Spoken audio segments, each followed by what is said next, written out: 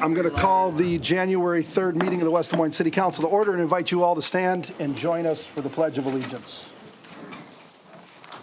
To the flag of the United States of America, and to the republic for which it stands, one nation, under God, indivisible, with liberty and justice for all. Okay, please sign in.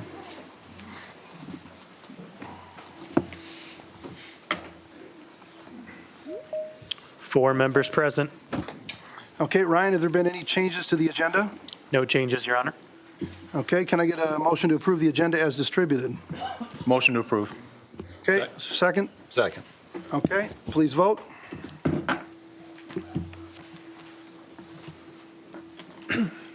Four yes. Okay, item 2, Citizens Forum. This is a time for anybody that would like to address the council on any item that is not either part of public hearings or new business. So if it's not part of 6 or 7 on the agenda and you'd like to address the council on it, please come to the podium here, give us your name and address for the record. Please keep your remarks to 5 minutes or less, and I'd ask that you keep it civil and respectful. Fred, come on up and start us out.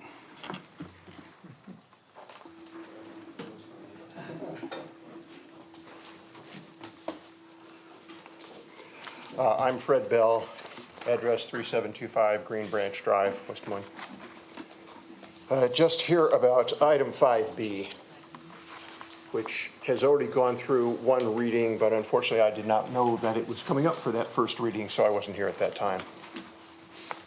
I'm the homeowner basically at the basis of this rewriting of the code as regards where the city's responsibilities are for mowing versus what the homeowners are. And I don't know if there's a way that I can show a map on this. Yep, the white underneath the duck cam, right there. Does that pick it up? Yep, I'll zoom it out. Get it to the right spot here. So my property is down here, 3725, and we have a city-owned lot which is in this red box there on the right part of the picture. So as the city's text had read on this before, the abutting property owner, which in this case is the city, has the responsibility for maintaining the area between that and the curb. And what this language is doing now is transferring that responsibility to me. And I've had some conversation with staff about this. But the big point here, and I realize that I really can't affect what you're changing one way or the other, but it is a little irritating that the city has installed a barrier between my property and that curb area right in that little rectangular section. That light gray section you can see there is a very steep-sided drainage ditch that was installed about 6 years ago with good-sized broken rock. You cannot get a vehicle across there or a mower or anything like that to be able to take care of that property. The only way to do it is to go out and around approximately half a mile, like, you know, driving a riding mower on city streets, which I'm not at all sure is legal, because I can no longer get down through the side of my property. There would have been a way to build a trail down through there to get across before. So I simply wanted to make council aware of that. You know, what are the effects of what this policy does? So I appreciate your comments, Fred. I apologize. My understanding was that you met with city staff and you guys had a very good meeting. It was a back and forth, and that it was determined that it was essentially your responsibility to mow. And the action that we were taking tonight was simply clarifying that and making that more clear than it currently is in today's code and not making any changes. So that was our understanding, was that you and city staff had an understanding that this was your obligation, and we're just clarifying. So if that's not the case, you know, I'd be willing to defer on this item tonight, and again, have you come back and have a meeting with city staff that I'd sit in on. But that's what was relayed back to me, and I think that's what the belief of the council was. And all we're doing tonight is just simply clarifying what is existing code today, just to make it more clear. But you're saying, no, you guys still have a dispute, nothing's been settled. You still are claiming that this is the city's responsibility, not your responsibility, and you don't agree with that there's been a resolution to this, obviously. I had the conversation with staff. Yes, pleasant conversation. I understand the city's position. The city can make this change if it cares to, but it is clearly a change. The prior language says that the abutting property owner must take care of that responsibility. The abutting property owner clearly is the city. No one is disputing that. So this change now changes which property we are talking about. It's no longer the abutting property to the area that needs to be mowed. It's now pushing that responsibility further over to whatever residential owner might be there. Okay, and you're saying because the city property that you're referring to is this thin strip of land on the back of that butts up to your property? Correct. I have to cross that to be able to get to the area that the city wants me to take care of. Okay. Well, I appreciate your comments tonight. I don't know if anybody else would like to say anything, but Matt does, and then I can. my plan would be to defer on this and have a conversation with staff. Yeah, Mayor, thank you for that, and thank you for being here. I know when this came up last time, I had a question, and I forget who exactly came up and described the situation. I guess I had the understanding that there was not a further controversy. So I'd also, I guess, like to understand, because now that you've highlighted this with an image, I'd like to know, are there any other situations in our community where the city owns ground along, very, very much like this, that other homeowners may be impacted? And we've got Deputy Public Services Director Joe Corey coming up here, maybe to shed some light on this. Yep, Deputy Public Services Director Joe Corey. We've met several times and we've gone through this. This is an effort tonight to just try to clarify the code. I mean, Yep. there's right-of-way instances all over the city where you have a parcel here, a parcel here, a parcel here. It's all considered right-of-way. And so he's the abutting property owner to that right-of-way. Now, just because there's a parcel in between there, it doesn't mean it's any different. It's just right-of-way comes into the city of right-of-ways through easement or deed or huge variety of ways, but it's all considered right-of-way. So you're saying it's no different? Right-of-way, and he's the abutting person to it, so he's responsible for mowing the property if it has a curb. Yep. Previous to that, it didn't have a curb, and so public services staff contracts that out or do it ourselves if there's a rural section. But once it became urban with a curb, it became his property. Now, what complicated this a little bit was that north of him is still rural, and we were still mowing it. And we extended down to south 30, a little bit further than we should have. Mm-hmm. But once we figured out we were doing that, we put a stop to that. Let him know earlier in June of this year that, this is yours to do from here on out. Mm-hmm. We met several times. Our attorney's office met with him several times. Wow. Try to clarify it. And we even mowed it one last time to say, okay, let's finish off the rest of the year here. We took care of it because it was knee high. It was tough for him to get to. But there are very challenging other instances all over the city, hundreds of them, where it's difficult to get to. But you still have to, he's the abutting property owner, so he's responsible for taking care of it. Didn't need to come here tonight to have this action item, but Jessica thought, hey, this would help clarify things, make it easier. And if he had a question about it, maybe other people would too down the road. So let's just make a clarification. That's where we're at. But question for you, Joe, so thinking about from the curb, Mm-hmm. To the beginning of, let's say, the sidewalk. I know there's no sidewalk in this particular spot, I don't believe. Can we get the image back up, please? Yeah, that'd be great to see.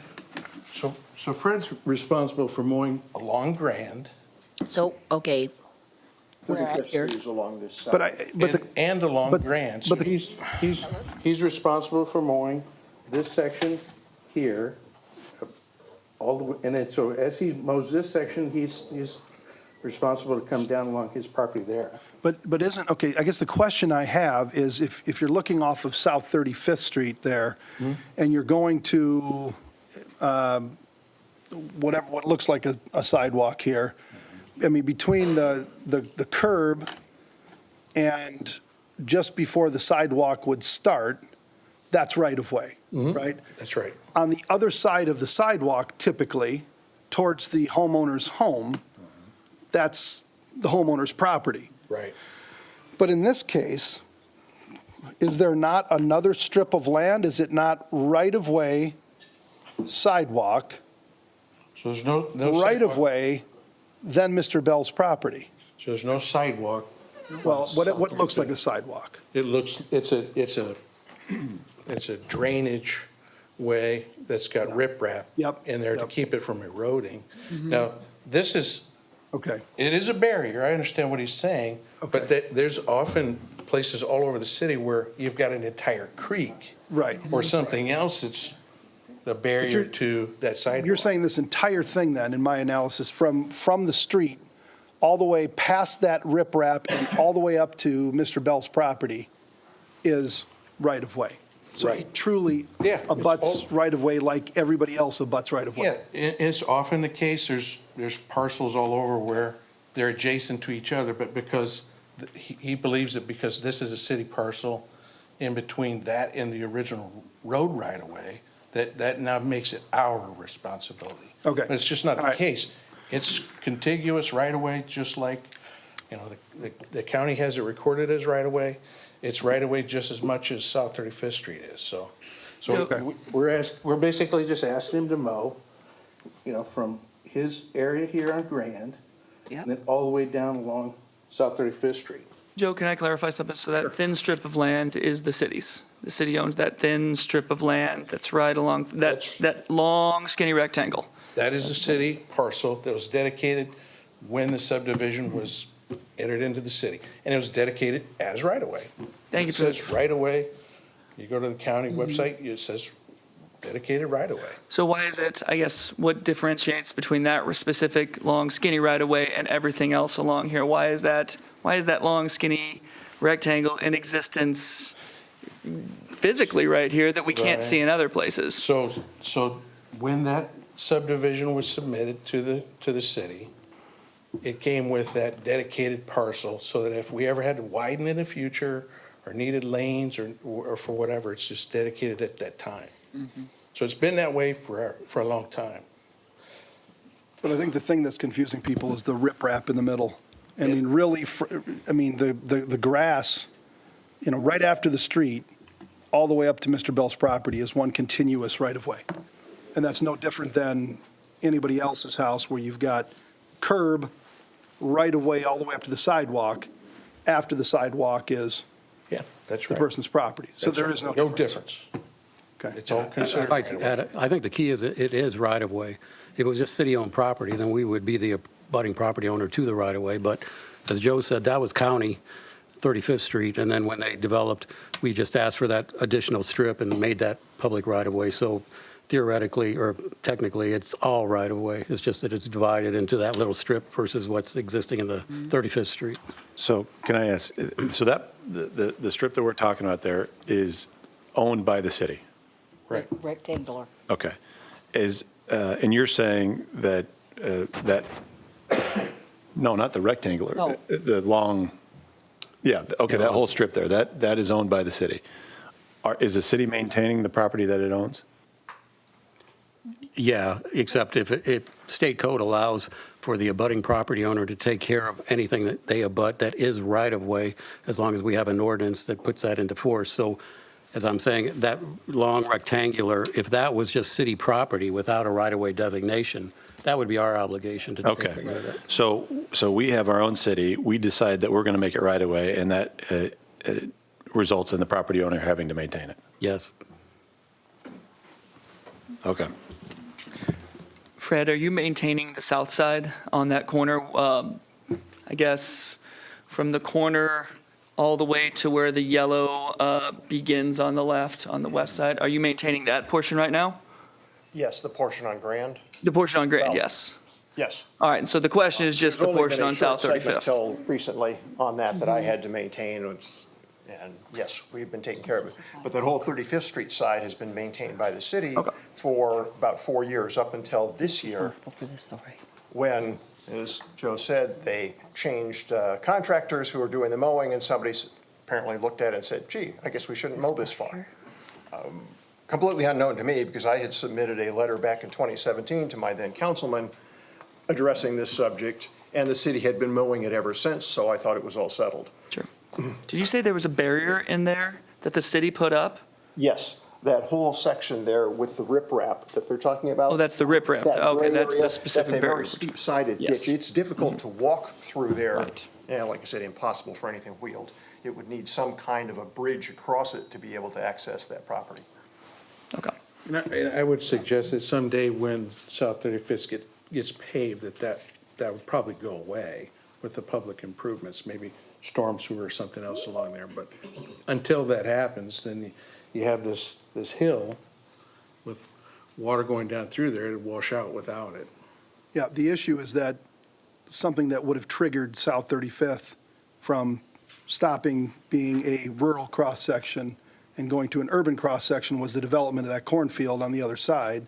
And yet we took a look at it, and the development of that cornfield on the other side did not precipitate a change in the rural cross-section. So I don't think that it's going to change anytime soon. But I guess what I'd suggest, we've deliberated enough on this. I'm going to ask that we defer on it when we get to it, to have another conversation with Mr. Bell. But, you know, if this is the case where it's literally street, right-of-way, all the way up to Mr. Bell's property, you know, to say that Mr. Bell doesn't have to mow this is, I mean, we'd have to change our entire city policy. Because right now, you're mowing the spot in between the curb and your sidewalk, and so is everybody else in here. Yep. This is just a weird situation because it's gone, one portion of it has gone from a rural cross-section to an urban cross-section with curb and gutter, and has made a change. And, Mr. Mayor, what do we intend to accomplish during this deferral that you're going to see different? To have another meeting, because what was relayed back to me was that there was a very productive meeting between the city and Mr. Bell, and that they came to an understanding, and that Mr. Bell understands now that this is truly his responsibility, and he accepts that responsibility, and it was a good meeting. And now I've got Mr. Bell sitting here telling me, no, that's not the case at all. I still am disputing this and do not agree.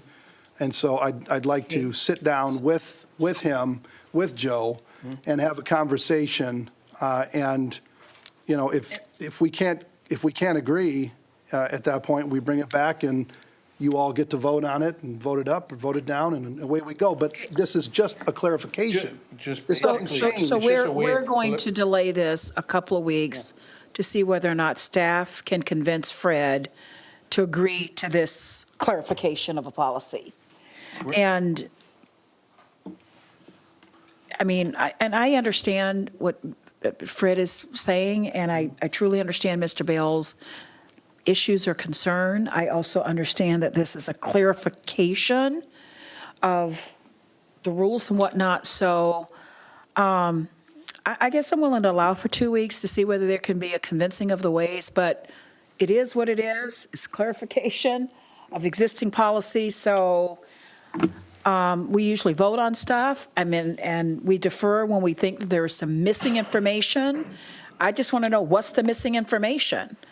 Is this 2 weeks to allow for more discussion and dialogue to see whether or not Mr. Bell will agree with this clarification?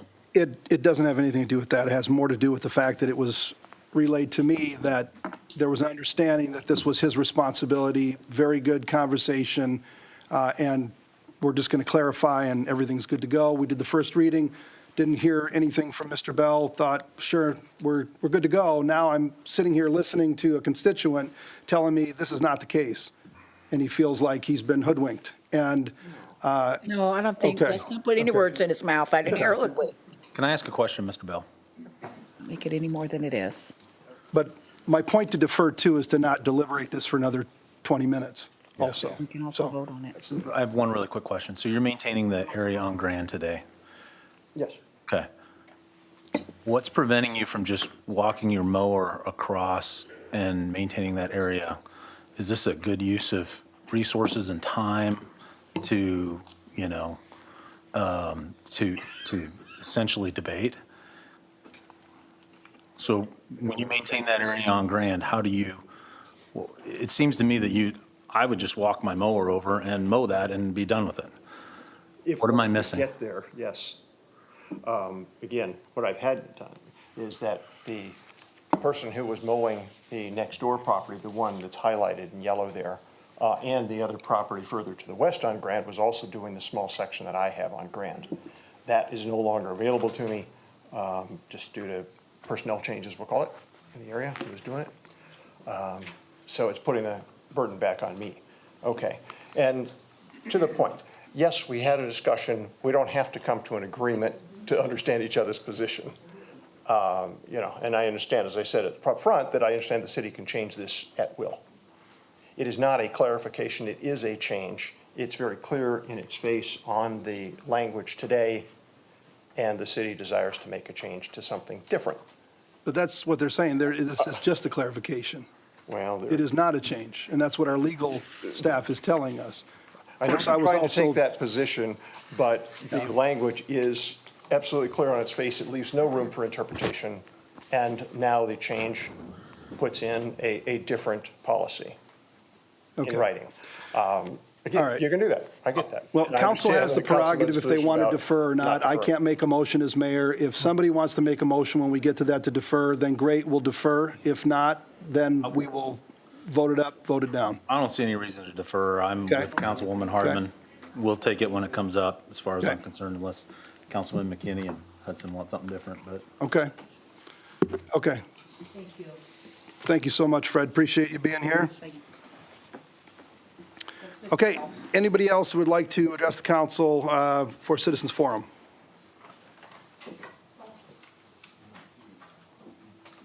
Okay, anybody online that would like to address the council on Citizens Forum, hit *6 to unmute yourself and give us your name and address for the record.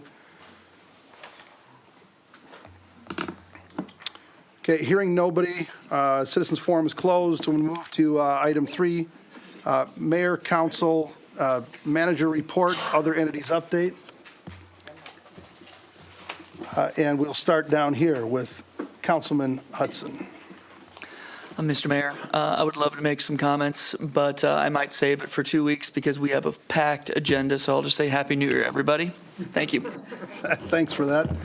Councilman McKinney. I'll be brief, but I do want to say, since our last meeting, there's been some really good progress with respect to the food bank. Doug, I know this is something that you've been very involved with. And we had, I think, a good, productive meeting here at council chambers with a lot of different area partners that are interested in doing the same thing, and that is doing good in the community and making sure that most people are impacted in a good way. And I know, Mayor, you participated in a meeting, and shortly thereafter, things, it feels like, are heading in the right direction. We're on the path to getting food back down there at West Des Moines Human Services through the food rescue program. And then shortly after that, I see a very encouraging communications about DMARC and Food Bank of Iowa coming together. So it's really great to see that happen. And I just want to acknowledge the good work that everybody had done. So thank you. I agree. Thank you for that. And I do want to give kudos to Councilman Lotz for getting the ball rolling on this thing and getting engaged in some very meaningful conversations, and appreciate the work of everybody on this council and trying to get to the point where we are at now, and we've got a path forward, and we believe it will be successful. So I'm grateful for everybody's efforts, and the food bank and DMARC and everybody. So, okay, Councilwoman Hardman. Thank you. I'd like to just say, first of all, Happy New Year. It's a blessing to be here and welcome 2023 and say goodbye to 2022, although there's lots of great things that happened in 2022.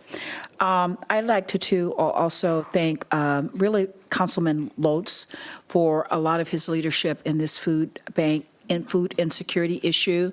I think he was the first person that called me to share his concerns and his thoughts about what this meant to people and families having access. So whether we were in meetings or behind the scenes having our own calls and own conversations, I appreciate the collective team effort and ensuring that our residents in West Des Moines were taken care of. But I certainly want to give kudos and regard to Councilman Lotz, who I think has really led the charge. I also want to say that to the folks on the library board, I've served on that board as a liaison for 5 years.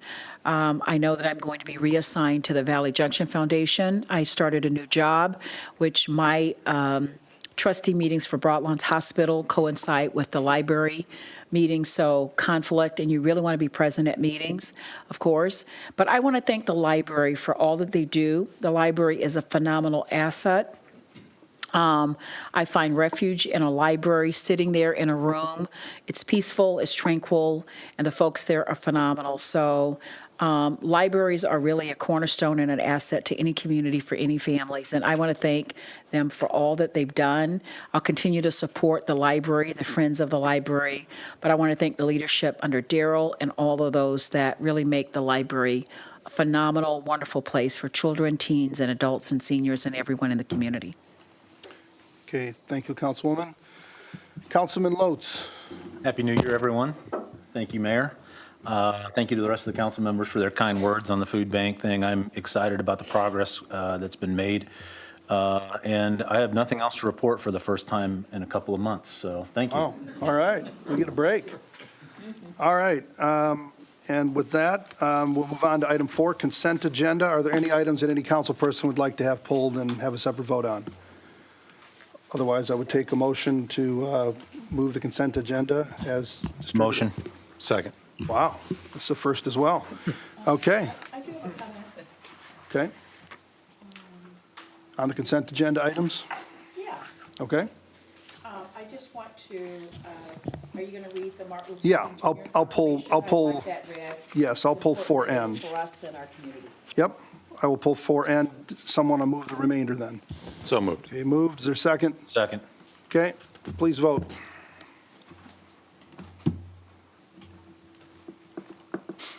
For yes. Okay, item 4N, proclamation, approval of proclamation Martin Luther King Jr. Day, January 16th, 2023.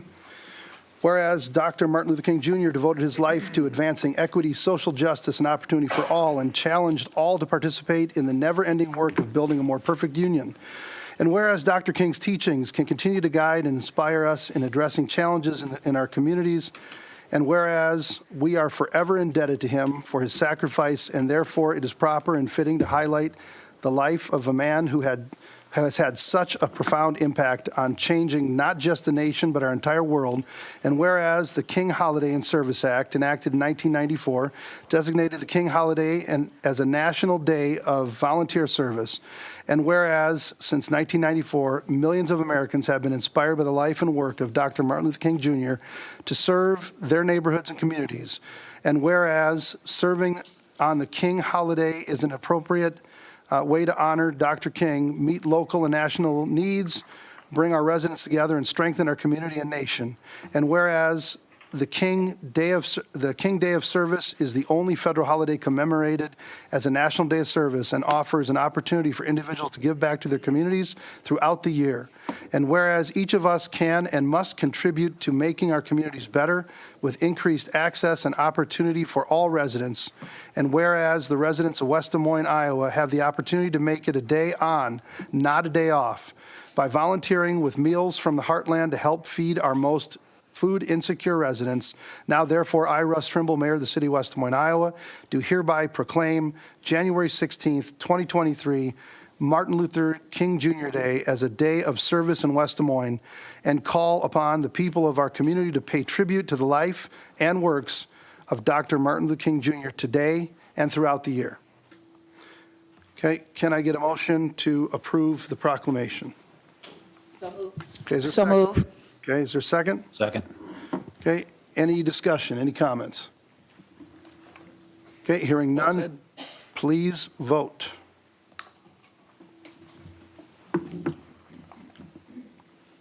Four yes. Okay, item 5, old business, item 5A, Jordan West, southwest corner of VP True Parkway and Jordan Creek Parkway, amend the Jordan West specific plan ordinance to modify wall signage regulations for tenant spaces without public street frontage, JDS Real Estate Investments LLC. We've got an ordinance for approval, the second reading, waiver the third reading, and adoption in final form. There's no change from the previous reading, and there are no outstanding issues. And the first reading was approved unanimously at our last council meeting. Can I Motion to get a consider the second reading? Okay, is there a second? Second. Okay, any discussion? Hearing none, please vote.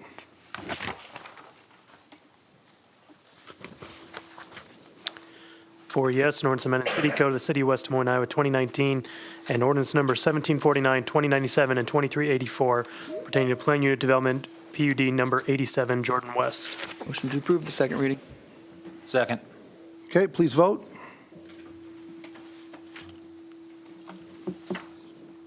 Four yes. Motion to waive the third reading and adopt in final form? Second. Okay, please vote. Four yes. Okay, item 5B, this is the item we were talking about involving Mr. Bell. Amendment to City Code, Title 7, Public Ways and Properties, Chapter 1, Streets, Sidewalks, and Alleys, Section 6, Maintenance of Park, Terrace, and Sidewalks, Subsection A, Responsibility of Property Owner, to clarify the responsibility of the property owner which abuts public right-of-way.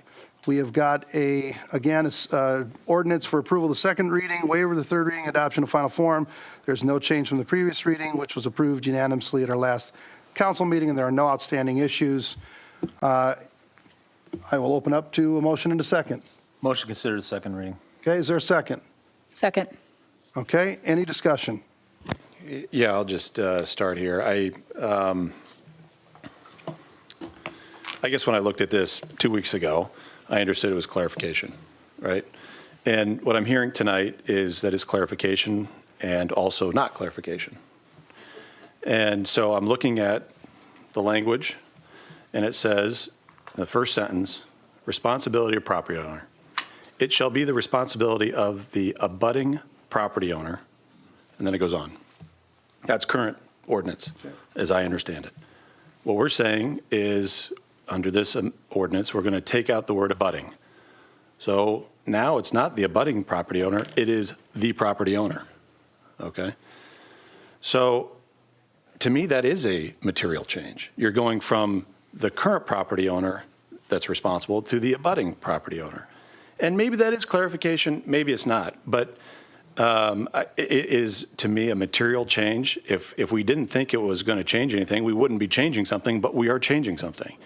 And so I guess I'd be more comfortable taking some time. I don't know that there's a rush here. We're not going to be mowing anything next week or for several months. And I'd like to better understand, are there other properties in which the city actually owns the ground? So the example, Mayor, that you gave where Councilman Hudson, you mow to the street, but the reality is I think you own all of the ground. Some of it is subject to public right-of-way. Here, the gentleman doesn't own all of the ground. The city actually owns a deed to parts of the ground, which is a very unique situation. I don't know if that exists elsewhere in the city. And so for those reasons, I'd like to have some time to consider where I would be on this issue. Thank you very much. Any other discussion? I think one thing that I'm kind of considering as well, just in this meantime, and not to be more difficult, but I think I would love a couple weeks as well to consider this, just for the simple fact that I'd like to ask the question, how many other areas on the city are like this? Because I know the city, I'm looking at the map, has installed, well, I think it's city installed that rock where the sidewalk should be, it's those rocks. And I'm wondering if those rocks make it incredibly difficult to go up the hill and actually do that. And if the city has installed something that actually makes it more difficult, if not impossible, to actually go on the hill to actually do landscaping and working and mowing, I would love to see how that would be addressed too, because I'm sure it's happened before. It's not a unique problem, but I wanted to hear more about it. So that's why I support the deferral as well. I'd Thank you, like to Councilman. ask the attorney, Dick, I don't see Jessica here, but what language suggestion would be made here from tonight in 2 weeks? Well, I don't know exactly what you would do. The whole issue here is that if that little red defined lot was not a separate lot, if that was part of the larger right-of-way, then there would be no issue. Yep. But because that is a separate lot, but the telling issue is that that separate lot is still public right-of-way. Yeah. So that, they're all one and the same as far as their treatment and their designation. And so anytime you're abutting public right-of-way, whether it's one lot or one area, or it's defined as 5 separate lots, it's still public right-of-way. So what we're saying is, as long as it's public right-of-way, you can have 100 little pieces that are owned by the city and defined parcels. It would still be an obligation. So that's really what we're trying to clarify, is it doesn't matter how many pieces it's broken into, it's all public right-of-way, and you're the abutting property owner, therefore you're obligated to mow it. So I don't want to dispute Councilmember McKinney, but I think it's really one and the same. I don't think that language really significantly, it clarifies, in my opinion, as opposed to changes. Yeah. And as Fred mentioned, we've been dealing with this for 5 years now, trying to come up with a resolution of this, and we've gone back and forth. We've had emails and meetings with staff and all kinds of different things. And what was relayed to me was that we had an agreement, that it was a very productive meeting, and that he didn't love it, but totally understood it. And now we're going to clarify. And so simply what I was asking tonight was just to defer to have a discussion, since obviously what has been portrayed tonight is something very different than what was portrayed when we voted on this last time. So I didn't think 2 weeks would kill it, but it is what it is. That's the prerogative of the council, and that's the role of the council. And I so, have one comment to say something. Yep. This has come up at subcommittee. Yep, absolutely. We've spent time on it at subcommittee, Mr. Trevelyan and I. Yep. Wish she was here. You know, the constituent didn't come to either of those meetings. Maybe he was unaware, I'm not sure. But this is not a new issue. Yep. The only promise I made when I ran for office was that I would be a good steward of taxpayer dollars. This is a 3-foot wide chunk of land. He's already maintaining the piece along Grand. I got a 17-year-old, mow it for $50 a month, no problem. Put it to bed. I don't want to continue. We've got more important things to worry about here. I don't want to continue to spin our wheels on this and you know. So I've been dealing with this longer than everybody else, and so I want to get it over with. You have. okay. I'll call for the question. This could be the most controversial item that's ever come before this body. It's only because we're making it. Okay, Because we're all making right. Call the question. Okay, please vote. Who knew? This will be interesting. 1 yes, 3 no. Motion fails. Okay. Well, that's interesting. No, We'll definitely be I'm sorry. dealing with it again. I'm sorry. I made a mistake. Won't matter. It'll be 2-2.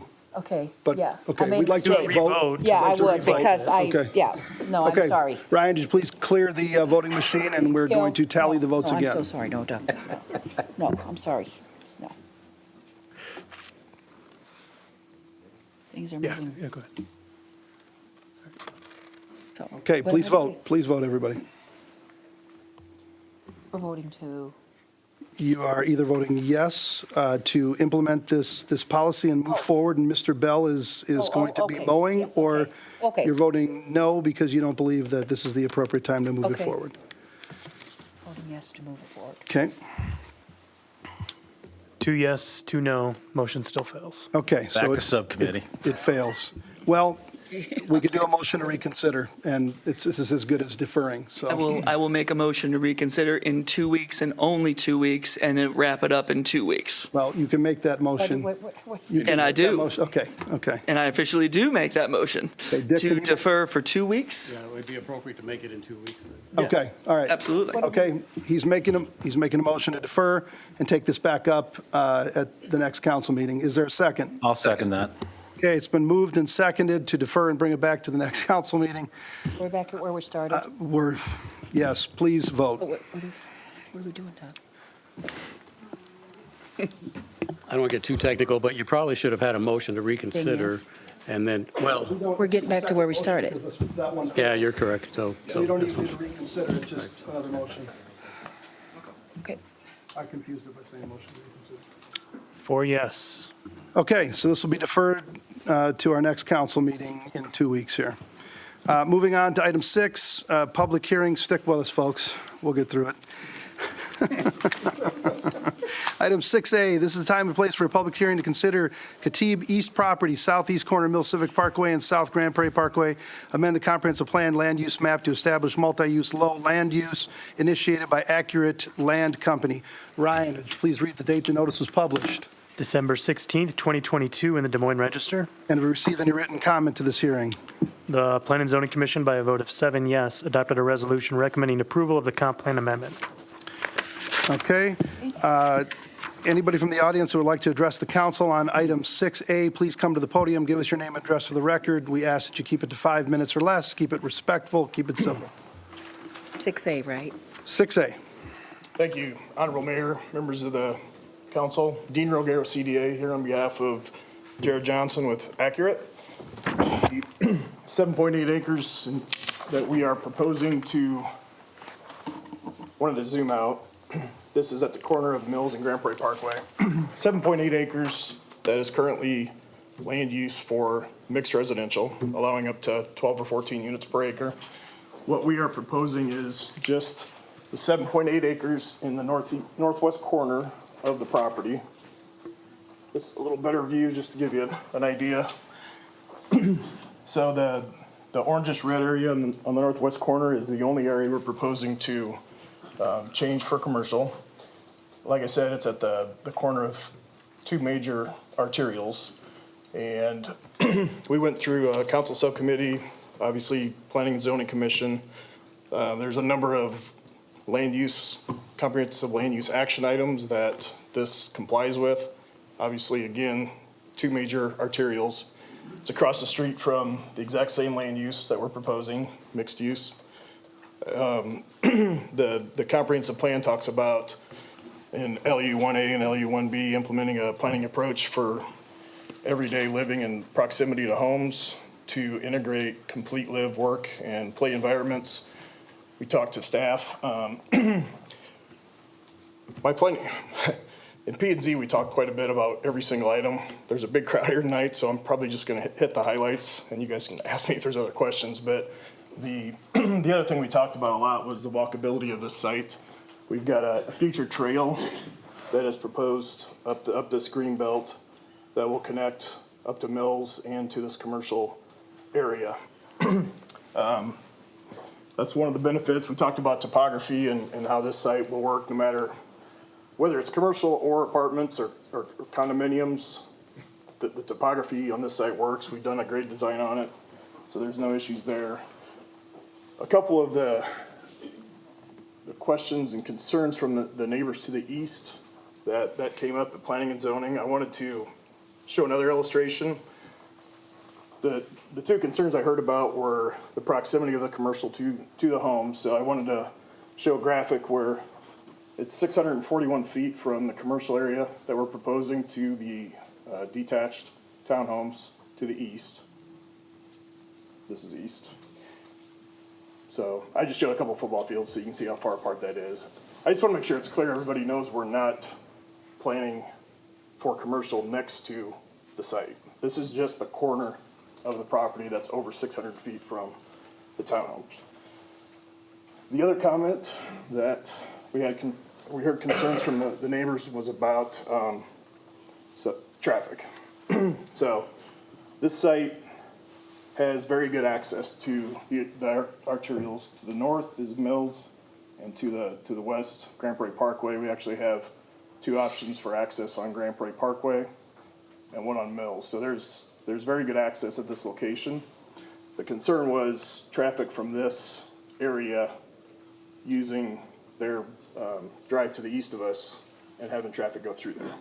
So this action tonight that we're requesting is, just to be clear, it's only for land use. We're not identifying exact concepts or street layouts or anything like that, but I just wanted to make sure, since the question was brought up, that everybody knew there's other options. So I just wanted to show you, we don't have to run this street directly to this location. There's another full access point in Mills that we have available to the property, so we can swing that road around, have this connection there, or we could even look at making this connection to the south, separating the commercial area completely from this access. So I just want to make sure it's clear that there are other options for street layouts on the site. So, Dean, quick question. Is that something that city staff agrees with, that can be done? so the traffic study has a requirement in it that a connection be made from the courtyards at Kings Landing to Grand Prairie Parkway. So that's the requirement. Okay, Staff has said you can connect here or here. I have not shown this to the engineers of traffic, this detail to them, but they have told us this connection needs to be made, but it can be made at this location down here. okay. Thank you. So, yep. Again, I will stop there since you got a full agenda, but I'll leave these up here and I'll be happy to answer questions now or later. Okay. We'll maybe have some questions later after we close the public hearing.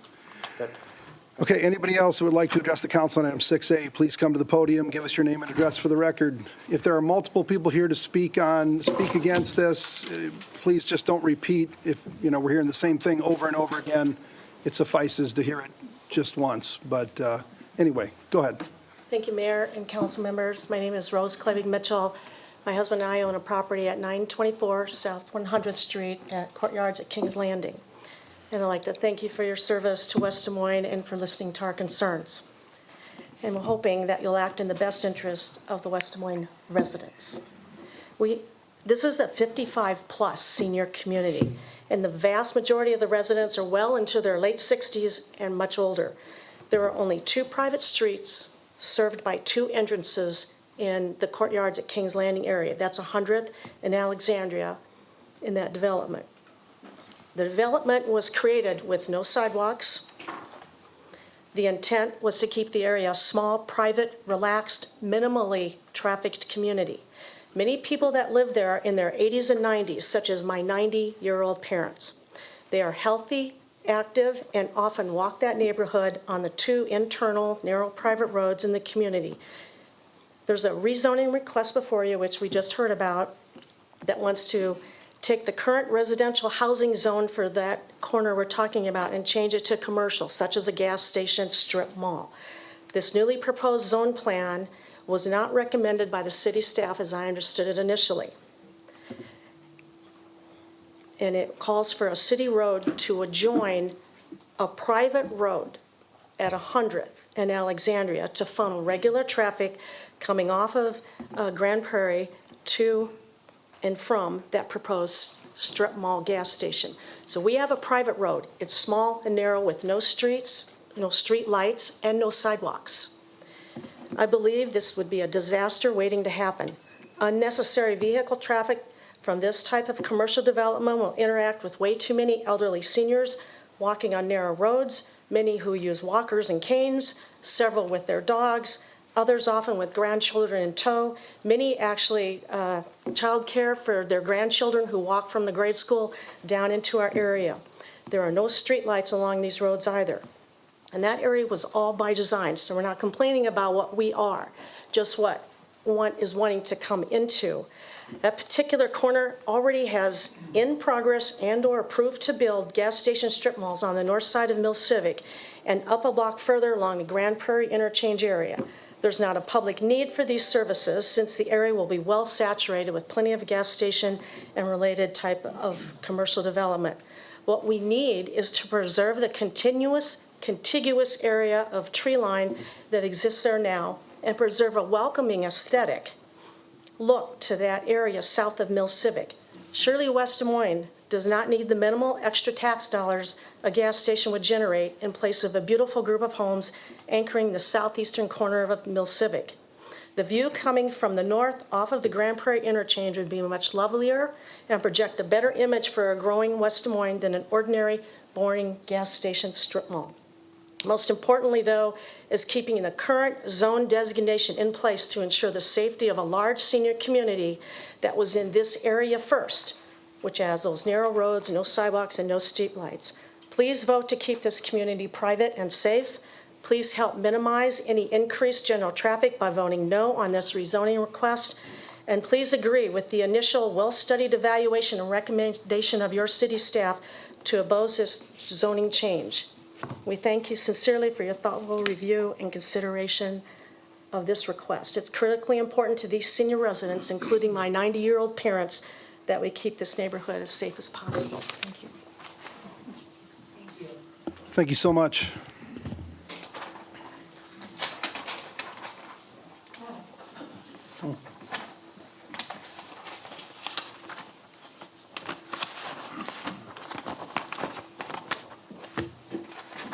I don't know where the one went that showed where we live. Yeah, here's the overall here. Thank you. Yep. My name is Dan Ayton. I live at 9939 Alexander Circle in the courtyards at King's Landing. It's really hard not to repeat since Rose was so thorough in expressing concerns. So I'll try to leave out 90% of what I was going to say to you and say ditto. Just go ahead. We just don't want 100 people coming up saying X and then X and then X over and over and over. We're not opposed to progress or development. What we're concerned about is safety. You know, we all bought into these properties, and they're not cheap, knowing that we were buying into a place that had private roads, that we weren't going to get a tax reduction for having private roads. We have to maintain them ourselves. The developer added onto the price of our homes the cost of building those private roads or private streets and told us we have to maintain them. And we knew that when we bought in, and we also knew that the property next to us was going to be residential because that's the way it was zoned. And so our major concern is that dumping additional traffic from a commercial area, even if it goes through a residential area in between, onto our private streets means we have to pay to maintain something, and we have to risk the safety of our neighbors. Now, I'm not 90, I'm only 78. But I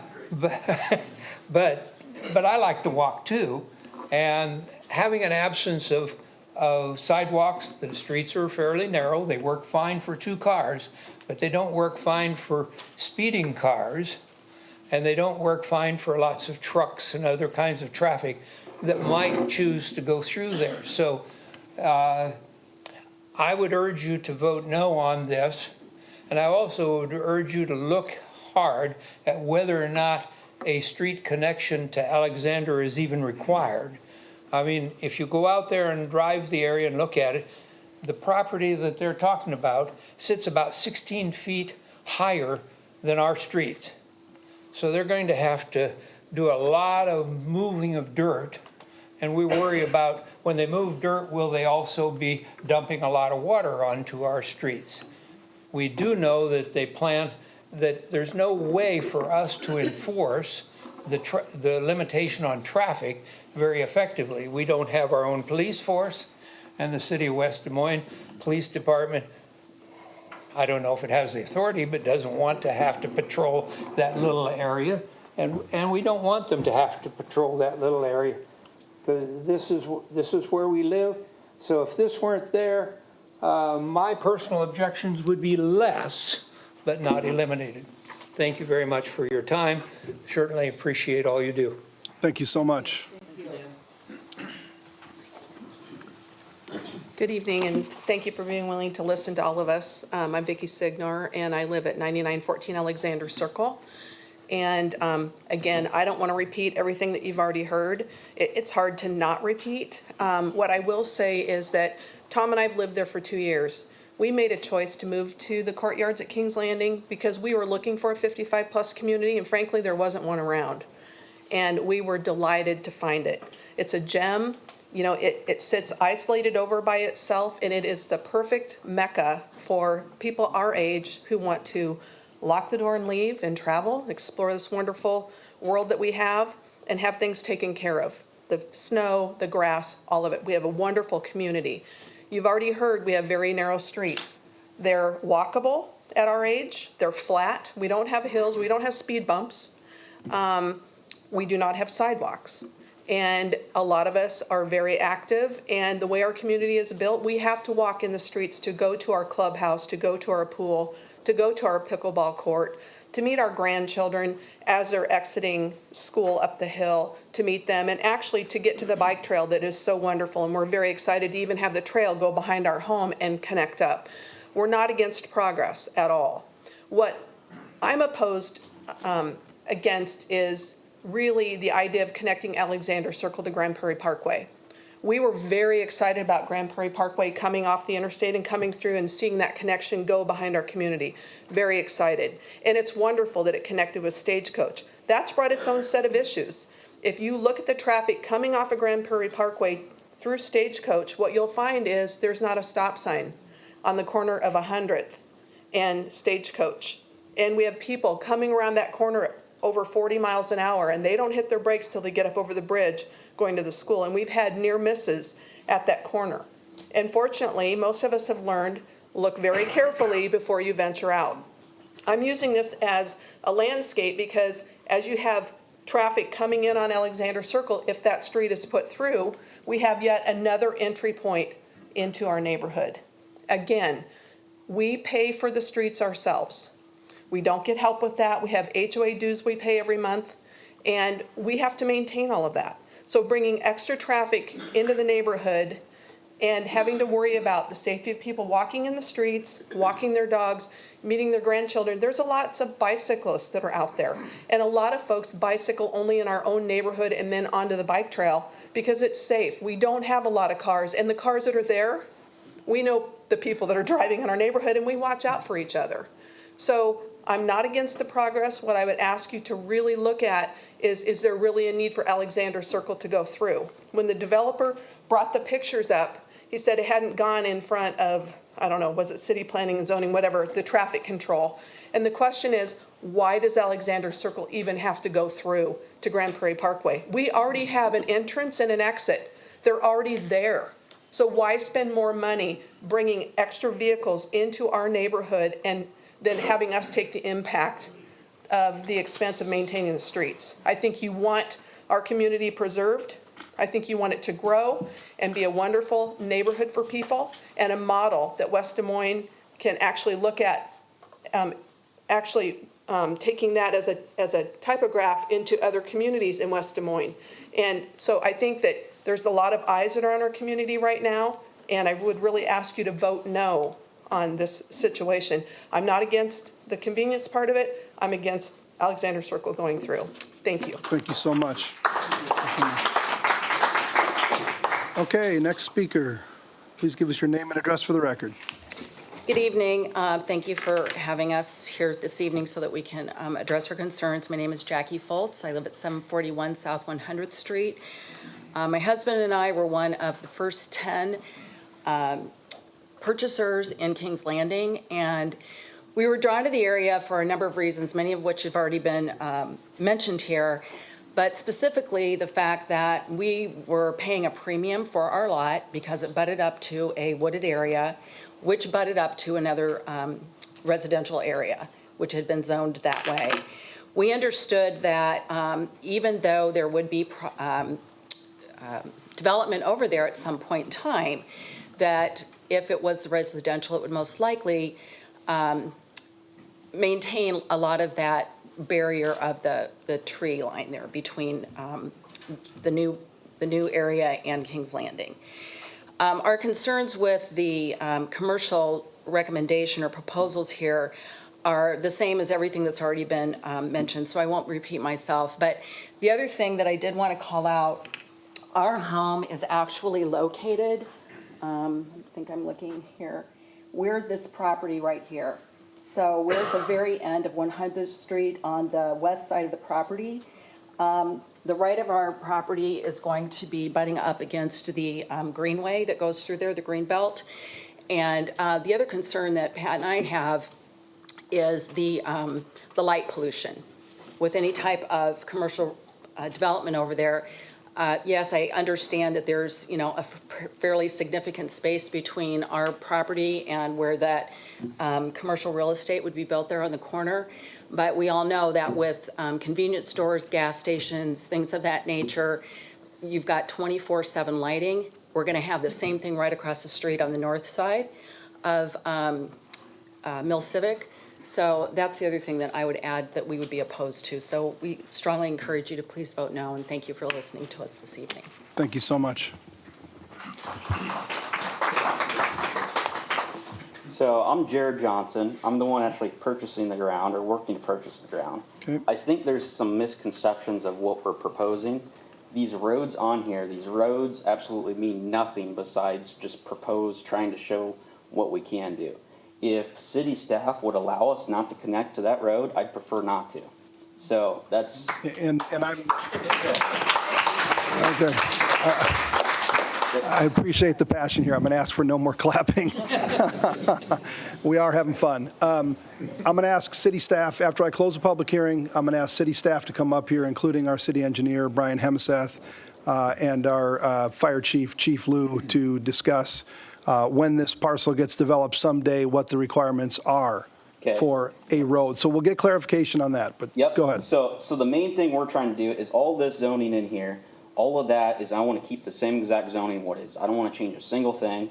So I'm over 640 feet away, the only thing I want to change, which is just this strip right here. This portion right here, everybody says residential homes. The current zoning today is 12 units per acre. So someone could go in there tomorrow and put 550 apartments if they want to.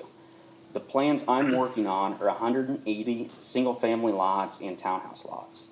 I'm in a very preliminary concept plans of it, but it's 180 units plus 7 acres of commercial if I get this. If I don't get the 7 acres of commercial, most likely this will be going to an apartment developer, which a lot of them are out of state, and you'll get over 500 units in your backyard.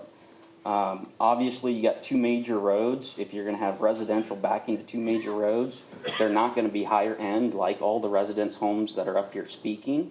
They're going to be a lower end product. No one spending a whole bunch of money on an apartment is going to want to live on those major roads. So I guess I hear everybody's concern. I think what I'm proposing is actually better than what is currently planned and in everybody's benefit that is sitting here.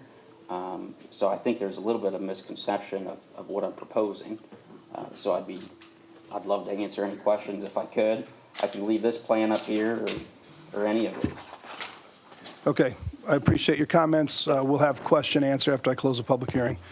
Okay, anybody else that would like to address the council on item 6A?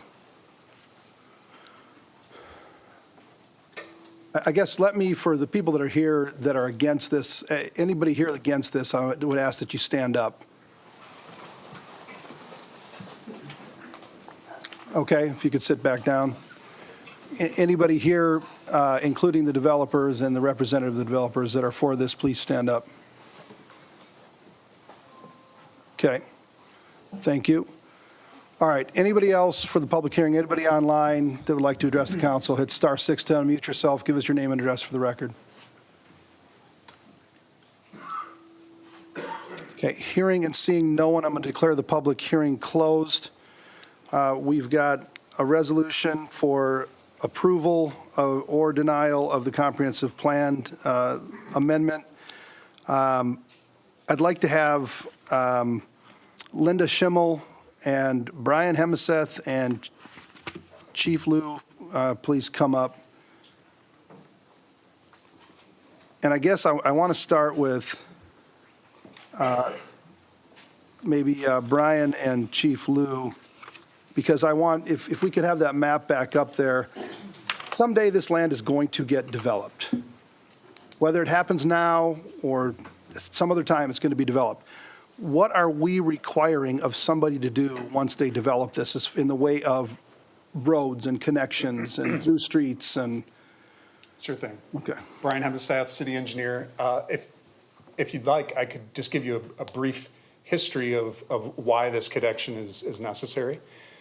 When Courtyards at Kings Landing was originally developed, we looked at the ultimate street circulation map, and on that map, there was a road that connected essentially where I think it's 100th, the north-south street, and then curved over to Grand Prairie Parkway. That was something that, with that amount of acreage of development going on, the engineering felt the need to have a connection through that area. We wanted it to be a public connection, which you would get, streetlights, you'd get everything plowed, and maintained by the city. And in negotiation and discussion through committees and such, it was determined that, and then the council voted on, that road be private, and they stubbed the road to the west so that it could be connected into the future. And one of the reasons, probably one of the main reasons why, I'll let Chief Lou get into that, is because of the connections, the distance apart of the connections for public safety. That was the biggest issue. Okay, so you have a traffic flow issue from an engineering standpoint, but you've also got a public safety issue as well. Correct. Could you point on this map, Brian? I know this is not maybe your map, but could you point where the road was stubbed in and anticipated to go through, and where does it have to go through to? Can I draw on this? There's a better map under there probably, but yeah. I'm going to draw on it. I just want to, regardless of what happens with this item tonight, I want people to have reasonable expectations here as what's going to happen in the future. Okay, so someone's going to develop this at some point, and a road's going to have to go from where to where? It's stubbed in right where you put that arrow, right? Yep, and it needs to connect in. The preference would be the connection here, because that'll be a signalized intersection. The entrance Okay. here would not be a signalized intersection, and it's Okay. because of the number of trips coming out of there, the fact that we can't have two signalized intersections that close together without the performance degrading on the progression of traffic on Grand Prairie Parkway. So it's going to start, the road is going to start where you've got these arrows, these double-sided arrows. Yep. And it's going to make some connection to Grand Prairie Parkway. How that happens, we don't know. It Right. could connect and it could hit this private street, but likely not. It could be this. Okay. We haven't seen any of these proposals, so Okay. we haven't had a chance to digest it and have our experts look at it and determine if any of these alternatives would work. Frankly, like Jared and Dean said, this action is not solidifying the road location. It's Right. simply providing or changing the land use, is it not? That's what's in front of us? Right, right. But I just want to make sure there is going to someday, if this parcel gets developed, there has to be a road based on engineering, traffic flow, and public safety standards from where that gap is in between the homes and somewhere that's going to connect into South Grand Prairie Parkway, Right, correct? correct. Okay. Chief Lou, could you comment on it from a public safety standpoint? While we're switching, if you look in your staff report, Okay. your staff rationale for denial, there's a better map showing the street network. for the Okay, area. and I want you to talk about the reasons for denial after he gives the reasons for public safety issues. Craig Lou, Fire and EMS Chief. Yeah, secondary access to anything is stipulated in the International Fire Code. It's pretty straightforward. We tend to make that work in the developer's favor. And maybe over time, that's something we need to take a look at, because we have stubbed in this road knowing that it was temporary and to allow this development to move forward. And now we're here. A lot of jurisdictions, including the one I used to work for, would not have allowed that development to move forward until that road was there. So keep that in mind. We've stubbed that temporary road in. Nobody, and I hate to be the Debbie Downer of the group, but I'm sorry, that's what they pay me to do, is to think of the worst case scenario. And I will give you a scenario where a secondary access comes in very useful, and just happened last week. And Mr. Mayor, I'm sure you saw it several times, just like me, on your way to Hy-Vee. At 50th and Park, we had a water main break. froze up, pretty much covered park and blocked park for 2 days for the most part. In that instance, the secondary access was down to Oakwood and over and across to 52nd, 51st, 51st Place, all the townhomes back up there against the interstate. Because you know this, I live on Oakwood Lane. I was quite interested, drove around, made sure we could still get in, and that's why we have secondary access. Secondary access and dead-end links walk hand in hand. And we have, as a city, have worked very hard to be developer-friendly in that instance. We have stipulations down our dead-end length. International Fire Code cuts it off at 750 feet. You cannot have a dead end at 750. We have devised a plan, Fire Marshal Witzel, myself, working with planning, zoning, everybody, where they can go out to 1,500 feet if they're willing to put a sprinkler system in their home from 750 to 1,500, have certain, and this is the big part, and it kind of ties back to secondary access, have certain kinds of roads that have turnarounds for the trucks. A lot of people think of this as a fire code only issue and a fire problem. I would postulate it's probably going to be more of an EMS truck problem because you have much higher propensity to need an ambulance. And if the road is blocked and the ambulance can't get back there, it's going to delay in time, and time is of the essence in an EMS call. So having said that, our code is based on international fire codes, no different than most codes across the country. And we do have a little wiggle room to get some development started, but we're starting to see this, and we do this all the time, by the way, but we're starting to see a little more often that maybe that stipulation isn't passed on to the people that buy the lots. And that's problematic, and maybe we should take a harder look at what we're doing there. But for this particular instance, there's a rundown of how that works. Okay, I appreciate that. So however this develops, at some point in time, there's going to be a road that is going to stub into this neighborhood, regardless of whether or not this happens tonight or some other time. That's correct. Okay, appreciate it. Linda, do you want to discuss why the staff is recommending denial? Yes. Briefly. So this is kind of the first time we've gone through this aside from the comp plan adoption. So we're trying to find the best format to communicate our concerns so you can understand, especially when we have two different opinions. So the staff rationale was put together very similar to what we talked about with comp plan. So what we looked at in the comp plan, first of all, is residential areas being served with commercial areas within a certain radius, walkability. We checked this against our walkability radiuses. We have sufficient commercial to serve this residential without adding this commercial property. The other thing we looked at is the availability of commercial properties within the area. Again, the way it's designated right now with just multifamily, we have sufficient commercial properties in the area to service all these residential areas and traffic that passes by. One of the things that we take a look at in the comprehensive plan is really what our natural amenities are and how we can wisely develop them. We're not saying you can't develop them, but how do we do that well? There was some talk about density in this property. If you remember the property next door that the residents were talking about, that's zoned RM12, the same as the potential for this property. What we're finding is these properties are challenging in topography and trees and waterways just don't develop to the point that they're assigned. So chances are that this area will not develop to the RM12 even if another buyer or developer goes forward with it. But to handle that big picture, you can see within that traffic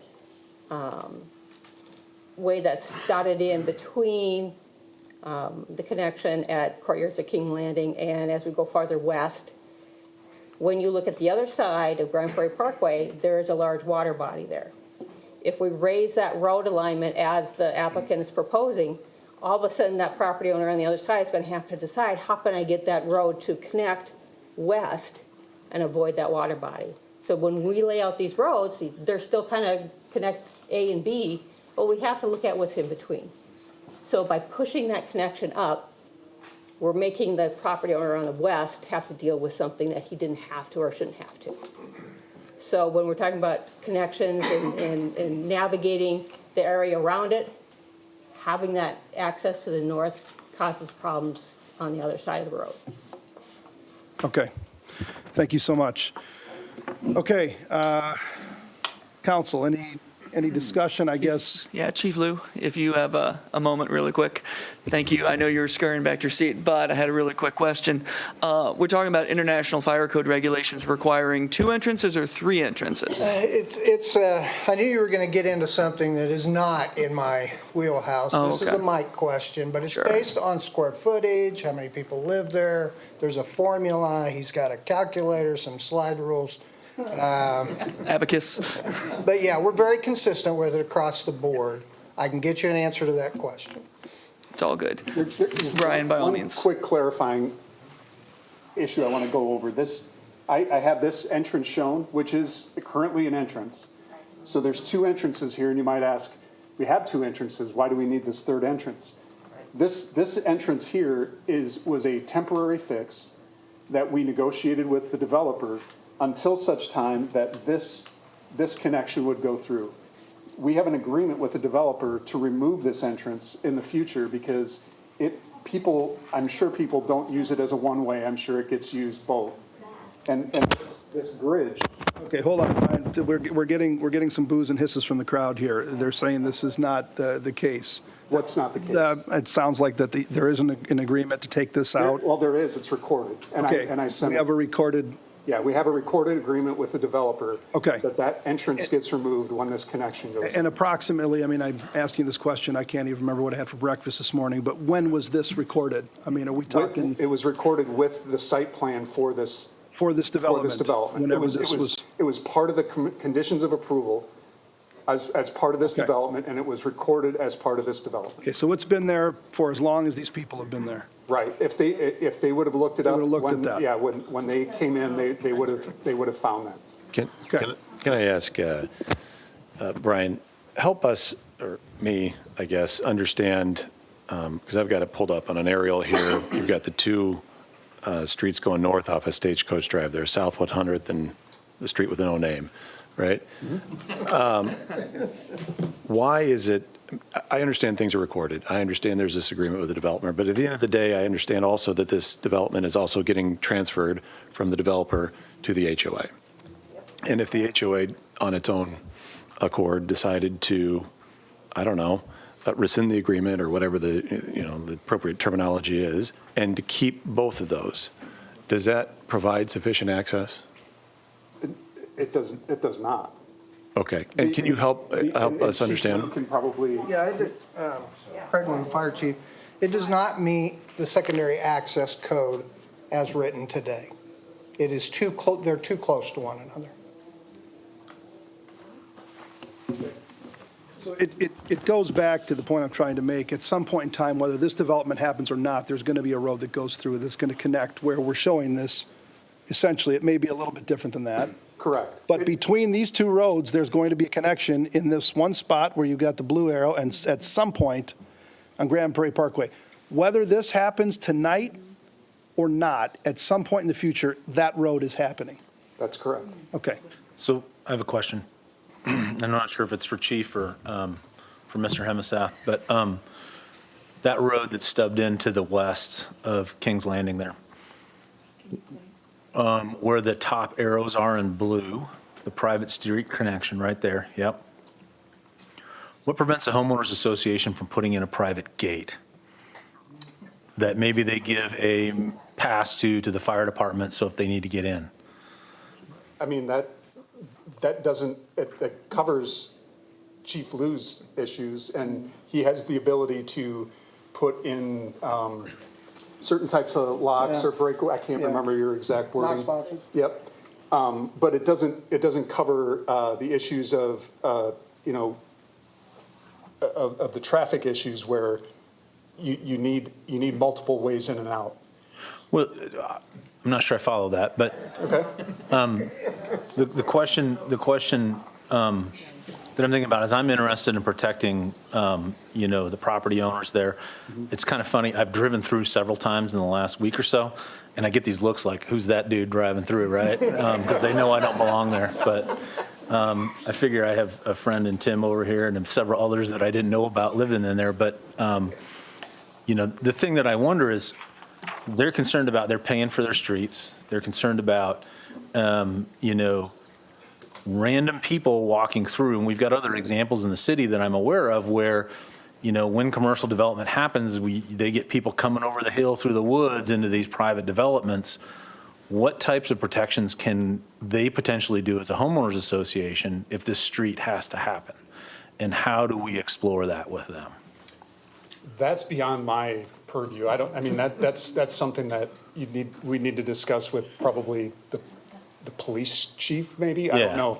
But we have public ingress egress easements over these roads, these private roads that are in there, in anticipation for this connection to go in. So everything's laid out for this to happen. So Okay. I think. I can answer Go ahead, a little Chief. bit of that, if you don't mind. yeah, you bet. So, private access, we have a whole part of our code for that. That's not a problem either. I think one of the, and yes, we can work and probably try to make everyone happy. But one of the bigger things we probably ought to look at is when we start down a path for development and we do traffic studies and we say how this is going to end up, and we all know and we all agree and we all sign off on some temporary stuff. I think that's the bigger picture here. If we're going to be coming back to the dais and redoing all these planning and development projects, I don't know if that's a great way to go, I guess is what I'm saying.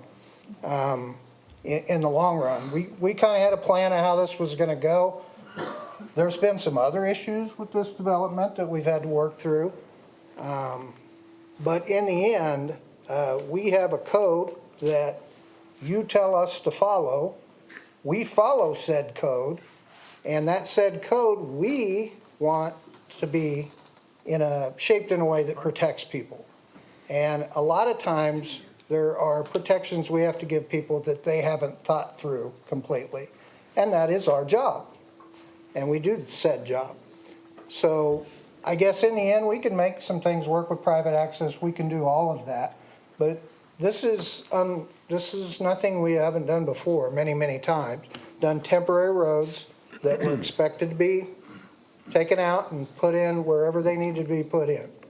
So this is not an unusual And we're occurrence. doing that to work with the developer to let them go ahead and develop while keeping Absolutely. people safe and everything else. We're doing this to the benefit of them and development. I But we can't say expect what. that to be honored later. Yes, I can't say with 100% certainty, Mr. Mayor, but if we wouldn't have budged off the code to allow these temporary things, I don't think those buildings would be standing. No. No. And we've dealt with this in other areas of the city, and people talked about the same thing, Councilman, where could we put up some private gate and give them access, and we discouraged it. It just is not a good way to go. But, okay, couple more questions, and we're going to wrap it up. I'm going to ask for a motion in a second on something. I don't have a question. I just, some comments here, if that's all right. Go ahead. I think the last, I'll say 5 minutes has been instructive of what I've learned over the last several days of talking with many of the folks in the room and visiting the area. And that is, the last 5 minutes was all about the access and less about the land use type. And so, and I also, Chief, I hear exactly what you're saying about safety. And the last thing I want to do is compromise on safety. And also, I think we also be mindful of the safety within that neighborhood. And I know you've been through there. I had not driven on South 100th Street. I've driven in the area quite a bit, but not on South 100th Street prior to this past weekend. And I was surprised by, I know we've got a conversation later this evening about Ashworth and narrow streets. Well, I'll tell you, the streets on South 100th and Alexander Circle are very narrow and without sidewalks, and recognize it, even when I drove through there, folks were walking on the streets. And so I'm mindful of folks walking on streets. These folks it's a very tight-knit community, and they know when so-and-so is walking on the street, what they need to be mindful of versus some average member of the motoring public that could just, not familiar with the area. So I'm also mindful on that safety side. And I guess what I'm getting at is, I think there's a lot to consider here. And there's a lot of folks in the room that are trying to, work through this. I also had the occasion to talk with the developer, Jared, over the weekend. I called him because, hey, I've gotten a lot of emails and calls and texts on this. What's this all about? And so what I've heard Jared share is, the vision of what he put forward or what Dean put forward on the map tonight, and that is commercial there on the corner. I also heard that, perhaps the density that's being planned here is less than other density. Okay? Where I'm going with this is, I don't know what the future holds, but if somebody wants to come in and put in 500 units versus the 180 that are being proposed here, that might be even more of a concerning situation. And so I guess what I'm trying to say is it'd be nice if there was some time for us to, and frankly, for the developer and the neighbors to communicate and see, in the grand scheme of things, if we are absolutely required to have an access on Grand Prairie Parkway, and there's no ifs, ands, or buts about it, then is this a more preferred alternative than what is otherwise entirely permissible in the area? So I'd like to see a little bit more time if this is something that, I don't know if the developer has the time, to be honest with you, to go through this, or if the neighbors have an interest in exploring whether or not this is a better alternative than perhaps 500 units. Well, do you want to make a motion? Well, before you make a motion, I had a couple of thoughts too. So like Councilman McKenney just said, I think, in a world of development, there's a balance to be had. There's compromises, and you can never control what's in your backyard per se. And there's expectations. This development, I guess my question goes back to September of 2019. Councilman McKenney sent me the courtyard site plan or whatever was approved back in 2019 before I was on council, before you were on council too. And if the expectation was for a street to eventually go through, and this street with no name is a temporary street, as you said, Brian, right? And there's no way that street could ever be widened to a point that would be appropriate for fire to go through. Also, it's 450 feet away from the other one, and that's too close. Is that what I'm hearing? All right, so all of these things come through, and then we have this other entrance up here. I certainly don't mean to really bring up stuff that happened 4 years ago, but in this particular case, it seems pertinent. From the engineering standpoint specifically, how often do we have situations where we have connections like this that go through private streets? My understanding in the city of West Des Moines, most of our private streets just go to nowhere, and therefore there's no chance for just other people outside the neighborhood. I think of the private streets that come to mind, and there's no one coming through private streets on the other side. Am I right on that? It's very rare. Take a look at Ponderosa. Yeah, Bill, I was just going to bring that up. Sandstone, I suppose. Yeah, Village of Ponderosa, Sandstone, Stagecoach Drive in Galleria. There's a lot of private roads around. Private residential roads, maybe. Yeah, in Ponderosa. There was connections that needed to be made there. It happens a lot. And I don't know that the city staff is opposed to having a private road from the end of their private road to Grand Prairie Parkway. Okay. So if it was another private road rather than a public road, city staff wouldn't be opposed to that? There just needs to be a connection. All right.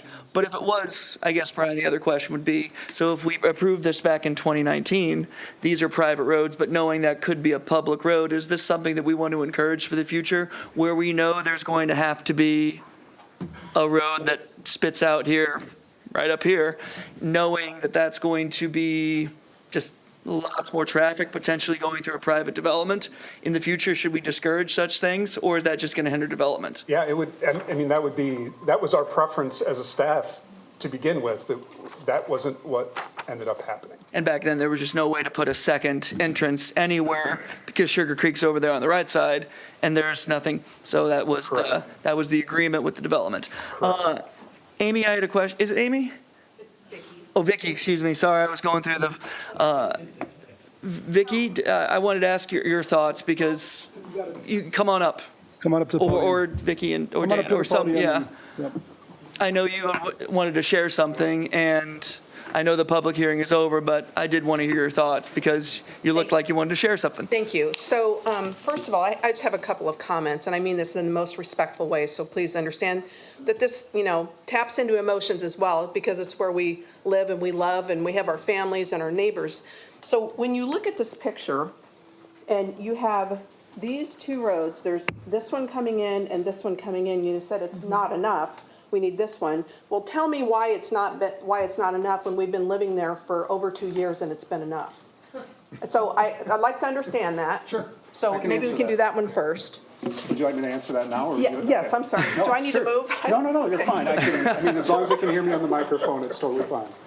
No, the reason that this one isn't enough is because when this development was originally, brought to us, there was a certain amount of this back area back here that couldn't be developed because this entrance or this connection couldn't be made. So we, trying to work with developers and come up with a plan, we said that you could use this one-way in road temporarily, because you can't come out of it because you can't see over the bridge. We can use this until such time that this connection gets made. And that was the decision that was made. Okay. Right, wrong, or indifferent. Okay, thank you. I you're welcome. appreciate your You bet. response. So to that point, there's a couple of points that I would like to make. Number one, that was never disclosed to any of us that live in this community. We were never told that was a temporary road. So that's the first thing you need to know. And yes, am I bashing the developer? Probably. But what I will tell you is we drive in and out of that road all the time. And yes, you can see over the bridge. So I beg to differ. And it seems like that could be made a permanent road and be a solution here. Lived there for 2 years. We've had ambulances in there. So that's the first thing. The second thing is we were never told Alexander Circle would go on and be connected to Grand Prairie Parkway. As a matter of fact, the builder told us it would not go through. It would be a dead end because there are water flow issues on the hill above. And even as recent as 2 months ago, we were told that road will not go through. And to our surprise, City of West Des Moines came in and put one-way sign on that temporary road you said was temporary, because we've used it as two-way. So I'm trying to be very, very respectful here. We bought into this community, loving it, a private community, and, you can imagine how we feel. We were never told Alexander Circle would go through, ever. Yeah. And we were never told that other road was a temporary road. Unfortunately, we've heard this so many times with so Yeah. many other developments, and So how do you it's there, it's recorded, it's whether or not the citizens take a look at that, research into it. We've heard people say our real estate agent told us nobody would build back here, except for the real estate agent was wrong, and the people are upset. This isn't the first time that we've heard this. Unfortunately, this is recorded, and so we can bring it up and show where it's been recorded. I'm sad that you all did not know that this road was going to be going through someday, but the road to me isn't even in dispute. Right. It's happening. It's an agreement that was made and recorded years ago. Whether or not you knew about it is immaterial. Well, to make matters worse, now that the HOA is going to be turned over, the builder wants to push it onto the new HOA owners to take out that temporary road and take the expense. So you can imagine the emotions that all of us are feeling right now. Sure, absolutely. And, we feel like we've been duped, honestly. So, Yeah, but it's, and I realized it was recorded, and I've I- read so many things, I just haven't seen that. So apparently I read in the wrong places. we've had the same things where there's been an assessment done, and the residents of a certain development have had to pay an assessment that was recorded in the abstract and whatnot, and nobody knew about it, but it was in people's abstracts. And then they come into the council, they're upset, but that was what was in their abstract. I don't know how we can prevent that from happening. It seems to happen all the time, but it's written down. It's there for people to see if they research that. It's up to the developer to disclose that to people. Whether or not that happens, we don't have any control over it. I understand. I feel for every one of you out there, but what I'm seeing tonight, and what I want to make sure everybody understands, is that regardless of this development, this road is going to go through at some point in time. Yeah, I So- do like Doug's suggestion about having it potentially be fenced off or blocked off, a private road is something that I would like for us to think about.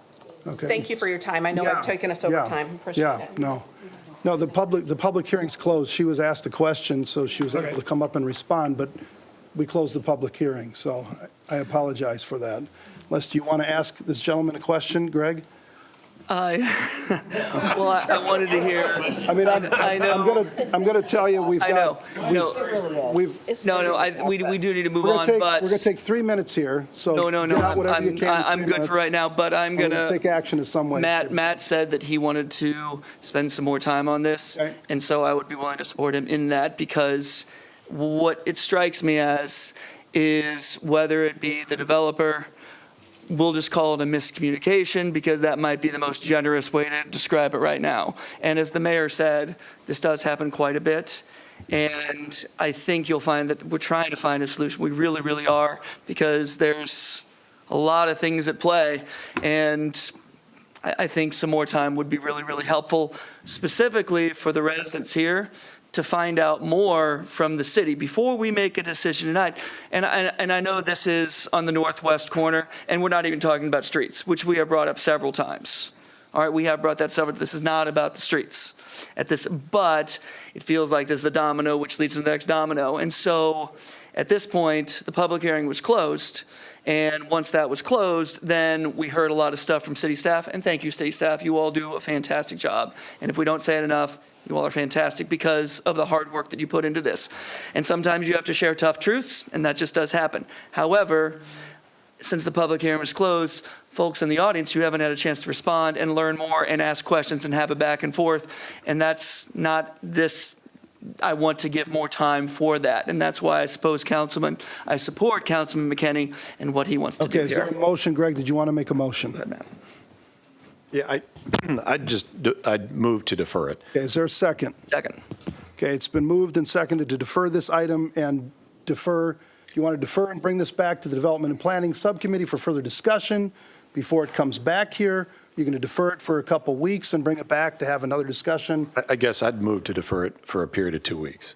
Okay? Okay, so bring it back to council. Yeah, because at the end of the day, we're really not haggling over the land use. We're haggling over whether or not we're going to have access here. And there might be a pathway here with respect to this developer on where access is granted, the types of buffers that would exist, the trees maintained or not maintained.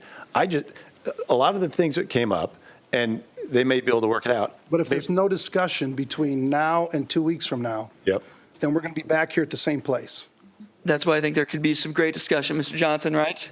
I get it. And actually, we're just talking about it right now. I think it'd be helpful for me to talk to all the residents, because I think there's a bit of misunderstanding on both ends. All right, I think so there's a motion and a second to defer and bring this back 2 weeks.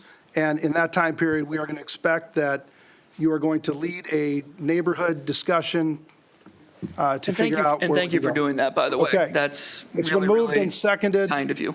Is there any other discussion? Councilwoman Hardman. Yeah, I do. First of all, I want to say, I really do appreciate your willingness to have this neighborhood discussion. You see all the people behind you, right? So make sure you're transparent on when that meeting is, so that everybody that really has a voice, can be heard. So I really appreciate you doing that.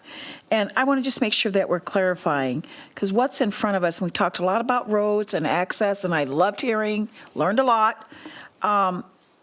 What we have in front of us, though, is this notion of whether it's medium residential to multi-use low. Is that really what the issue is before us? Is that correct? Correct. Because if I were a different person listening to this conversation, I think it's about whether streets coming through. And that's what all this discussion was about. So at the end of the day, the pinky that we have, and we call it pinky, maybe it's because it's on pink paper, is about whether or not there's going to be an approval of the land use as it relates to the comprehensive plan, whether there's an amendment. So I too want to be, in all fairness and all interest of transparency, that's the notion and that's the issue at hand before us. And it was helpful to hear all about these streets and the roads and the access. Very helpful for me. But I want to, again, so there's no misunderstandings, because that's how we get where we're at sometimes, that this whole vote is about the comprehensive plan amendment, whether it's going from medium residential to medium multi-use low. That's correct, and we've heard some concerns on the land use changes as well as the road coming through. I wanted to bring up the conversation about the road to make sure that the expectation was set. Regardless of what happens here, this whole thing could go away, it could happen. At some point, one of the biggest objections that you all seem to have is the road coming through. You also object to the change in the land use. But at some point in time, this road is going through, whether the land use stays the same or changes. So I just wanted to make sure we got that out there. Brian, Okay, does so that there's road been a have to be- motion and a second. I think we've had plenty of discussion on this. I'm going to call it to question. Please vote.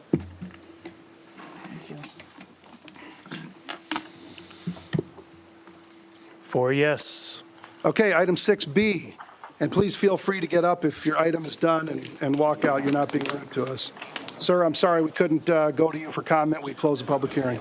Okay, item 6B, this is time and the place for a public hearing to consider Glen Oaks Row Homes, southwest corner of I-35 and Mills Civic Parkway, amend comprehensive planned land use map to establish medium-density residential land use and amend the planned unit development to add Parcel M and regulations governing the development of medium-density residential in Parcel M, initiated by Paramount Destination Homes, Inc. Ryan, would you please read the date the notice is published? December 16th, 2022 in the Des Moines Register. And have received any written comment to this hearing? The Plan and Zoning Commission, by a vote of 7 yes, adopted a resolution recommending approval of the comp plan amendment, and also by a vote of 6 yes, 1 no, adopted a resolution recommending approval of the PUD amendment. There was also a citizen correspondence received, which was placed in the dais this evening. Okay. At this point in time, anybody from the audience that would like to address the council on item 6B, please come to the podium, give us your name and address for the record. Anybody online can feel free to do the same thing by hitting *6 to unmute yourself. Okay, go ahead. My name is Ed Peltz with Peltz Design Services, here representing the developer. Okay. This is the northeast corner of Glen Oaks. It's been before you several times, I believe. We've gone back and forth with the city and the Homeowners Association in Glen Oaks. I want to keep it brief since we've been through a long item before us, and I think if you have any questions, we'd be happy to answer them. Otherwise, we're just looking for your approval tonight. Okay, thank you so much. Anybody else who would like to address the council on item 6B?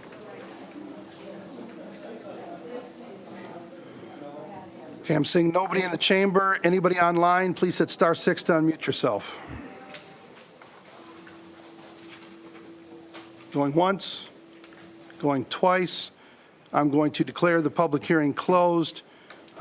We've got a resolution for approval of the comprehensive plan amendment, and we've got an ordinance for approval of the first reading. We need to take those separately. These items were reviewed several times by Planning and Zoning, came to the council for consideration. They were deferred by both Planning and Zoning and the council for greater discussion between the applicant and the residents of Glen Oaks. After further discussion, the Glen Oaks Homeowners Association denied selling the land to the applicant to meet setback requirements. Therefore, the applicant is before us today asking us not only to amend the comprehensive plan, but also to amend the PUD to allow 0-foot setbacks. Planning and Zoning approved the amendment to the comprehensive plan unanimously, but approved the amendment to the PUD by a vote of 6-1, as Ryan mentioned, with Hatfield voting against the 0-foot setback, essentially for the reason of voting no. All that said, I will take a motion to approve the resolution approving comprehensive plan amendment. Motion approved. Second. Okay. Is there any discussion? Okay, hearing none, please vote.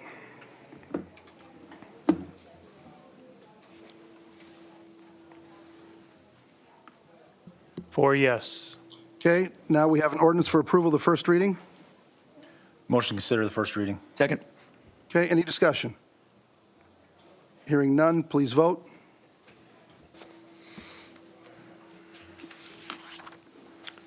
Four yes, an ordinance amending the city code of the city of West Des Moines, Iowa, 2019, and ordinances pertaining to plan unit development number 30, district regulations and guidelines. Okay, Motion to Doug? approve the first reading. Second. Okay, please vote. 4 yes. Okay, item 6C, this is the time and the place for a public hearing to consider Woodhouse Planned Unit Development 7220 Lake Drive. Establish the Woodhouse Planned Unit Development Ordinance to govern development of the PUD parcel, initiated by Woodhouse Auto Group. Ryan, would you please read the date the notice was published? December 16th, 2022, in the Des Moines Register. And have received any written comment to this hearing? The Planning and Zoning Commission, by a vote of 7 yes, adopted a resolution recommending approval of the PUD ordinance. Okay, anybody from the audience or online that would like to address the council on this item, item 6C, please come to the podium, give us your name and address for the record, or hit star 6 and do the same. Pat Shepard, Civil Engineering Consultants, 2400 86th Street, here on behalf of the Woodhouse Auto Group. Tonight we're asking for a PUD, create some reduced setbacks for a lot that's at the northeast corner of Jordan Creek Parkway and I-80. It's a lot that was created about 30 years ago. The current setbacks based on the zoning make it nearly impossible to build on, plus the addition of the acquisition for the ramp and some easements for the right-of-way. So the PUD would create setbacks that we can work with and make a developable lot. Agree with staff and be happy to answer any questions you might have. Okay, thank you so much. Anybody else? Anybody else, either online or in the chamber, would like to address the council on item 6C? Okay, hearing no one, I'll declare the public hearing closed. We've got an ordinance for approval, the first reading. There are no outstanding issues, and I would note that this also came through Development and Planning Subcommittee, and they approved this item unanimously. Move consideration of the first reading. Second. Okay, any discussion? Hearing none, please vote.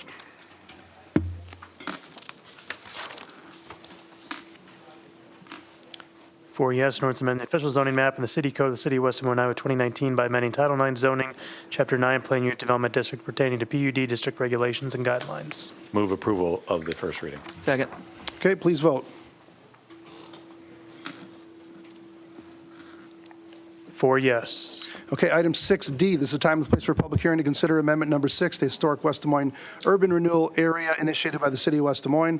Ryan, would you please read the date the notice was published? December 23rd, 2022, in the Des Moines Register. And have we received any written comments to this hearing? None, Your Honor. Okay, anybody from the audience who would like to address the council on item 6D, please come to the podium, give us your name and address for the record. Anybody online, hit star 6 and do the same.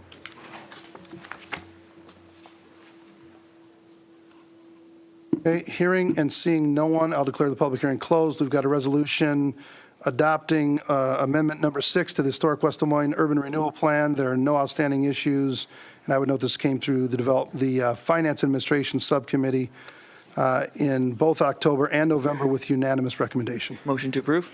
Okay, is there a second? Second. Okay, any discussion? Yeah, thank you, Mayor. Go ahead. In looking at this, there was a concern that I raised, got on the phone this afternoon, I spoke with Clyde, and specifically, it talks about the city anticipates acquiring the lot at 329 6th Street, demolishing the existing structure, and then so on and so forth. And when we approved the offer or the resolution to make an offer and purchase 329 6th Street, we talked about several additional items, such as trying to preserve the house, maybe moving the house to another location so you can maintain the single-family home. That's not here.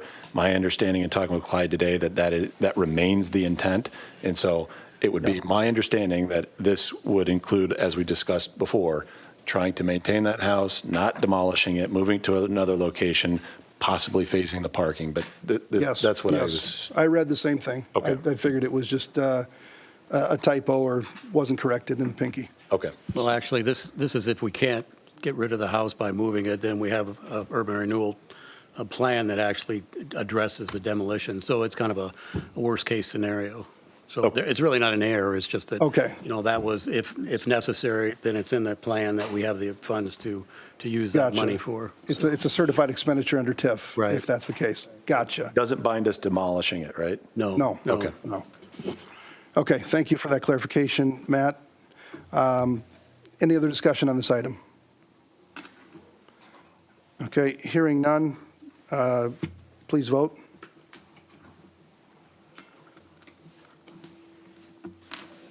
Four yes. Okay, item 6E, this is time and place for a public hearing to consider agreement for private development initiated by VAB LLC. Ryan, would you please read the date the notice was published? December 23rd, 2022, in the Des Moines Register. Okay, and have you received any written comments to this hearing? None, Your Honor. Okay, anybody from the audience or online that would like to address the council on item 6E, please come to the podium and give us your name and address for the record, or hit star 6 to unmute yourself and do the same thing. Okay, trying not to be too quick here.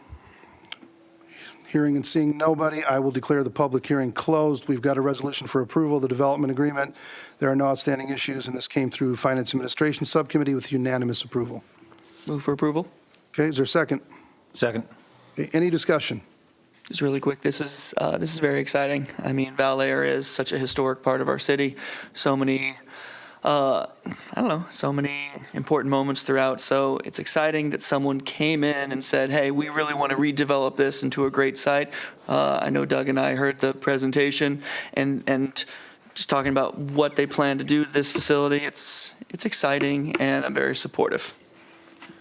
And I'd say, I think also, I believe there was some state funding that came in as part of this, so it's good. It's exciting to see the state actually jumping in on the historic side of some of the things in our community. Mm-hmm.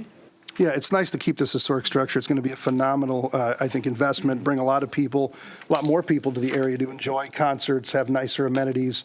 I just think this is another great amenity that we're going to be adding or rehabilitating in the city to really improve the lives of our residents here. So, okay, thanks for your comments. Any other comments before we vote? Okay, hearing none, please vote. 4 yes.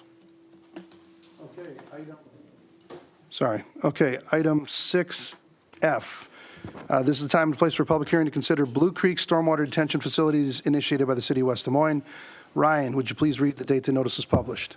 December 23rd, 2022, in the Des Moines Register. And have you received any written comment to this hearing? None, Your Honor. Okay, anybody from the audience who would like to address the City Council on item 6F, please come to the podium, give us your name and address for the record. Anybody online, please hit star 6 to unmute yourself.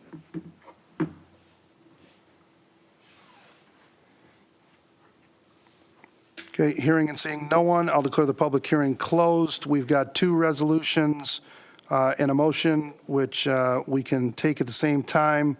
There are no outstanding issues, and this came through the Public Services Council Subcommittee on December 12th. Motion to approve. Second. Okay, any discussion? Okay, hearing none, please vote. 4 yes. Okay, item 6G, this is the time and place for a public hearing to consider Public Safety Station Number 22 sewer rehabilitation initiated by the City of West Des Moines. Ryan, would you please read the date the notice was published? December 16th, 2022, in the Des Moines Register. And have we received any written comment to this hearing? None, Your Honor. Okay, anybody from the audience who would like to address the council on item 6G, please come to the podium, give us your name and address to the record. Anybody online, please hit star 6 to unmute yourself.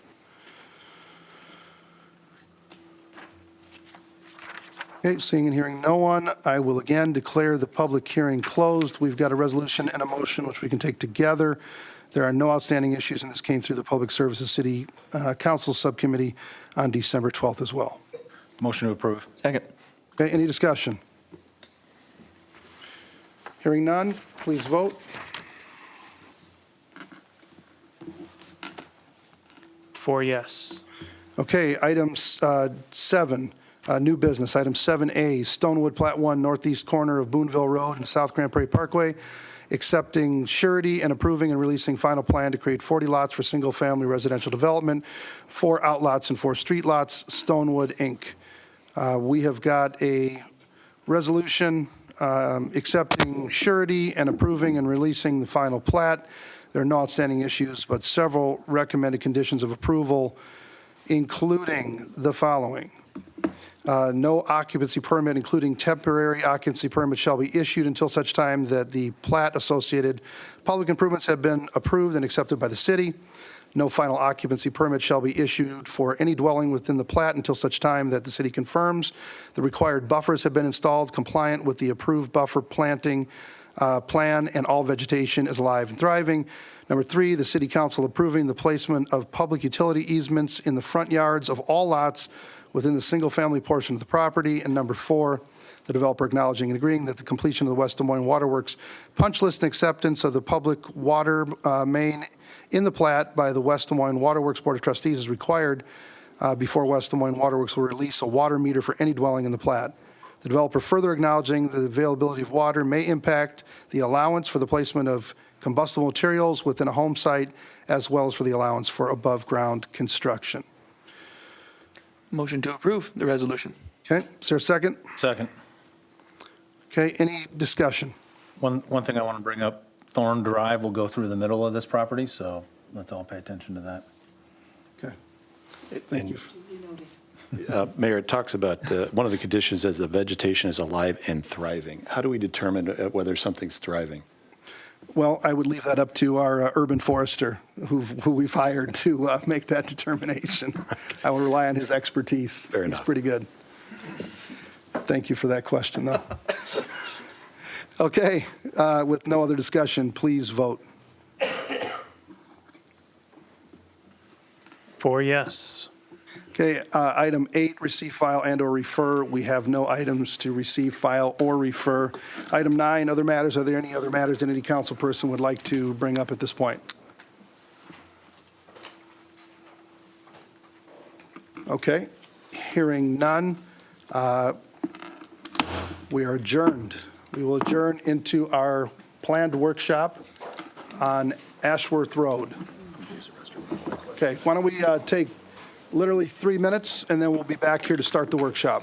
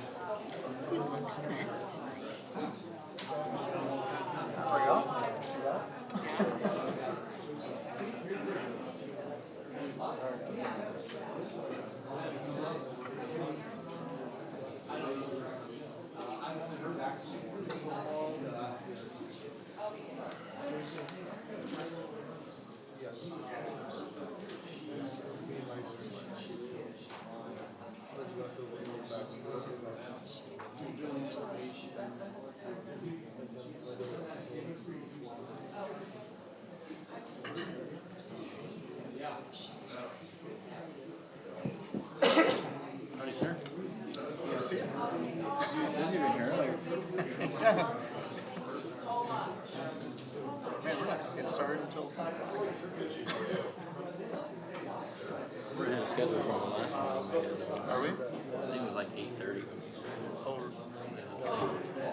It was 8.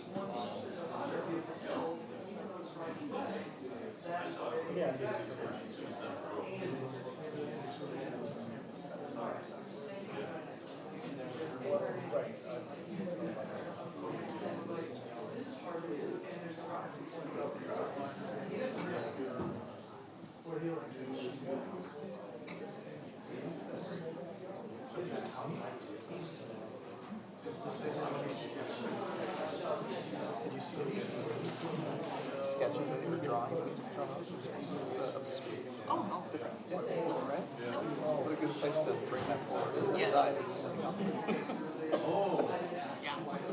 Let's not talk about this stack. Well, yeah, so we got all distracted with the streets, so we're not talking about what's actually happening.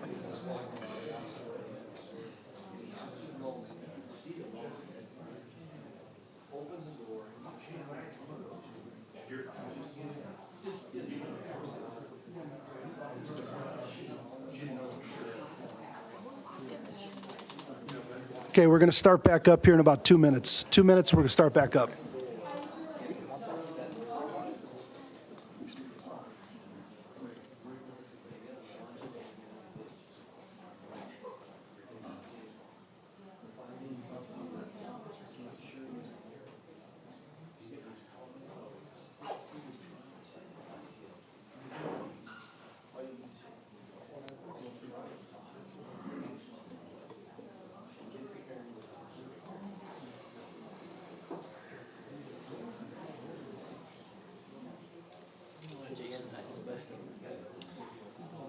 He doesn't want to get up this way.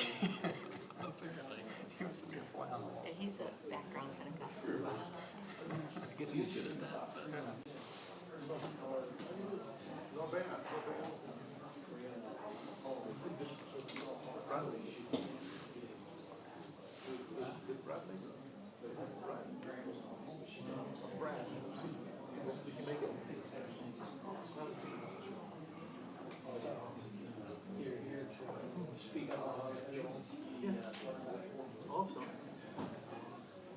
Well, you're on the south side, so.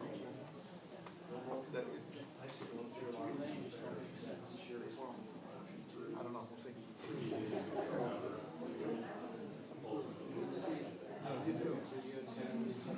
Yeah, pretty good. So you had a good New Year's? You had a good New Year's? Yeah. I think you were hosting people overseas, right? So it turned out he was.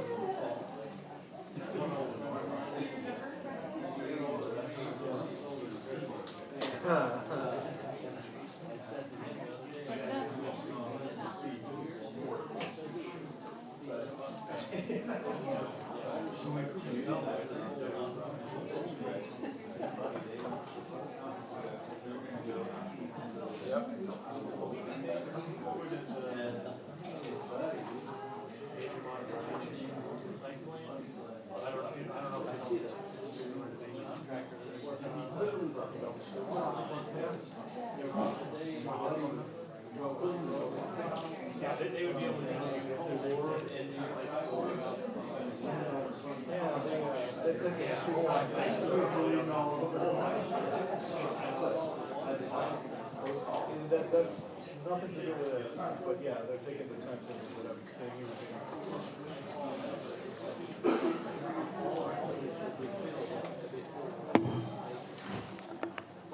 So share the screen.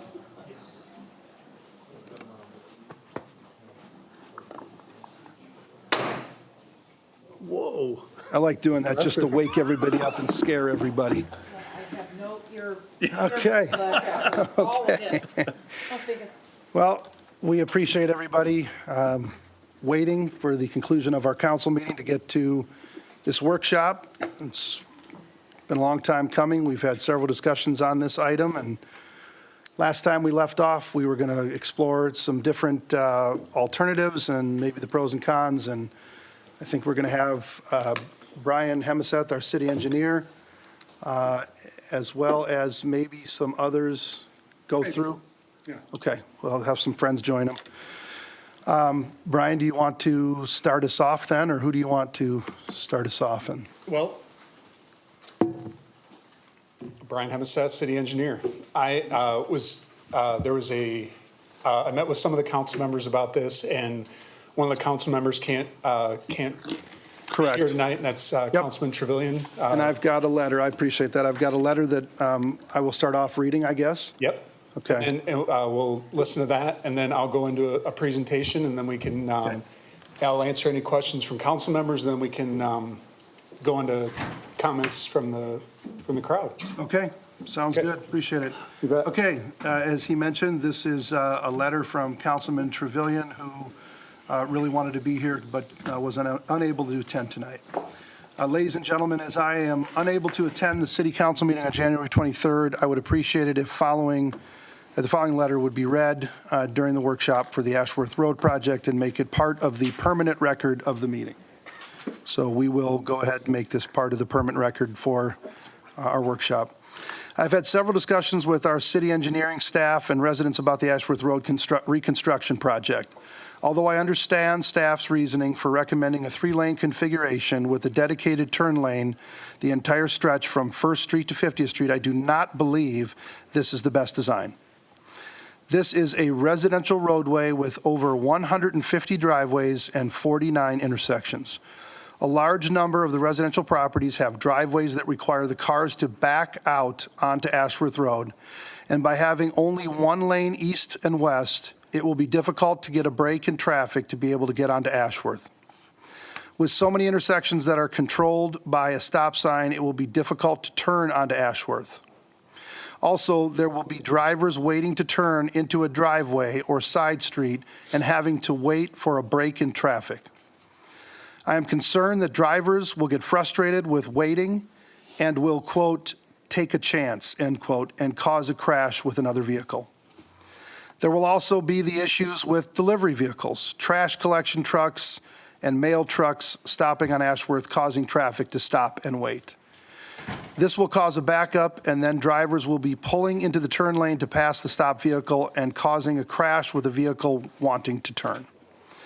This will also be true if a car is going below the speed limit and cars pass the slow-moving car using the turn lane. What happens is there are delivery vehicles in both the eastbound and westbound lanes in close proximity to each other. Then cars in each direction will use the center turn lane to pass. I believe the best design is a 4-lane roadway with 10 or 10.5-foot lanes. I believe this could be done with the existing right-of-way. This will also eliminate the need for the right turn lanes, thereby eliminating the increased right-of-way needed from the adjacent property owners. I realize that staff doesn't want to have to deal with acquiring additional right-of-way from almost all of the property owners and would rather just deal with a few. That is why they want a 3-lane road with right turn lanes at some intersections. So if we do 4 lanes that are 10 to 10.5 feet wide, using the existing right-of-way, they won't have to deal with any property owners. I asked staff what will happen if the 3-lane design gets approved and a year or 2 after construction, it is shown that it doesn't work. Then what? They told me that once the first phase, 19th through 23rd, gets completed, then they would restripe the entire corridor for 3 lanes. They would then know if the 3-lane design will work or not, and if not, then they would not do it. There are several problems with this approach. First, the property owners that had land taken for the right turn lanes would already have lost their land for additional right-of-way that now is not needed. Also, we will now have to go back and redesign the entire project for 4 lanes. There will be additional right-of-way needed to make the wider 4 lanes, causing a delay in the project. We will have spent many hours of staff time, property owners' time, engineering consultants' time, and money on a design that will be thrown away to go back to the drawing board. Let's get it right the first time and construct Ashworth with 4 lanes that are either 10 or 10.5 feet wide. Kevin L. Trevilian, City Councilman, Ward 1. Okay. Brian, if you want to lead us through a brief presentation. I'm going to try to be as brief as possible. Okay. And we appreciate that because I believe everybody here has heard this presentation several times. So there's new information. This is a little different than what we've given in the past. Some of the council members have seen this. But, you know, generally speaking, the current conditions of this road are a 4-lane minor arterial. It's one of the few east-west corridors we have through the entire city. It's a truck and bus route and detour during 235 closures or incidents. Everybody's seen this. They know that the current lane widths are narrow. That the driver comfort is an issue. We have issues with street capacity because of staggered driving, and you can see some of that here in this picture. And then we do have a high number of crashes, which I'm actually going to go through in more detail. So we've done a 6-year crash report history review of everything on Ashworth from 1st to 50th. And that's what every one of these dots represents. Now, we comb through this data, and we don't include anything that is as you can see on here, snow and ice, deer, alcohol, medical, et cetera, et cetera. But as you can see, there are a lot of crashes on Ashworth Road in that 6-year period. I'm going to go through specific types of crashes because this is going to mean something as we start talking about the 3-lane versus 4-lane and lane widths of 10 feet versus 11 feet. This first slide here is showing there's 86 failure to yield left turn collisions in the 6-year period. 26 were directly attributable to the fact that this is a 4-lane road and doesn't have a left turn lane. So there's 26 collisions in that 6-year period. Rear end collisions, there's 57, but 32 were directly attributed to a left turning vehicle, meaning that if there would have been a left turn lane, these collisions would not have happened. And then lane departure collisions, which that is more in line with the lane widths. And if you have narrow lanes and cars running alongside of each other and side swiping, striking vehicles while turning, and or running off the road. And those collisions are directly attributable to the lane widths. So what this is the same slide as before, but what we've done is we've colored in the dots of crashes that are directly attributable to not having left turn lanes, and those are the red dots, and the yellow dots are directly attributable to to having narrow lanes. And you can see there are a lot of colored dots. You'll notice that at 50th, Valley West, 8th Street, there's no colored dots there. Those intersections there's a high volume of traffic. That is why there's a higher volume of crashes there.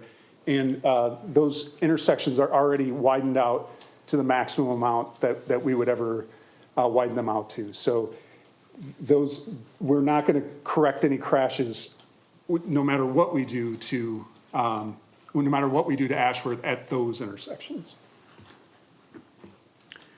So in summary, there's 147 total crashes. The lack of left turn lane is a contributor in between 40 and 50% of those, 10 to 20% on the narrower lanes. And then of all the crashes, 40% of them resulted in injuries, with 3 crashes resulting in serious injuries.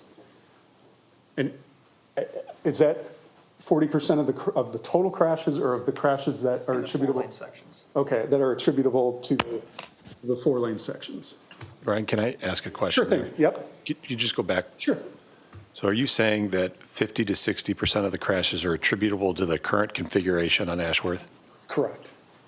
And these are 50 to 60% of crashes, again, I guess, for the current configuration, ruling out DUI or anything else? Yep, we ruled out DUI, and we actually removed the crashes at 1st, 8th, Valley West, and 50th, because those are the ones that are already widened out to the maximum, and we're not going to be able to fix anything at those intersections. Okay, thank you. You bet.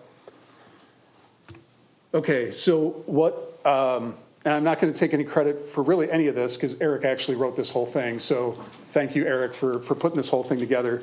And one of the things we talked about, and he did, is we tried to find an equivalent section of street that is 4 lanes in town that we could compare crashes with. EP True is directly, essentially the next minor collector down. It is 12-foot lanes on that road. It is 4-lane. So basically what Eric did is he removed crashes at Valley West Drive, similar to what he did in other places. He also took out the crashes that are in the curved areas, correct? Correct. Yeah, so there's areas that are very curvy, and then that we feel like that would have skewed it, because Ashworth is straight. We want to look at the straight sections of EP True Parkway. And just as a reminder, EP True Parkway's traffic volumes are higher than the traffic volumes on Ashworth Road. So basically what we're finding is the lane departure crashes are 4 times higher for the same time period on Ashworth than they are on EP True. And all things equal, except the lane widths. And granted, there are more driveways, and that's probably something that folks will bring up. There's more driveways on Ashworth Road. But driveways shouldn't impact what we're talking about in this particular scenario is looking at lane departure, and the number of driveways shouldn't affect lane departure. Okay. All right, so one of the big things that we need to talk about today and have a decision on at the end of this meeting, or we would like to have a decision on, is whether we have a 3-lane road from 1st to 50th, or we have a 4-lane road from 1st to 50th. So I'm going to go through the feasibility of a 3-lane cross-section for Ashworth, and it basically, safety improvements is probably the biggest thing.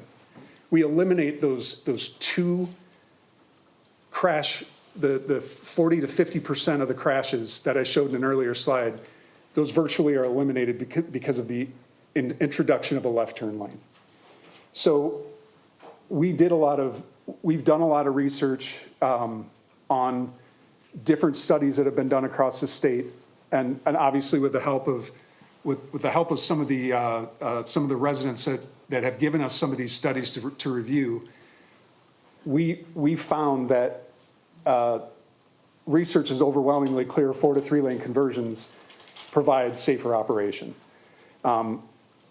Looking at studies in Iowa for 15 before and after locations, you can read just as well as I can the reduction in crash rate, crash density, and injury crashes. We've also found in a lot of cases it helps with speed as well. It'll calm traffic, it'll slow speeds down. So it's one of the top safety countermeasures according to FHWA and the DOT. So another big thing is funding. So we are looking at using STBG dollars to fund a portion of this roadway. We are not going to score well, and Tom can attest to this, on just going in and reconstructing the road as is. They will be more apt to score us higher and give us more money on a roadway that's getting what we would consider a road diet or some reconfiguration of some kind. And just so that people know, STBG funding comes through the Metropolitan Planning Organization. We have $12 million roughly a year that comes into our planning area, which includes this entire metro. And then there's a funding subcommittee that looks at the projects, scores the projects, and awards funding based on that.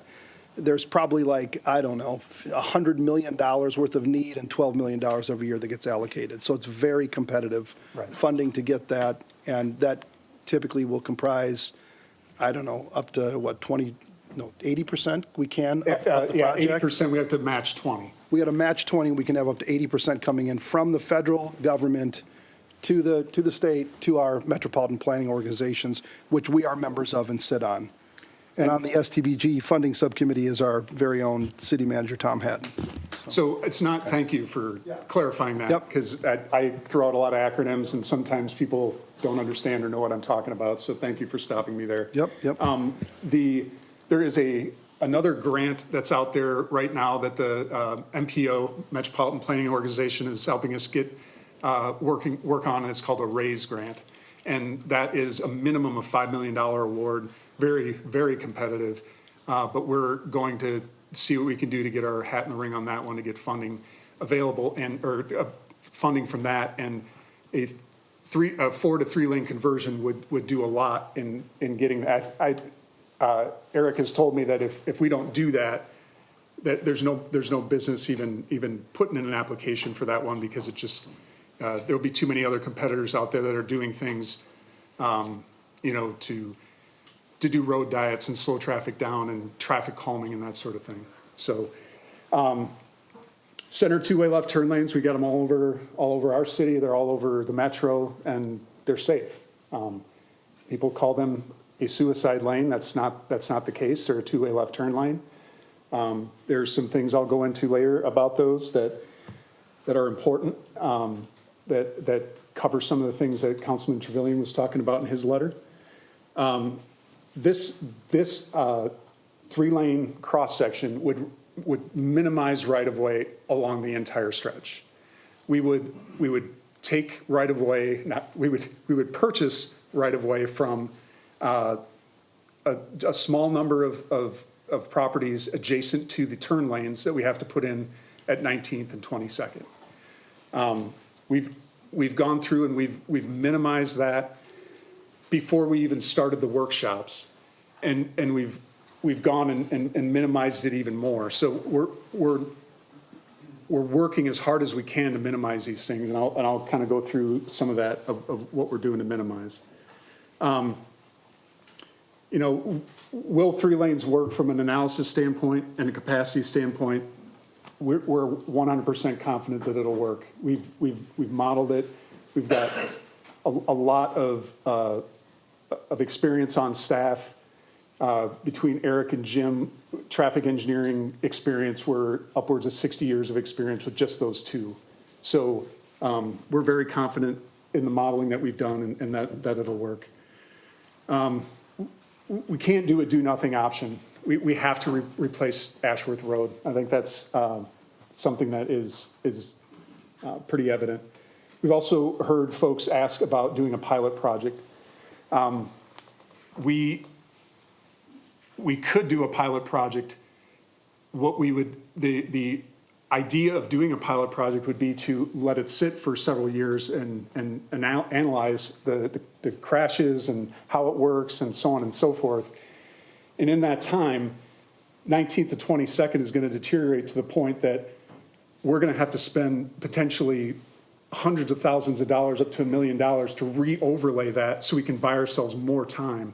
Because the last time we did that overlay, which wasn't very long ago, that base was not good. And that is why we're in kind of an urgent situation to get something figured out for this section, because it looks great today, but it won't take long. A few more winters like we've been having, these cold temperatures, and then freeze and thaw and freeze and thaw. It's not great for that subgrade. So How much did that overlay cost us? I don't know that off the top of my head. I don't know. Yeah, it's in the hundreds of thousands of dollars. Yeah, and when we're doing overlays, I mean, the age of the road, when it was initially laid to like the last overlay we do, we're talking, this is decades. Oh, yes, Decades. absolutely. We're talking yeah. 50 years. Right. We like to get 30 to 40 plus years out of our concrete pavements. Right. And then we try to do anywhere from 12 to 8 years on our overlays, depending on conditions and the conditions of the pavement beneath and that sort of thing. And that's after doing concrete patches. Oh yeah. That 30 or 40 years includes crack sealing, concrete patching, and a lot of other work as well. Okay, I'm going to try to get. I'm going to skip over a few of these. Our design standards are developed and modified over time based on research. Ultimately, it's up to our engineering judgment and to provide that what we think is the best solution to you, which we are going to show you now. At the last workshop, there were several alternatives that were brought up by constituents, your constituents, of different ideas that they had of what we could do between 19th and 22nd. We've looked at those and we were going to present them here right now. What I do want to do, though, is show you the first one, which is the recommended alternative. And I'll go back to it because we're going to have to switch between slides and show you the differences between the two. This, again, I'm not going to go through the reasons why we're choosing this option. There's 10 of them listed on the screen there. But this is the best option overall from a city standpoint. Is it the best option for the people that are getting right-of-way purchase from them? Probably not. That's the facts. But for the greater good of the city, this is the best option for the city.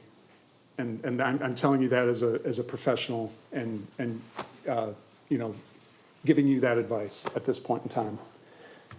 So this was one of them that was brought up. How can we just do 3 lanes in there because this, the way the two-way left turn lane is in there, we can shift and adjust lanes and just keep it 3 lanes all the way through. Well, what you see here, and I don't know, does my mouse show up on your screens? Yes. So what happens is this through lane, as you're coming across, has to get shifted to the center lane, and then you have to shift across a full lane. You have to shift it across the intersection of 22nd and in the other direction, the intersection of 19th Street. That is absolutely horrible engineering design, and we cannot do that. It will cause crashes. It would be horrific if we designed it this way and built it this way. And it has to shift like that because you don't have enough right of way. Well, this was a alternative that was brought up, Right. that we sketched out and shifted traffic within those 3 lanes. It moved cars around. Based on lane widths, certain lane widths being wider and narrower at different It's times? essentially, this is like 11 to 12 foot lane widths, but it's shifting cars through. I mean, you can't just drive straight through if you want to go from 19th to 22nd. Okay. You'd have to shift twice, and one of them would be in an intersection, and you don't want shifting in an intersection. Okay. Because you're basically, as you're driving through the intersection, you're going to be head on with the left turner, and then you're going to have to turn 11 or 12 feet to get out of the way of that car to continue on. It's not, driver expectation is not that. So I'm trying to remember what the difference between this option and the next option is. So Two-way left, one doesn't. okay. So this, and Eric, maybe, this alternative is four lanes between 19th and 22nd, 3 lanes on, coming into it from both directions. But again, here, you have to shift traffic. You can't, like if you're going westbound, you have to shift over a lane to continue on through this intersection. And that, again, that defeats driver expectation. Another thing is we would have to paint these lines on the pavement against what the pavement joint lines are.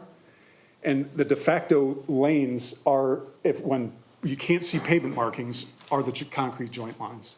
So this again is not, it's an option, but it's not a great option. And this one is basically just carrying a 4-lane section through, painting out certain areas. But again, you've got to shift traffic through. If you do anything from a 3 to a 4 to a 3 through this intersection, you're going to have to shift traffic. So a person driving through these 3 blocks is going to have to move over to make that work, no matter how you cut it. Now, that doesn't happen when you do 4-lane across the entire, if you do 4-lane from 1st to 50th.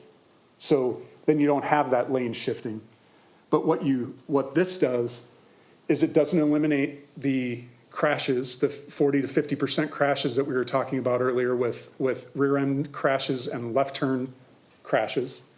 So that safety aspect of the change does not exist. And this is a lot more expensive because there's more concrete in the ground. Another thing that we're going to be talking about at length, I'm sure, at some point is lane widths and why we choose the lane widths we do. In new areas of town, we use 12-foot lane widths wherever we can. And that's the preferred lane width by our design standards that we use, the statewide urban design standards, widely used across the state. We are, in this case, because of the constricted right-of-way, we are willing to decrease those lane widths to 11 feet.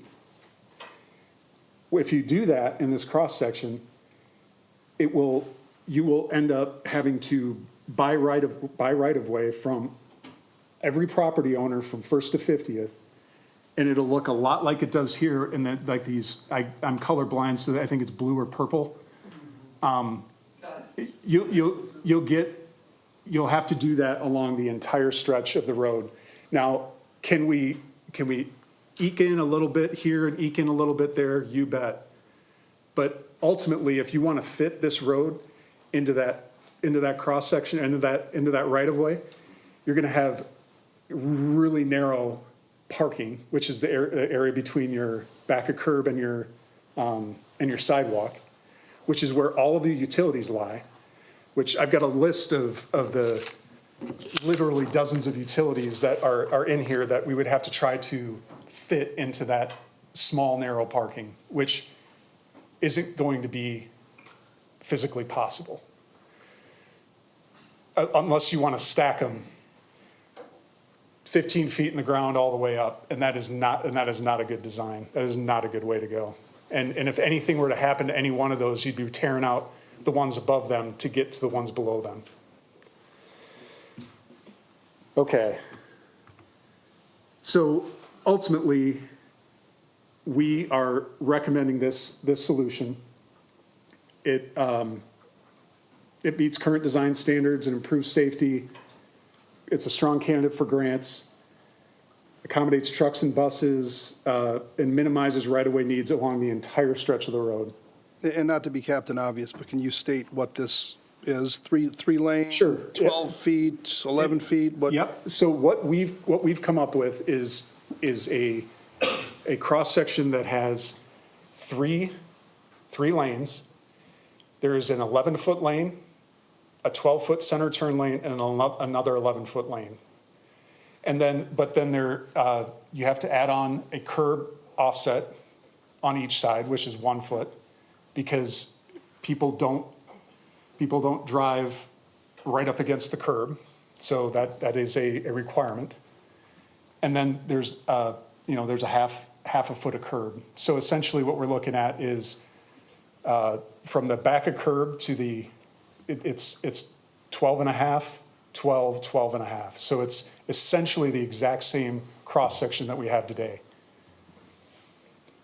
So with the exception of the turn lanes at 22nd and 19th.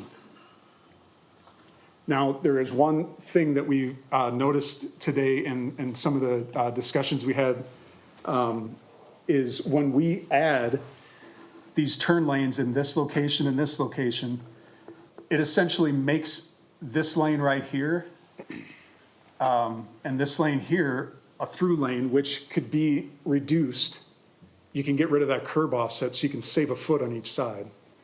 So in those areas of the turn lane, which we didn't have originally in our design, we saved a foot right there. So I think we said that we were going to have to purchase 12 feet of right-of-way. We're actually at 11 feet in those areas. So that's something that we found today, and we're able to minimize the right-of-way even more.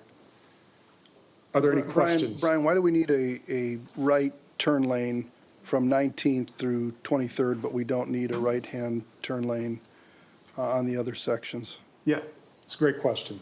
So the traffic, 19th and 22nd are basically the same road going to the interchange on 235. So when somebody is coming north from EP True, they're going to take 19th Street because there is no throughway to get to 22nd, and they're going to go down Ashworth. They're going to turn left, and they're going to turn right and go up, and vice versa for the other direction. So the traffic volumes in this little stretch from 22nd to 19th are much, much higher than they are in the other areas. The other areas have a low enough volume now and in the future to handle, to have a 3-lane cross-section handle it. In this particular area, Eric did modeling on that without those turn lanes. It was gridlock. And so we looked at adding turn lanes. We looked at the length of the turn lanes and honed that in and put it as short as we could possibly go and get the traffic to move through. And this is the ultimate, this is what we came up with. I guess the format that I would prefer that we go through, and if you guys disagree with me, please tell me, but we've heard Brian's presentation.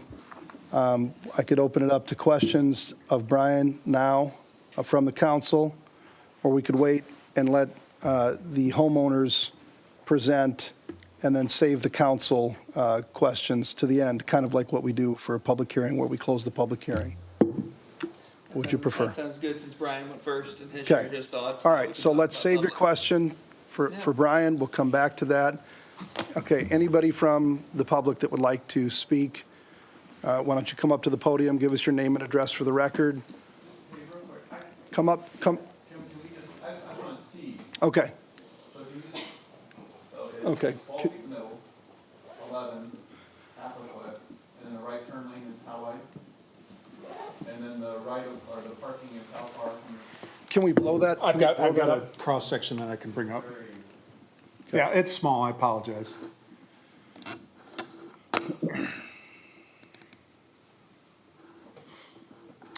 All right.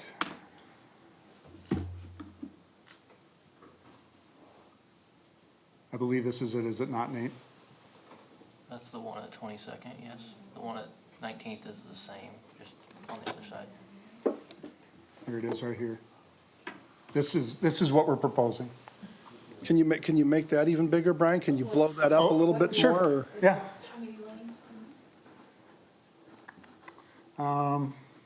Is there a full screen on this or something?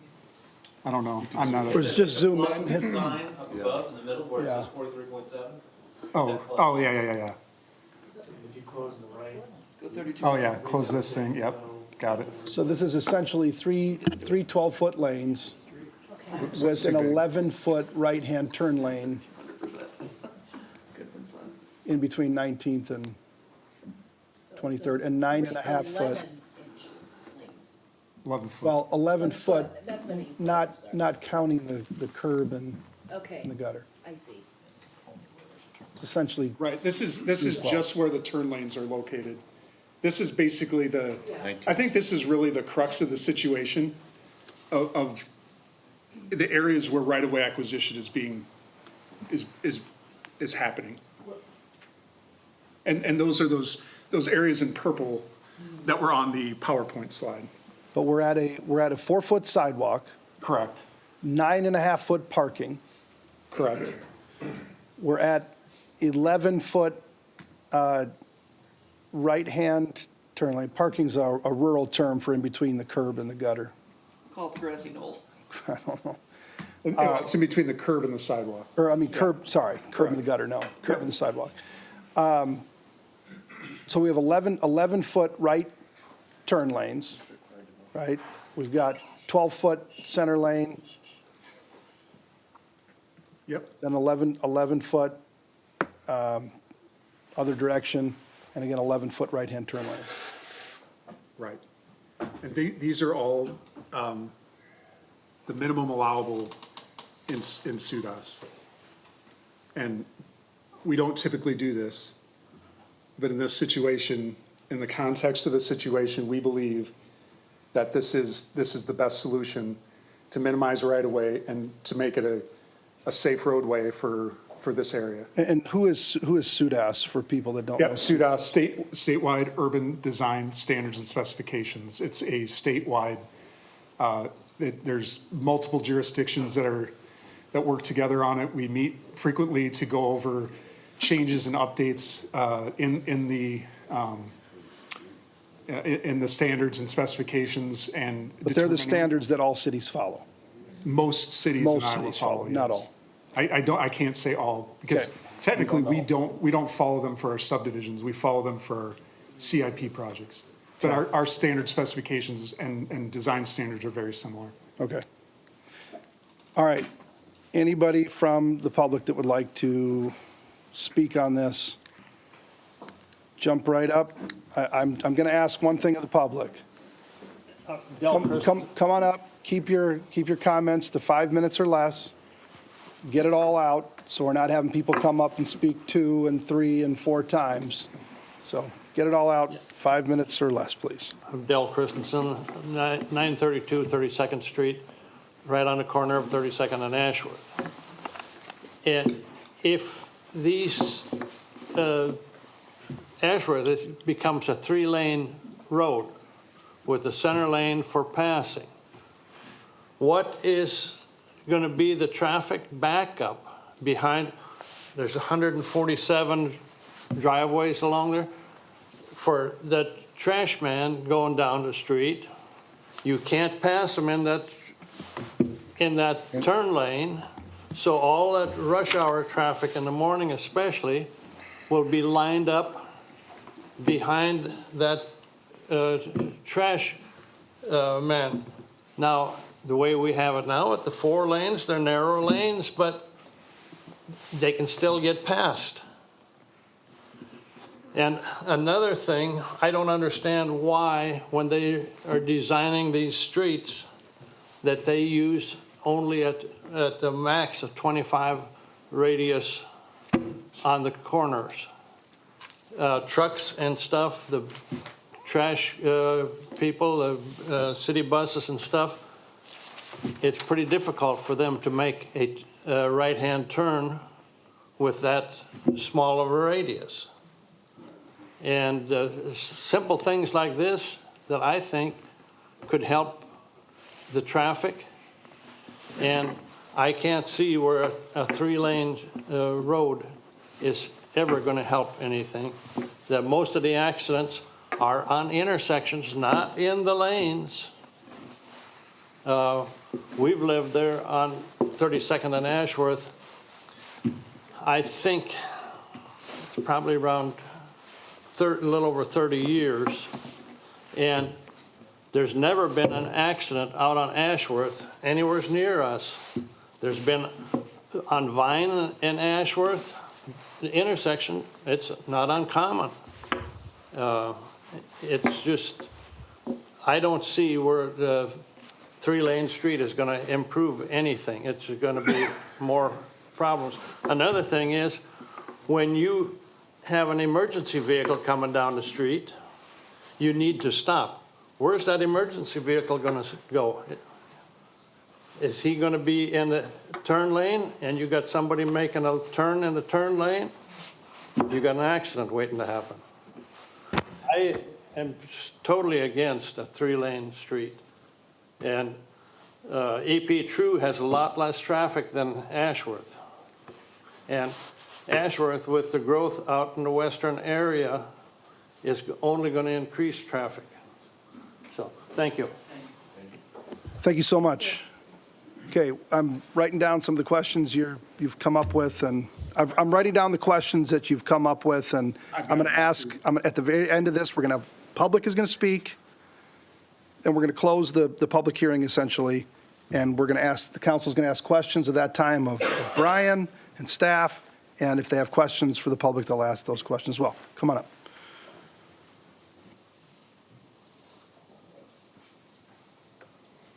Hi, my name's Alicia Trogdon, and my husband Brian and I and our family live at Ashworth and 21st Street. So we are actually going to be where the turning lane is going to be put in.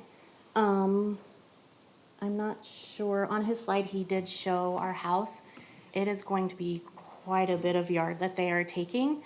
That is actually the only usable part of our yard that we have, that I have like all my daycare stuff at. So that is actually very disheartening for us to see that that yard is going to be taken. However, that being said, I am always open for upgrades that need to be done. I understand Ashworth is very narrow. I travel that road to 50th, and I travel it down to the 16th to take another daycare kid to the Catholic school. So I'm traveling that road multiple times a day. I do know that it is very narrow. I drive an SUV. It is narrow. I agree that something needs to happen. The turning lane, how it's proposed, I'm not seeing that it would alleviate any of the congestion that's right there. The turning lane does not seem to be long enough. It's a busy road, right? Like you said, it's the one road from east to west through Des Moines, and I don't know that the turning lane is going to help that situation. as far as accidents that we see, because we see quite a few accidents at our intersection right there, is people trying to cut through 21st, right, to get either from Ashworth, and they cut through down to 21st, and then we curve around and we hit 22nd Street to go up to the interstate. So we have people constantly coming through this way, and we have people constantly coming through this way. How is a left turn going to work out of there? Are we going to be able to make a left turn with a turn lane and then a solid or straight shot lane and then another turn lane and then another straight shot lane? A lot of times what I see is people coming up 21st, and here's Ashworth, 2 lanes. This lane stops, right? They're being nice. They're going to let this person turn. This lane doesn't stop, and these people go, and then this lane hits them. That's a lot of what I see on our accidents, and we have quite a few of those accidents there. So you're saying, how are people going to turn left off of 21st Right. onto Ashworth? Right. 21st on, okay. And again, What's happening right now is, you're saying it's not ideal what's happening right now in 21st Street because people are, they have that blind spot thing that they're talking yes, about. but again, that's not necessarily the road problem, that's driver's problem, right? Because your first driver in this lane is stopping, and then these people are going out. This lane, the second lane, is not stopping. They're Right. just going straight. So I don't know that a road change, lane change, turn lane is going to alleviate that problem when it's kind of a driver issue, not paying attention. So I'm not against updating our roads. I don't think that turn lane is going to change anything. And like Councilman Trivialiana said, like, once you take that land from us, like, that's a huge part of our land. It's gonna put 12 feet, 15 feet from our house. 10, 15 feet from the side of my house. So I'm losing all my usable yard. I'm gonna have to, obviously sit down with the city and ask you guys, hey, how are you gonna compensate me to make the rest of my yard usable? And having a road that close to my house is like not ideal, right? What was With your kids address and- again? 1021st Street. So right on the corner of 21st and Ashworth, where the turn lane's going in. And you guys are welcome to come by anytime you want to. We can measure it out, and I can show you how close it's going to be to our home. And once, Alicia. And once that land's taken, like, if it doesn't work, how do I get that back? Right, if it doesn't work. So while I agree with road updates, I just don't think that's gonna work very well. Okay, thank you, Alicia. Okay, next speaker.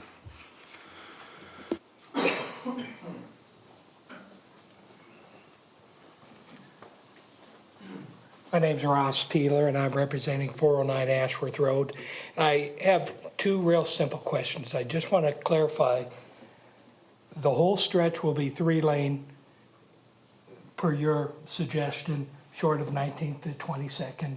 I would like to hear, I'd be curious, your thoughts on Councilman Trevelyan's questions when he said, whether it be the buses, trucks, things such as that. So that's all I have. Okay, thank you so much. Next.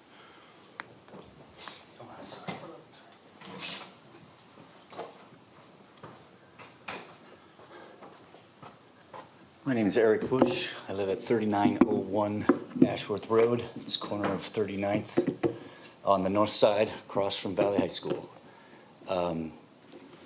We've lived there a year and a half. Every accident near us is turning.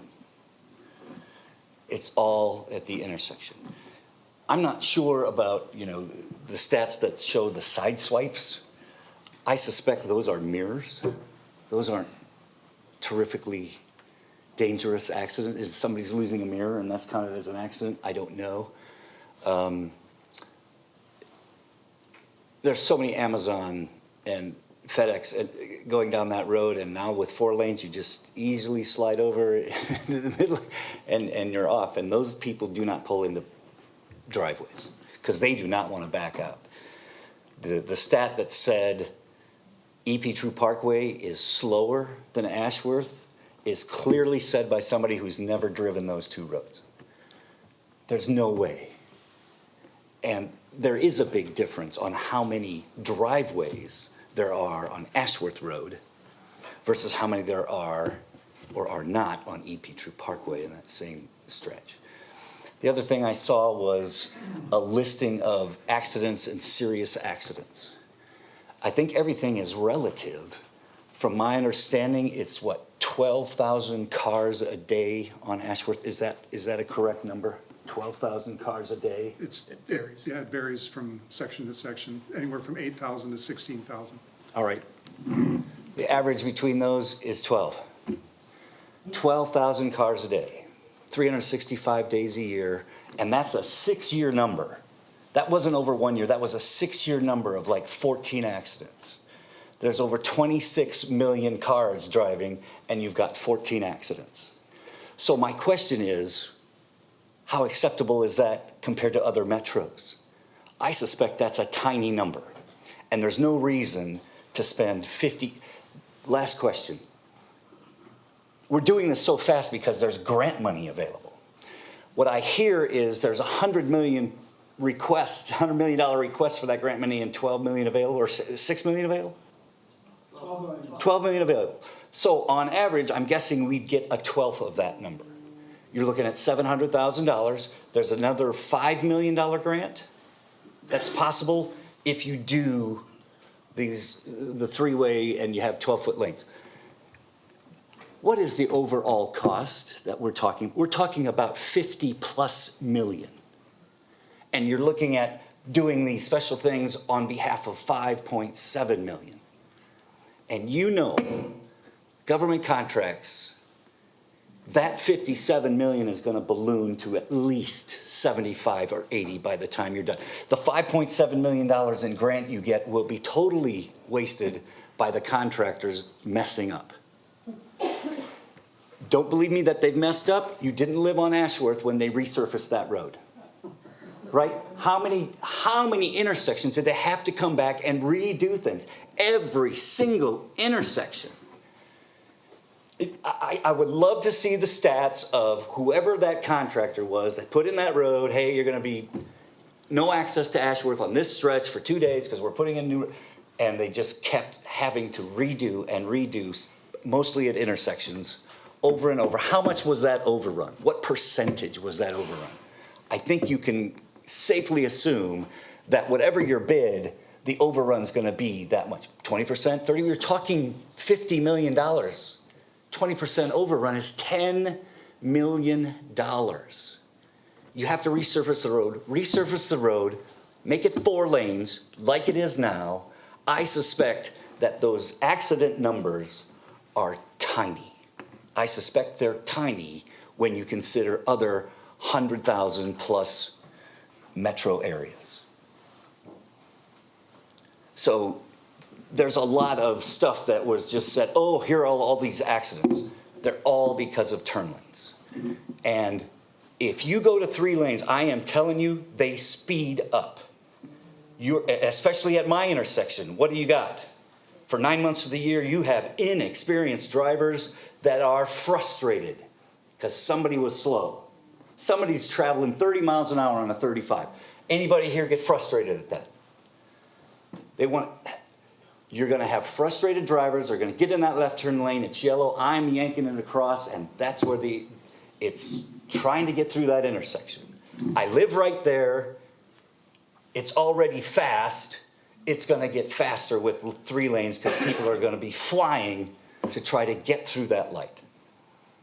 It's the wrong thing to do, and the money that you're going to spend to do this way outweighs any sort of benefit, and you have to be good stewards of the tax money of us West Des Moines citizens. You have to resurface it at some point, I understand that. Resurface it, make it 4 lanes, and I don't care, drop it to 30 miles, and I think a lot of us that live on Ashworth would love to see it 30 miles an hour, okay?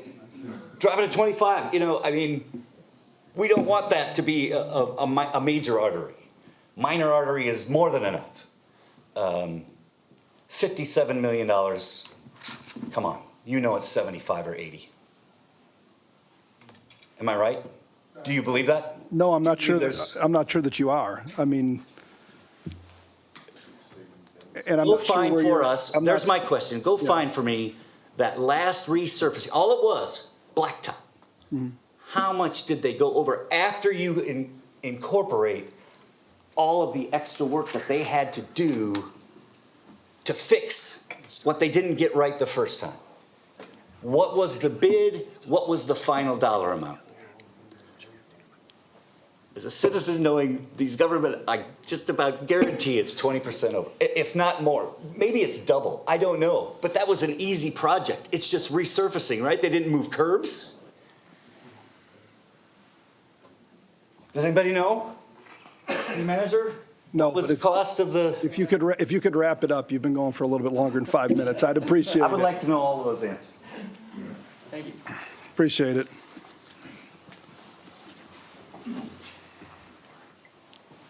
My name's John Osborne. I live at 2201 Ashworth.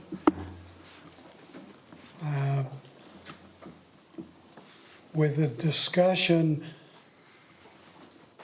as mainly focused on Ashworth, I'm just as concerned about the southbound 22nd Street where it intersects Ashworth, since that's the corner I live on.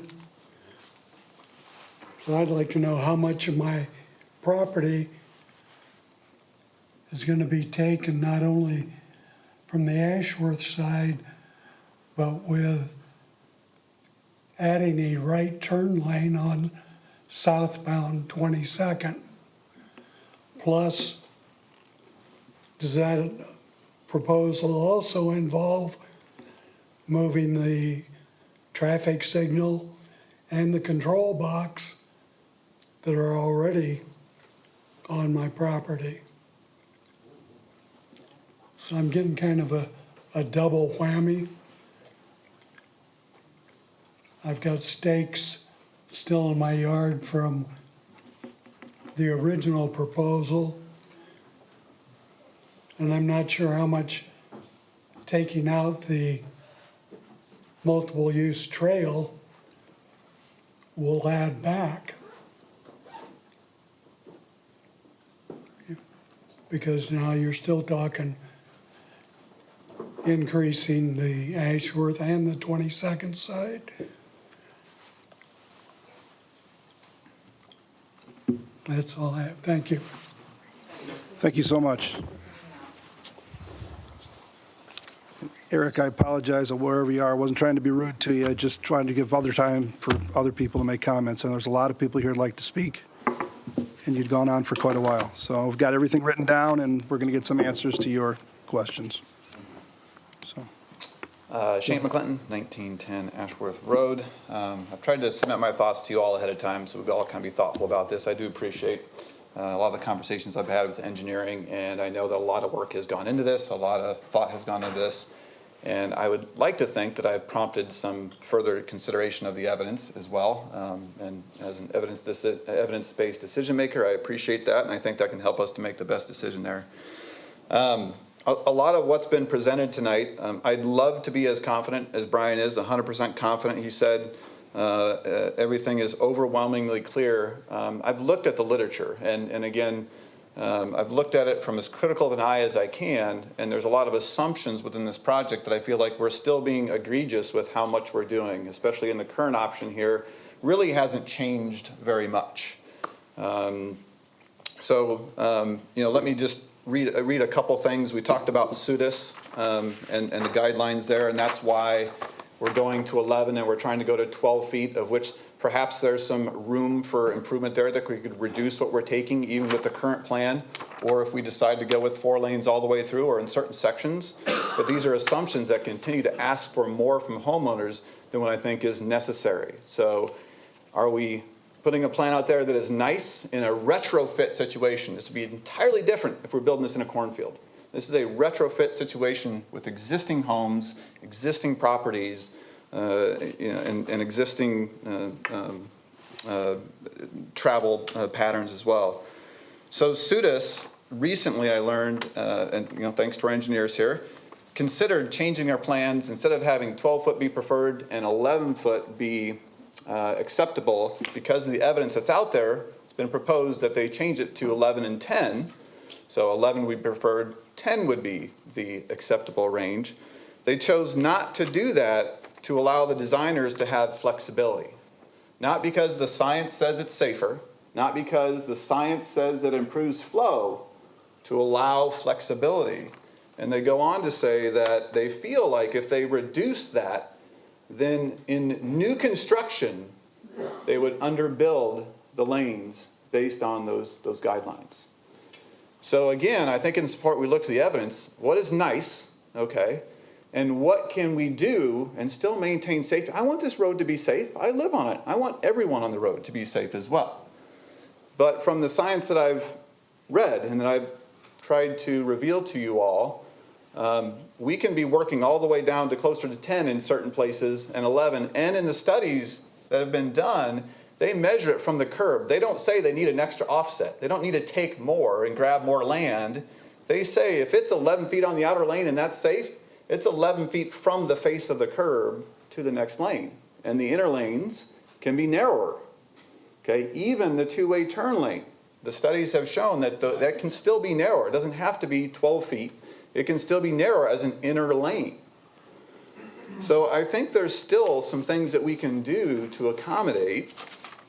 And I'm not strictly opposed to the 3-lane. I would hope that it would work. But Councilman Trevelyan laid out a lot of the concerns that I have. I'm not 100% certain. It was partly, I agree. I don't know if that came from me or someone else, but I do think it would be smart to maybe look at a subsection of this road because, again, if you look at the evidence of 4 to 3 lanes, it does show some safety improvements. But they're not roads like Ashworth Road. And when you look down and drill down to those roads in Des Moines, it's not as convincing. So I still think there's a lot there that we don't know. I would love if he has a crystal ball and can say it is 100% guaranteed. But experts have been wrong before. I can give you hundreds of examples of experts. We have experts working for us. I do not discount that. But I'm just saying to stand here and say it's 100% guaranteed, overwhelmingly confident, I think is a little bit much. And if we could study a section, for example, studying and converting 8th to 19th or 1st to 19th, doing that first, maybe it's a year, whatever we need to get enough statistics to say, you know what, this really does work. We didn't run into any of the problems, and hey, we reduced we improved safety. Then, as a homeowner, I'd be more comfortable saying, okay, you can take some land, but I still feel like even with the plan, we don't need that much. It's not necessary. So I would ask you to please only take what's necessary in this retrofit situation without trying to make it be flexible, okay, based on standards that were based more for new construction. I'm going to just end with one more thing. I've sent this, I think, to you all, but I'm going to just give you words of another engineer, okay? So hear it from him. So the assumption that higher volume streets needing wider lane widths are not aligned with basic science. These are traffic engineering beliefs, not scientific evidence. In fact, I read more than 3,000 research papers and articles. I could not trace any evidence to justify this assumption, okay? There have been 3 articles presented, of which I presented. No other evidence has been presented that trumps that we could use narrower lanes than what's currently proposed and save the homeowners some land. Thank you. Thank you so much. Okay, next speaker.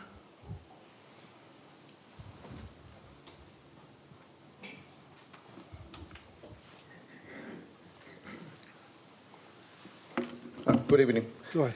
My name is Jose Viteri. I'm at 3115 Ashworth. Last time we were here for the workshop on the bike path. We said, I heard something that was said somewhere along the lines of, we don't have to know all the solutions or have all the design completed to approve this plan. And so given the concerns the residents have brought up during these workshops, including those brought up today by Councilman Trevelyan, it appears to me that we are trying to apply the same philosophy to this portion of the plan. We may not have all the answers for your concerns, but let's approve this plan anyway. And that philosophy concerns me. Thank you. Okay, next speaker.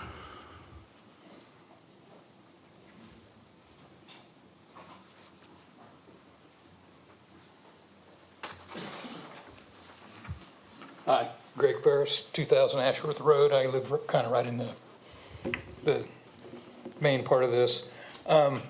Since we have the engineer here, I wanted to ask this one question that it's not really clear to me. Since we're putting a right turn lane at two intersections, 19th and 22nd, there's not a left turn at either of those intersections. What are we going to do with the extra lane? Is it going to be blocked off? Is there going to be a curb there? That wasn't really clear on the specs. I'd like to see exactly what's going to do that, because they're taking a lot of right of way from some homeowners here, and there's not a through street. So, thank you. Okay, thank you so much. Anybody else? Jennifer Igo. I live at 601 Ashworth Road. I had a few deliveries over the past month from FedEx, Amazon, UPS, etc. So I did a little research of my own, asking those delivery drivers who do park on Ashworth and walk up my driveway, where would you park if it was a turning lane, 2 lanes and a turning lane to deliver my packages? And they said the turning lane. So are they going to walk across traffic? Is that okay for us? Do they get a ticket? I don't know, but I'm just telling you the little research that I did over the last month of this delivery drivers. The turning lane. middle The turning middle lane? turning lane, yeah. Instead of blocking the traffic, they could allow traffic to go, they'd park in the turning lane. Wow. Just Okay. a comment that I think that is also Yeah. Wow, that's dangerous. Yeah, that's crazy. But, okay. Thank. Okay. Thanks, Jennifer. Appreciate it. Okay. Anybody else? Okay, Melissa. One teeny tiny thing. Melissa Walker-Gobin, 704 Ashworth Road. The median that's proposed for 23rd, that little section right there, what's going to happen? How are we going to access that road, whether it be emergency vehicles or just people wanting to turn left right there if you're headed west on Ashworth Road? It looks like that's still part of the plan, and does that whole neighborhood know that they won't have access to turn down that road except coming from the west? So Melissa, tell me, how are we going to access what? Well, I don't know if you can put that picture back up, but it looks like there's a median right there. Did that get removed, or is it still there? People go to Fair Meadows? Yeah, if you're trying Okay. to turn left on Ashworth, heading west, it looks like that median is still there. Yeah, we're turning south. It looks like that median's still there. So how do people turn to Okay. get there? Okay. Anything else? No? All right. All right. Okay, anybody else want to address the council? Anybody that has not spoken? Okay, MJ, come on up. MJ Hoag, 413 2nd Street. I actually just want to reiterate what he said about restriping, like 1st through 8th through 19th first. And you don't necessarily do that to figure out whether 3 lanes is going to work. You know 3 lanes is going to work because Brian and Eric are good at their jobs. But you do that to get resident buy-in. And the other thing I want to point out is that, Brian, last time you presented this, it was 12 feet including the gutter. This is still 12 feet including the gutter, so you haven't actually narrowed the lanes at all. Yeah, so thank you. Thank you, MJ. Anybody else?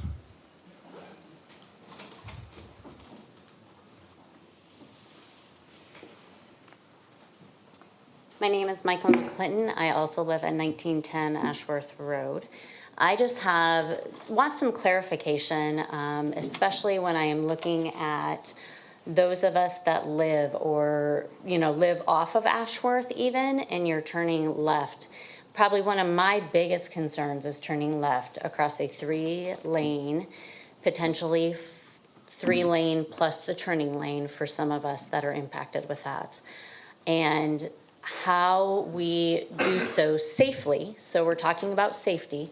So safety of drivers, but you also have to consider it as a residential area. So how do we safely enter Ashworth across 3 lanes of traffic, 1 being continuous, 1 in a turn lane?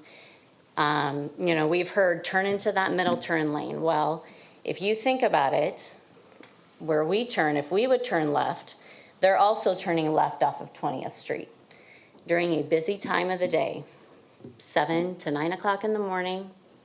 I have a child who goes to the high school every day. I will have one soon going there as well, so I will have 2. That is a huge concern to me, that they will get hit every time they attempt to get out and go to school. Those coming off 20th, I mean, we've heard the term suicide lane. That is what I think about, is we turn left out of our driveway, someone turns left out of 20th into that lane to either, 1, sit there and try to merge into the single lanes, because during heavy traffic times, that's not going to be all that feasible. So you sit in that lane, you're not going to get any momentum to actually try to merge in. So traffic is going to have to stop to hopefully let us in. So that is one of the concerns that I have. Probably the biggest concerns with the 3-lane that I would like some additional information on, and if there is any way to make that safer for all of us, not just us on the stretch of 19th to 23rd, but it would impact everybody, because you do not have cross intersections in many places on Ashworth. You have a lot of alternating ways to get onto Ashworth, and that left turn lane, or left turn to get on, is going to be treacherous. Another thing, and I know a couple of people have mentioned the backup. Right now with 4 lanes, so if you are going westbound through the 19th Street, you have 2 lanes. You may have those stopped who want to turn left onto 19th, and the rest are going through. For us, speaking where we're at, or anybody close to that intersection, we have that second lane to get into, that interior lane, because most people will continue in that far lane. So moving to a 3-lane, we no longer have that capability of doing that. So just some things to think about from a residential safety standpoint of all of us that do live on Ashworth Road. Thank you. Thank you so much. Anybody else who has not gotten a chance to speak that would like to address the council?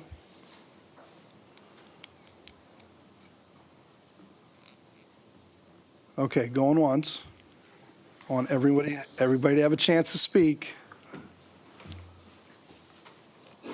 Going twice. Okay. Brian, if you want to come up and begin addressing some of these, and I am going to help you. Okay. So, 1 second here. yep. I got multiple things And written we down can in have different places. Eric and anybody else chime in as well. So first, let's just start with this. Ross wanted to know what your thoughts were on Councilman Trevillion's letter regarding buses and trucks and whatnot. Yep, I got to pull that up. Okay.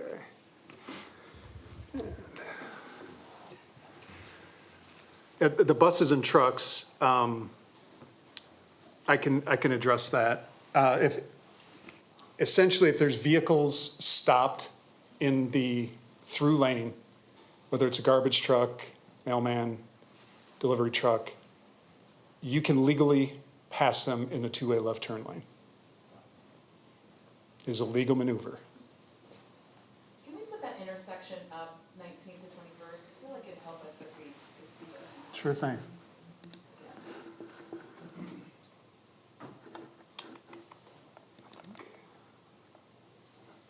I'll try to zoom in on it as much as I can here. It must be down here.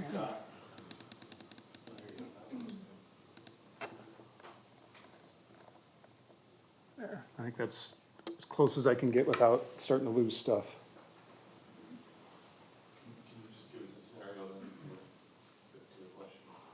of if a truck were to stop there? Yeah, so truck stops here, you can enter this lane and go around them and continue on. Is that the question? I thought I had heard that the vehicle would park in the turning lane. That is what she is saying that some people would do. I would not recommend that. Well, I get that. Yeah, I know. I mean, that's their prerogative. If they choose to do that, that is illegal. People do a lot of stupid things. That is not permissible. I hear you, but I'm just saying, okay, so the scenario that was presented is somebody parks there. What did you say? If somebody parks in the travel lane. In the turn lane. In the turn lane, you just drive by them. I'm sorry, in the center? Yeah, in the center, in the two-way left turn lane in the middle. Okay. And you're coming up on them. Uh-huh. You would just continue going straight. I don't know if I understand your question. Okay. Just don't hit the delivery person who's crossing in front of you, apparently. Right, but that, I mean, honestly, that is not a good move for them. I can't even imagine, I can't believe the person gave that answer, but. Yeah, I wouldn't recommend that. And then what were you addressing then, Brian? You were saying. What I was saying is if you have a garbage truck that's picking up garbage, they will be doing it from the travel lane, not the turn lane. So if a garbage truck, mailman, delivery truck, whatever is stopped in that lane, you can go around them in the two-way left turn lane, and that is a legal maneuver. I see what you're saying. Okay. All right, let's move on to Eric's questions. Every accident is in the turning, people turning and at intersections. Well, there was a question about using larger radii at the corner. Okay, I got to find And I can't remember who asked that question, but that is something that we will look at and we will do and make sure of. Yeah, I agree. The current radii on those streets are too small, and to get trucks around them, we'll have to increase those radii. So yes, I totally agree with you. Can't remember who said it. Okay, that was Dell. Okay. And then Eric had some questions about, I think. Maybe not Dell. Yes, it was. About, I don't know. Well, let's go back to Dell. Let's stay on one person. Okay, So go you ahead. addressed the radii for Dell. That was number 2. Yep. He said backup, trash pickup was an issue. You've addressed that issue.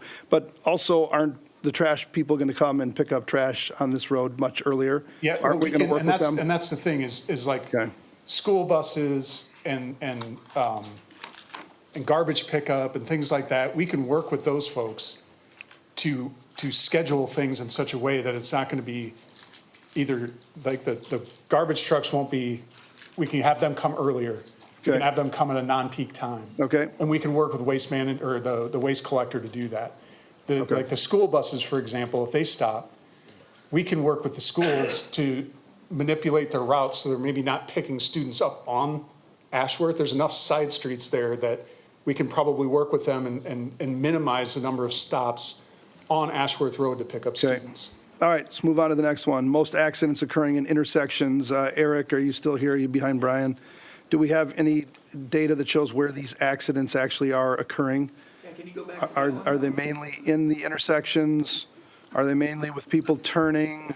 These are where and I got to zoom out now, but these are where the reported accidents for the last 6 years have been located and taking out snow and ice, deer, alcohol, everything that's written up there. These are just your standard run-of-the-mill accidents in the last 6 years. Okay, and it would make sense that a lot of them are probably at intersections. I mean, look at some of the most major ones, there's a lot more. Accidents, but we pulled out a significant number of them because of those other things. There's a bunch here that are not intersections, but there's a large number that are. Correct. Okay. Okay, and then Dell doesn't want 3 lanes. There was a question about emergency Where does emergency vehicles go? Right. So at the last workshop, we had a slide in there. I've talked to the EMS and fire chief. He far and away prefers a 3-lane cross-section because then people will just stop in that lane and then he's got that center left turn lane to go down the road and not be impeded.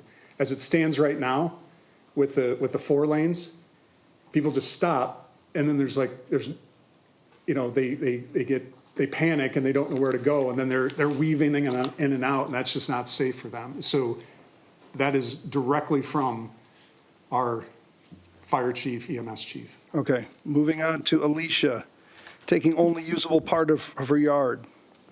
Doesn't see that the turning lane would alleviate congestion. The turning lanes are not long enough. But if you make them longer, then you're going to get into more people's property, aren't you? You guys Yes. came out with this as design, like you Right. always do, and made it as tight as you possibly could to get it off people's property from the first draft, right? Correct. And Correct. part of that was making these turn lanes as short as possible. So you could address Alicia's issue and make them longer. Now you're taking other people's properties as well. Right. Right. I mean, we have applied future traffic to these traffic models. We've done traffic models all over. I mean, we have a model for the whole city that we use. And we've tested it against current traffic volumes and turn movements and things like that. And it's accurate plus or minus a pretty small percentage. Okay. So we're confident in these models, and we believe that these turn lanes are the proper length. We wouldn't ever make them longer than they needed to be, or shorter. Okay, and taking only usable part of her yard, I'm assuming she's at 21st and Ashworth? And this is something that Nate provided, Nate with Shive Hattery provided this morning. And I don't know if you can explain the existing condition. We're 41 feet to the closest home, and we would, with the 11-foot right-of-way acquisition, we would be 30 feet. Yeah, this has an 11-foot purchase. It was more when we had the trail on the north, but without the trail, it's 11 feet as proposed. The closest house is 41 feet. I think that's actually the one right on the corner, northeast corner at 22nd and Ashworth. Okay, so they're saying 10 to 15 feet from the side of their house. That's not accurate? That is not accurate. No. You're adding an 11-foot lane, but then you have to put in this row acquisition, but then you have to put in this. No, All that's there today, the sidewalk will basically move back 11 feet. That's what we're talking about. And you're saying that you're still, how many feet from my house? It'd be 11 feet less than what's there today. But how many feet are you saying that you are away from my house? I measured it on my phone quick. I think it's 44 feet from your house to the sidewalk. Would you like to come out tomorrow and we can? Okay, here's what we're going to do. We're going to have these guys work with you guys individually to show you where this design would put you, okay? Okay, doesn't want to see turning lane. Okay, turning lane does not alleviate. You said the turning lane does alleviate. How is left turn going to work out 21st onto Ashworth? Oh, yeah. So, let's see, I got to get that picture up so I can see exactly what And I they're guess talking my about. question is, doesn't the same issue exist today? It does, Okay, so this doesn't make it any worse, any better. correct. I'm not crossing through the traffic that turns off currently. I'm crossing two, That, but, I guess. that is true. But there isn't going to be any more traffic on the road because we built this. Brian, is the expectation for a resident who's turning at this exact spot, as you're kind of saying, is the expectation that they go into that center lane? Not necessarily. Okay. I mean, that's an option for them, but not necessarily. Okay, trucking on right down through. Going back to Eric. Okay, every accident it's turning in intersections. We've seen that not every accident, but there are a large number of accidents certainly that meet that. Tons of Amazon, FedEx easily slide over with the 4-lane, but insinuating there's going to be issues with the 3-lane. We've had that discussion. I think he also mentioned side swipe accidents and that they're just hitting mirrors, and that, I mean, Eric did all the analysis of those, and there's actual property damage to the vehicles. It's not just mirrors getting hit, and usually those are the ones that don't get reported. These are like property damage to the vehicles. type of accidents. We wouldn't, just a couple of mirrors hitting, we wouldn't even put on the list. How many of them are due to a blowout on a tire? We're not going to, Something like that would have been left out. we'll give you time, Eric, we'll give you time to come back up if you want to ask additional questions or make some statements. Says, claim that EP True is slower than Ashworth, people haven't driven, and there's a lot more driveways. I think what I said is that EP True has more traffic. It's not that it's faster. Okay. Okay. Difference between accidents and serious accidents. Eric is saying that there are accidents here, but they're not serious ones. Well, we had, I can't remember on the, which slide it was, 40% of the crashes resulted in injuries, with 3 crashes resulting in serious injuries. So there's injuries. Okay. 3 crashes resulting in serious injuries over 6 years. Okay. Over 6 years, 26 million car trips. Okay. 26 million car trips. Human beings driving. Okay. And comment that we're doing this because of the grant money. That's not why we're- Nothing why we're compared to the doing total it. project itself. The road's falling apart, and we have to replace it. And what are we going to replace it with? We can't keep doing asphalt overlays because you physically can't do them anymore. Right. But I am interested in the grant money because that's going to defray the cost to the taxpayers of Right. this city. If we can Right. get federal dollars, if we can get the RISE grant, whatever Eric talked about.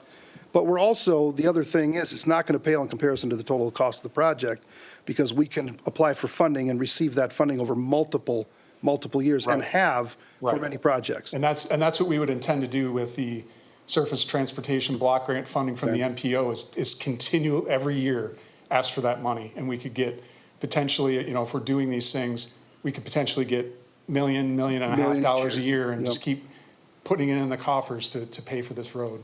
And then, then we don't have to come up with the money to set a straight GO. My impression is we're pretty good at applying for these, right? Like in the past 3 years, we've gotten 500, 700, 900, I don't know the numbers exactly. About a million, Between about a $1 million. million to $1.2 million, Okay. 1.2. So we are very good at applying for these and receiving We these, are. which means we know the business. We are. That's good, And so. then there's other funds, TSIP funds, Eric, is that what they're called? Traffic Safety Improvement Program. Okay. That's potentially another $500,000, and they would salivate all over a 4 to 3 lane conversion. But we're doing this because the road needs to be done. It's Yeah, deteriorating. we're not doing we it don't- because there's grant money, and we're like, hey, what road can we fix? That's Okay. not why we're doing it. We would never do that, because that's a waste of not just city taxpayer dollars, but federal taxpayer dollars. There's no reason to do that. Okay, cost overruns on construction projects, what have you typically seen as far as cost overruns on road construction? On street projects, almost zero. Yeah, I was going to say, street projects aren't that much. No. It's more of some of the building and I mean, we could other things. show you data from the last 10 years of how much we've gone over on street projects, and it's pretty rare. Jason's sitting back there, he's been our CIP engineer for years, and I mean, our cost overruns are usually on building projects. That's where where the massive ones come in. We don't have hardly any on street, bridge, road. Or if there are change sewer. orders that we have to do that as we go into the project. Usually change orders are, for the most part, they're a zero-sum game. Okay. Usually. And we'll have a little ones here and there, but not to the order of magnitude that he was describing. Okay, made a comment, make 4 lanes, the accidents are nothing compared to other areas of the metro, not really a question. People are going to go faster because there are 3 lanes. Are people going to go faster because there are 3 lanes? Studies show that your traffic's reduced, or speeds are reduced on 3-lane cross-section. Okay, and then last, the money spent is going to outweigh the benefits of doing the project. Yeah, I don't know what to say other than I disagree. All right. Because we have to, like, Brian, from 1st to 50th Street, the underlying foundation of this road is desperately in need of attention. It is. Now, in some places, maybe more than other, but you're also saying from 19th to 22nd, Right. that's a really tough spot There may right be now. sections of this road that we don't reconstruct for up to 20 years because we can do another asphalt overlay on it. So we wouldn't just reconstruct a road to reconstruct a road. We're not, and because you can overlay a road much cheaper than you can reconstruct one. But there comes to a certain point when the road is deteriorated to the point that your you come to a point of diminishing returns on putting an asphalt overlay on. And because 19 and 22nd is so big, I mean, so busy, excuse me, that's one where, Yeah, I don't know the reason it's the why. most- It oh, could be, okay. it could have been the construction, it could have been anything. but it's in rough shape, that's But what it you're is in suggesting. very rough shape. It doesn't appear that way today because we just overlaid it, but it'll manifest itself in a very short period of time. Okay, John at 2201 Ashworth commented about southbound 22nd Street, where it intersects Ashworth. How much of the property will he lose between the 22nd Street, purchase the property, and Ashworth, since he's on the corner? Help on this one. We're not putting in a southbound turn lane on 22nd. We have a left and a right today. So we have a left and a right today, so we're not going to do anything different. The radius is different. We're going, Make sure trucks can get around the- right, we'll increase the radius as another resident had recommended. We're going to increase the radius so trucks can get around it better and they're not dragging their back wheels through sod. Okay, and does it involve moving the traffic signal and control box? It may. New traffic. New traffic signals, yeah, so. Okay, so that may, how far that- is that going to get moved? But I mean, those will all be in the future right of way, and I think they're in the future, or they're in the current right of way today. They're not in his property per se, are they? I have to look, but I think so. They Yeah. should be in right. Okay, how much will adding back or getting rid of the trail add back for him?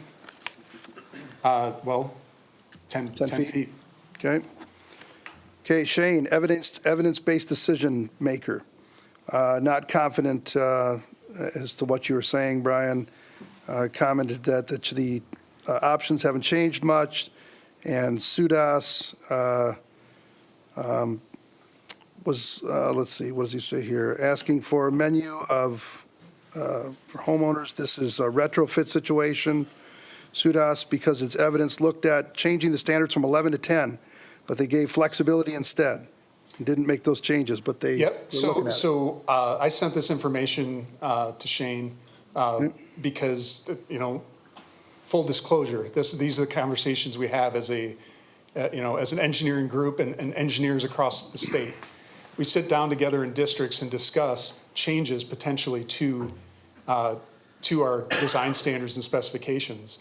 This one was brought to us, and rather than basically tell us this has to be this way, give us the flexibility to be able to do 12, 11, 10, whatever. Because I as a city engineer, I could recommend 10-foot lanes on Ashworth Road. And there are applications, maybe even in West Des Moines, where 10-foot lanes are applicable. I just don't believe, and neither does my staff, who have 120 years combined experience in engineering, we don't believe that Ashworth is one of them. And that it's that simple. We've reviewed all of the data, we reviewed all of the information, we appreciate getting that, because a lot of it's changed my view. I used to be a staunch 12-foot lane, you're not gonna change my mind, this is the way we're gonna go. But when you're going through and seeing how this is affecting right-of-way and people's, daily lives and their homes and their property, those are things that we believe we can concede on and still have a safe roadway. Okay, smart to look at a subsection, he's not opposed to 3 lanes, smart to look at a subsection, essentially doing like a pilot project. And I think I addressed that in my earlier discussion, that if we do a subset and we wait for results, how long do we wait for results before everybody's confident that it's going to work? And all the while, the roadway on 19th to 22nd is deteriorating to the point where we may have to put another overlay on it and waste taxpayer dollars to put another overlay on. Okay, MJ talked about restriping. Don't do this to see if it's going to work. Talking against the pilot project. Lanes haven't been narrowed at all. Talking about being the same. And then I don't know if this was, I missed the first name. I think was it Shane's spouse maybe that got up and spoke. Talked about turning left against 3 lanes plus the turning lane. How do we do that safely at 1920 Ashworth? Yeah, the way, obviously, there's one more lane that you have to cross, but I mean, my answer isn't any different than before. More lanes. they'd have to cross 2 lanes today and 2 lanes in the future. And today, But they'll if they're in have, the right turn lane, they would have the right lane, the through lane, the two-way you left turn talking the lane. westbound into the property? Or the I eastbound? think they're talking about pulling out and, yeah, pulling out going westbound. Yeah, there's 3 lanes there versus 2 today. But what I would say to that is, your current lane widths out there today are 9 feet. If you're comfortable, when a car is, if you're, basically what you're saying is, today you are comfortable with, if there is a car coming in the outside lane, you're comfortable with pulling into the inside lane at the lane widths that are out there today. Now that I don't believe. I do not believe that at all. I'm sorry that,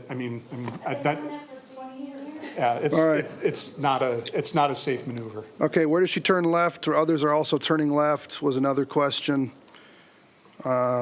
Those coming off of 20th, suicide lanes, traffic's going to have to stop to let her in. Can we make it safer? Same answer.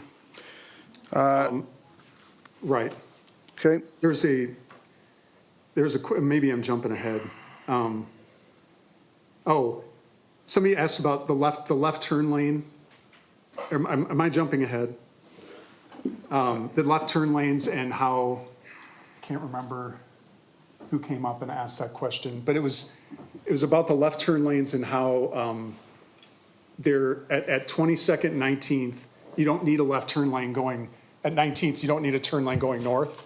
Why can't we get rid of that? That was addressed in this. If you got rid of it, you would have to shift the traffic from that center lane over across to the other lane. We would just paint it out, and you have to have lane continuity is essentially why we aren't doing it that way. So if you look at this, when you're going straight through, the lanes continue straight.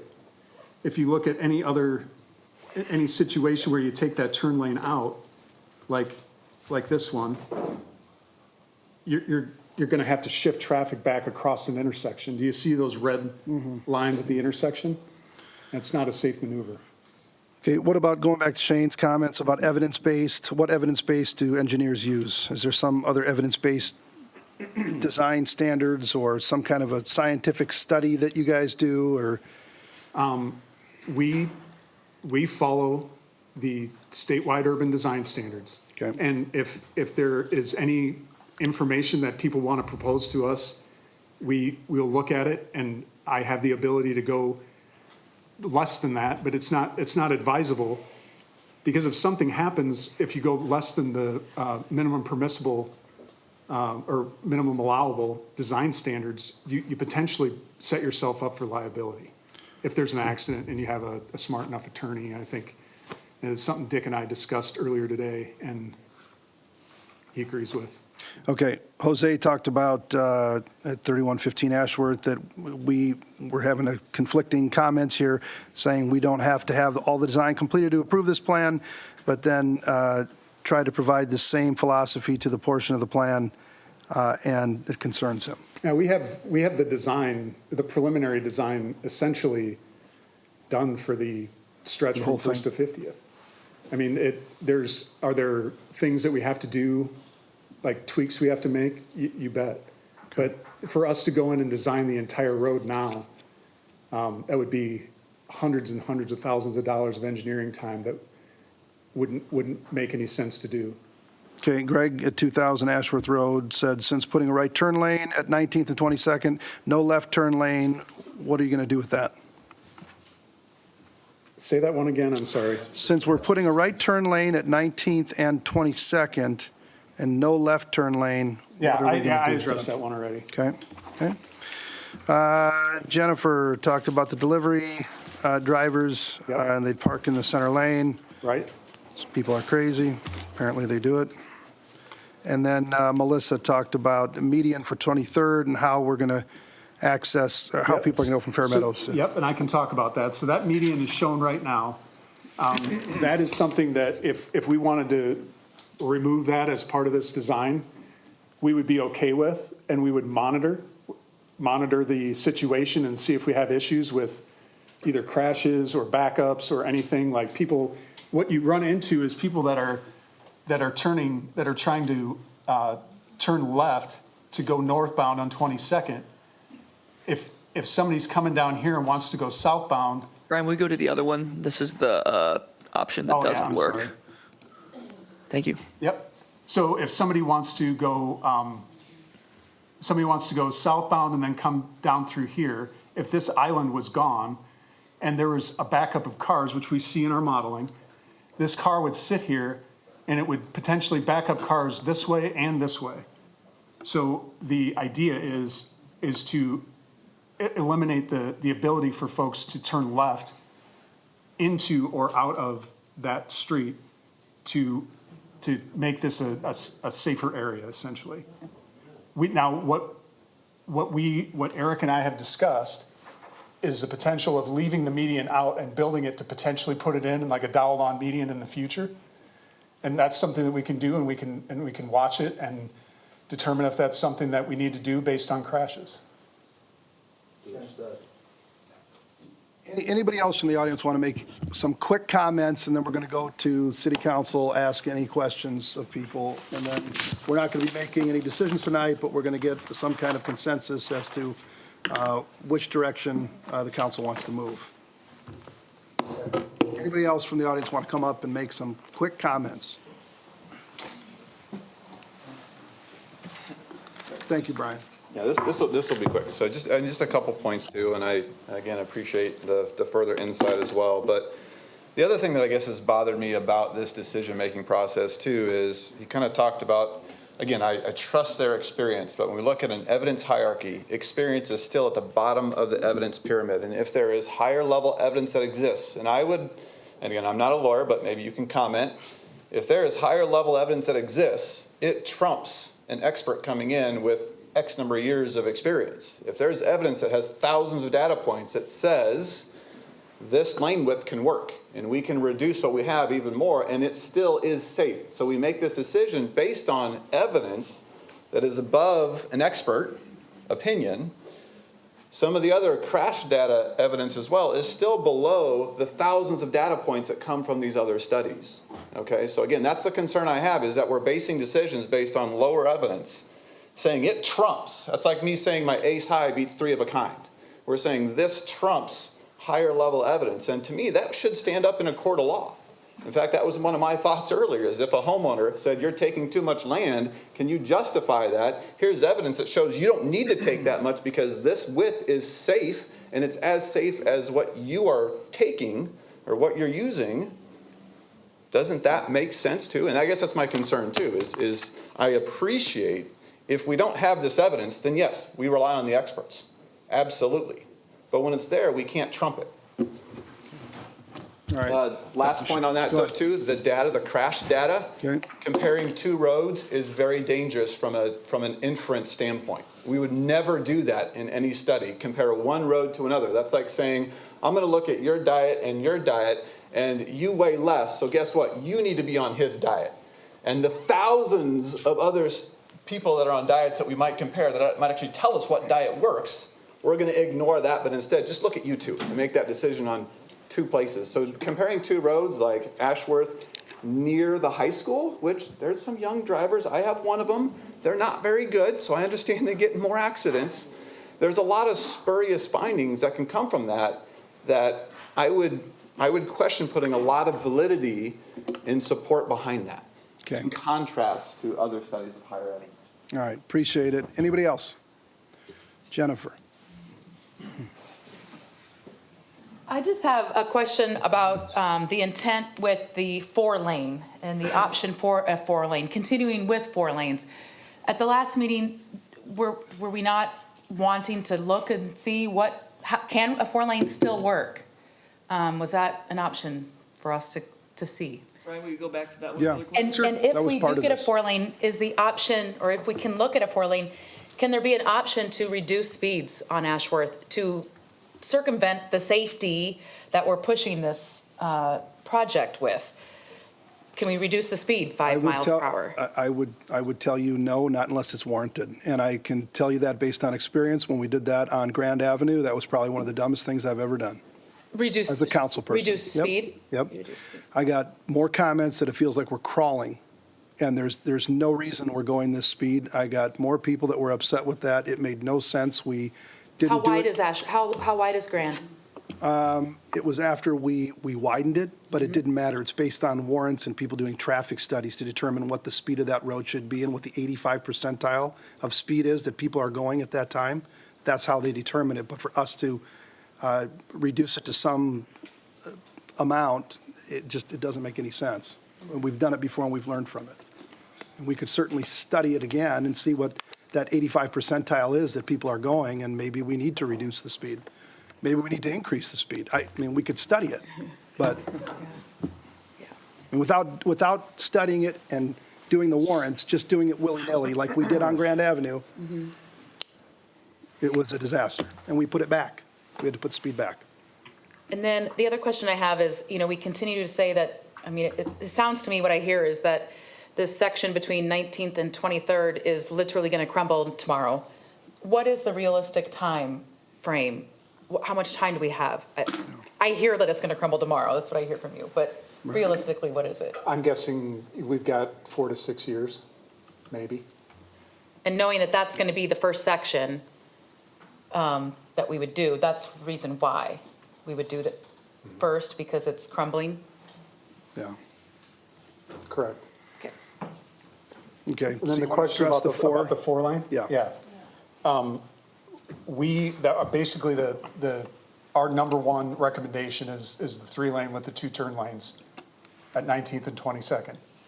Our second option, or preference, I guess, would be 4 lanes across the entire project. But not at the lane widths that Councilman Trevilian is saying. At what lane widths then? We would be at, essentially, I'm going to leave the curb offsets off because I've been accused of not actually saying what I'm saying, but I was trying to explain lane widths, and Sure. I'm 12-foot outside lane, 11-foot, 11-foot, 12-foot. 12, 11, 11, 12. And if we put that in a typical cross-section, I did the math earlier, now I can't remember it, but that leaves almost 0 parking, the grassed area between the sidewalk and the back of the curb for utilities, which is unacceptable. We have to have room for those. What is, and the other thing that we're not talking about is snow removal. And not just snow removal, but when the plows are coming, all of us are annoyed when we snow blow our driveways and they come back and push the snow in front of it.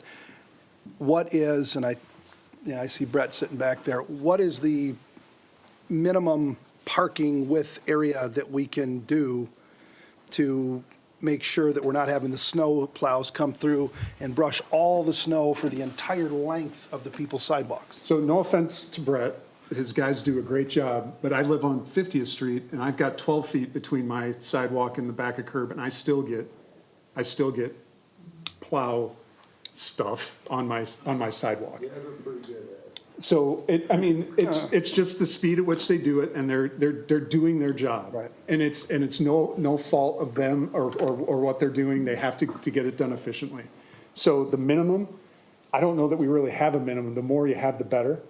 But How far could we go down if we wanted to mess with that parking area? well, if you went down to what is, I think was being recommended by, like if you did Councilman Trevilian's recommendation, you'd have about 4 to 4.5 feet of parking. And 4 to 4.5 feet, you are going to have the windrow in your sidewalk. You will be plowing snow this high. That's what we have today, though. We've had that for 20 years. Right. What's the parking area today then, right now? Do we know what? It's 9.5, 10 feet. Depends on where you live. It does depend on where you live, but from 1st to 50th, for the most part, except for the area between, there's 10-foot lanes between 50th and Valley West, so that's a lot narrower. I know that for a fact because I walk it every day.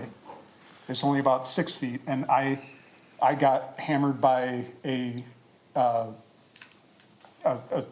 school bus driving by on that, when there was snow that day, and freaked my dog out, freaked me out. I got plastered from head to toe because they had a car in alongside of them, and they couldn't move over because there was a car there. It's darn school buses. Yep. Okay, Can't trust them. all right. Okay, let's go through, so we've got two different options that you're saying. It's a four lane, 12, 11, 11, 12. That would be what I would recommend. With what parking? 9.5 parking still? Right. 9.5 parking. And at that point, there's no right turn lanes. Correct. There's You also need no- about between 4 and 5 feet from every property owner from First to 50th, which is about 240 property owners. Okay, 4 to 5 feet. I'm sorry, I can't hear you. We're all about safety though, right? So it shouldn't really matter about how many property owners, we should be more concerned about safety. Right, and I believe, our engineering staff believes that the recommended option is the safest option, far and beyond a 4-lane option. You'll have faster drivers, you will not fix the left turn lane, or the left turn lane crashes. You will not fix the rear end crashes. There'll be people stopped in the through lane, and you will still have those, and they will be eliminated or close to eliminated with a 2-way left turn lane. Okay. Okay, Greg, your preference, 4-lane, 3-lane, that Brian has recommended. Oh, do you want to start with me? I'm going to start with you. All right, We're gonna well- go right down through, and we're going to wrap this up. We're not making decisions tonight. We're trying to get consensus on the direction we're going. After this, we would end up having, another public hearing or some council action that we would take to go forward after this? Well, we would begin. We would start the design. Okay. Based on the recommendation from tonight. Okay. And then we would begin acquiring Acquiring right-of-way properties. based on that. Yep. That information. And you'd start from 19th and go to, Yeah, or just outside of 19th and just outside of 23rd. okay, 4-lane, 3-lane, 2 different options. One, we I talked I about. think it's really, really important to understand that if we do that 4-lane option, it's going to take a lot of right-of-way. Am I right on that? I'm sorry, If we do the 4-lane option, it's going to take a lot of right-of-way. significantly more. It's going to take quite a bit. Well, obviously, it'll take more if you have 4 11-foot lanes and even a couple 12, whatever. It's going to literally take more lanes than 3 12-foot lanes because that's 36 versus 45. I mean, that's going to take more. And so if there's an understanding among the community that they would like the 4-lane, understand that will necessitate the taking of more land. We haven't seen a 4-lane plan. It's right in front of you. This is it. Well, I guess this is just 19 and 22nd, so. It would be the same across the It whole would city. be. What you see right there is essentially what it would be across the whole city, or from First to 50th. 4 lanes, and they're 10 feet wide. Oh, and- NACDA, he's citing SUDAS, but there's other things out there, NACDA and the Green Book, that say 10-foot wide streets are perfectly fine, and in some cases, preferable. He's citing SUDAS because he loves this SUDAS. Eric, let me just share something really quick. Just for me, I will not support anything less than 11 feet for these lanes, and I'll tell you why. We have a 12, we have 11, we have a 10. We have a 12, 11, a 10, and the average obviously comes out to 11, right? Fine. But then I speak with the West Des Moines Community School District, and they say, please make them 12 feet. And then I speak with DART, and they say, please make them 12 feet. And then I am driving home today from Valley, where I teach, on the 10-foot portion, and there's a truck coming, and I'm in the left lane, the truck's in the left lane coming this way, and I'm like, just a little bit over.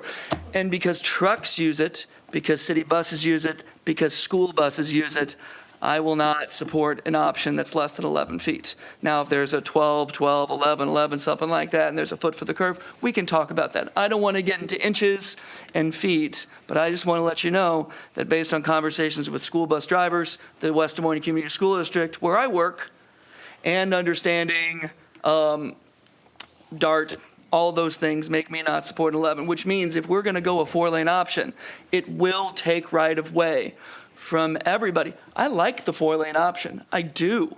I love the 4-lane option for a lot of reasons. I could be willing to be okay with the 3-lane too, but that's going to require, and it's right here. And number 2, this option requires more right-of-way acquisition from the entire First Street to 50th Street corridor. It requires more pavement, all right? It might increase the speed, understand. If we shrink that parking area down to 4 feet, which might be impossible because that's going to cause a lot of problems.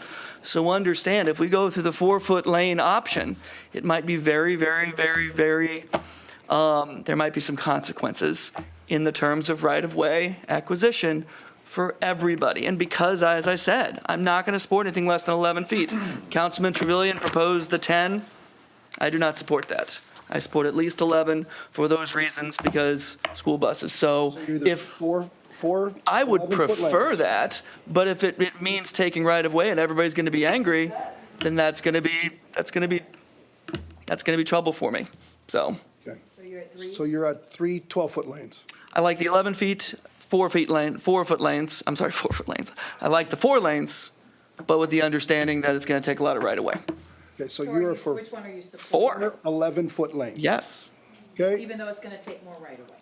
And if that's the way it comes down, but I'm sure we'll hear from people. And then we can hear a design. As you said, we haven't seen the design for 1st to 50th. What's it going to take? And this current process, this current land right here, Alicia, I hear from you. Shane, I hear from you. It takes so much of your land. And that brings me great concern too. So I don't know if there's ways to deal with that.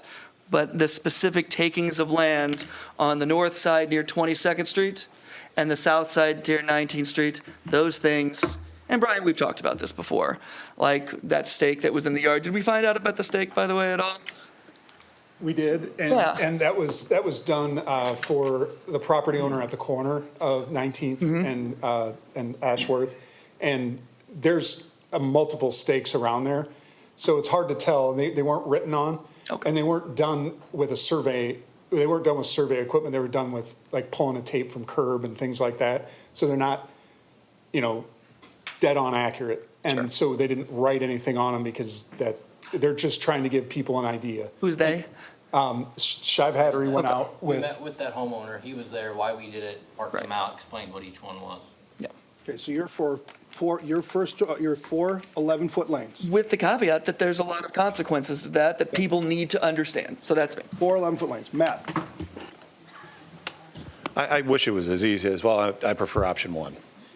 I wish it was that easy. 3 12-foot lanes. Okay? No, hold on. I'm saying, I wish it was that easy. It's not that easy. Okay. We've got tens of millions of dollars. We've got multiple different perspectives here. And I guess before I'm going to put my foot down or my, position out there, I need to think through it more. You talk about property rights. Property rights are very important. Frankly, it's why I had that question on the very initial item that we had tonight on the gentleman at the corner of whatever it was on Grand Avenue. So, I sat down with engineering staff, Brian, Eric, everybody. We went through some pretty detailed analysis. You've got, I don't know if it's AI or machine learning or whatever the, analytics that you ran on there. We've got Federal Highway Transportation Administration guidelines, and all these things point to safety.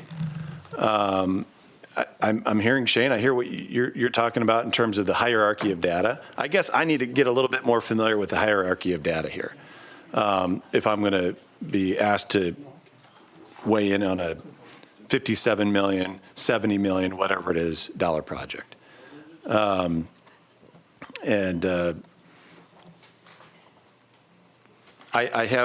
got concern about where buses are going to be traveling, how they're going to stop. We can work with the school district, but you can't work with the school district about starting school at 10 a.m. as opposed to 8 a.m. You look at the delivery vehicles. I don't doubt that they're probably going to park in the middle there, right? And how's that going to look? And I know we've talked about it before. Pilot projects. The city of Des Moines thought it was a great idea to put in bike lanes in the East Village and put all these cones up. And guess what? They reversed course.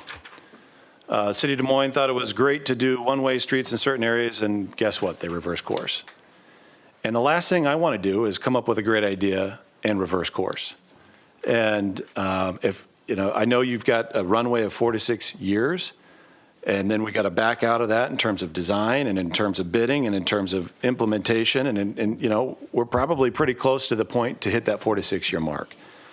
But as I sit here right now, I've got concerns across the board, and I don't yet have a comfort level. Okay, you need to make a decision. Where are you? You got 3 12-foot lanes, or are you at 4 11-foot lanes like Greg? We're trying to give direction to our staff to come up with a design, so we got to come up. I understand it's a difficult decision and it's almost a no-win. Okay, I understand that. People's property are going to have to be acquired to be able to do the road and everything else. I mean, well, okay. I guess maybe there's another option. You just want to repave it and just leave it alone? No, I guess I don't. I guess I would look at the 11-lane option that Councilman Hudson. 4-lane? I'm sorry, the 11-foot option for the 4 lanes. All right. I don't think that we've seen that built out, and I guess I would look at it, but I'm not going to say, hey, I want to go with the 3-lane option when I haven't looked at the 11-foot option in detail. Okay, so we've got 1 4-lane, 11 feet, nothing for you. Correct. Okay? I'm not going to go on this long diatribe. I think we've heard a lot of information. I trust our engineering staff. I hate that we're having to take property from people. I wish that there was a better alternative. This is the safest, best standard that will move the traffic, that will provide for the most safety. I'm supportive of the 3 12 lanes. And I'd also like to see what we can do to reduce that parking. To make that something more narrow to try to get even further off of people's land. So I'd go 3 12-foot and reduce that parking space, fully understanding that, you know, it could be an issue with snow, with snow removal. Maybe that's the least of people's concern. I'm sure it's not when it's negative 30 out, but that's what I'm saying. 3 12-foot. Reduce that parking down as far as we can do it, working with the residents. Okay, Renee? And I don't have a vote, by the way, so. Yeah, and I want to say, Mayor, I really appreciate you. You could sit here and do absolutely nothing, because you don't get to vote, and you could sit here and say, I'm going to not do anything, because I know whatever decision I make is going to maybe frustrate some folks that are out there. So I appreciate you taking a stand. I really do. And I want to say, as late as it is, it's worth every minute to be here to listen and to hear your concerns.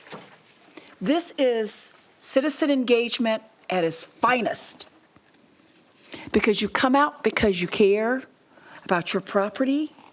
You care about safety, you care about the roads, you care about it all. So for that, I want to say thank you.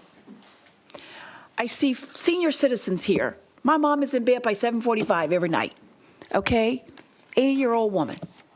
And we have senior citizens that are here because they care. It's late at night, but they are going to be here to voice their concerns. And I'm not trying to make overgeneralizations. I'm recognizing that, you know, as we get older, sometimes we like to tuck it in a little bit sooner when it's dark out and rainy and cold. But, you know, when you are elected as an elected official, sometimes you don't have every little answer that you need. And everything does not come in a neat package, whereby which you have to make a decision when everything is resolved. I have to make a decision based on what I'm hearing on both sides. And unfortunately, tonight's decision is probably one of the most difficult ones I will have made in my 5 years so far on City Council. But if this role was easy, everybody would be sitting on this seat. If this role was easy, where we could make a decision to please everybody in Utopia, we'd have everybody on this seat. But it's not easy. And I'm going to say that we have staff that at some point we have to say, what do you think is best when you add up 120 years of experience that Brian's got to work with? At what point as an elected official that supports also the staff do I say, I've got to listen to the wisdom and the advice. While it may not be perfect, but it account for something. And so I look at all of this. I am not an engineer. I'm an HR executive. So roads and streets and stuff isn't necessarily my strongest suit, but I know enough to be able to listen to certain things, and you all countered it. I'm going to have to go with the 12-foot and whatever, with some of the same kinds of considerations that the mayor wants to do on that parking, try to take as less as we can. Let's really try to take as less property as we can. And let's be sensitive to some of the areas that they've talked about. But I got to make a decision at some point. Otherwise, we're dragging this out every time. 2 weeks to defer. What more are we going to get? What more information are we going to get? I got to listen to the data that's been presented and make a difficult decision. And I want to say, of the two choices, I need to do the wider, with some of the considerations that the mayor has said. I say that going home tonight, that I know it might disappoint you, but I want you to know, as I look you in the eye, I'm authentically trying to make a decision, as difficult as this is, and not keep putting the what do you call it, down the road, kicking the can down the road. It's painful, and I'm so sorry. I'm so sorry. But I'm elected on this body to make a decision, the good and the bad, and the in-between. Let's get with this family here that talked about how much is going to be taken so they know exactly, because it seems ambiguous. So, Brian, I'm going to implore you to get with this family, this young lady that spoke, because she doesn't have any clue exactly how all of this is, or there seems to be some differences. I need her to know exactly. We owe her that. We will do that. So for that, I'm going to need to make the decision to do the 3-foot with all the other considerations. And I thank you for being here tonight, and I hope you'll understand how difficult this decision is, but you elect me to make a decision, and that's what I'm going to choose to do tonight. Okay, thank you, Councilwoman. Okay. My turn. Councilman Oates. I'm not going to repeat anything anybody else said, but I appreciate all the comments that everyone gave. Ultimately, this doesn't impact my ward directly, but it's still the most difficult decision I've had, right? You're not in my ward, but you're still my neighbors. And so this is gut-wrenching. I'm going to choose the option that I think requires the least amount of land acquisition from y'all, which is the 3 lanes. I know it's not perfect. I appreciate Mr. McClinton's arguments and all the research you did with that. I appreciate, 1021st Street. I think that leaves you the most yard as possible. This decision's awful to make. So I'll leave it at that. I support the 3 lanes. Okay, so, and I don't count. So we've got 2 that are the 3-lane, 12-foot option. I think if we can do something on the parking, and we've got 1 that's 4-lane, 11-foot. Kevin wants 4-lane as well, 10 and a half feet.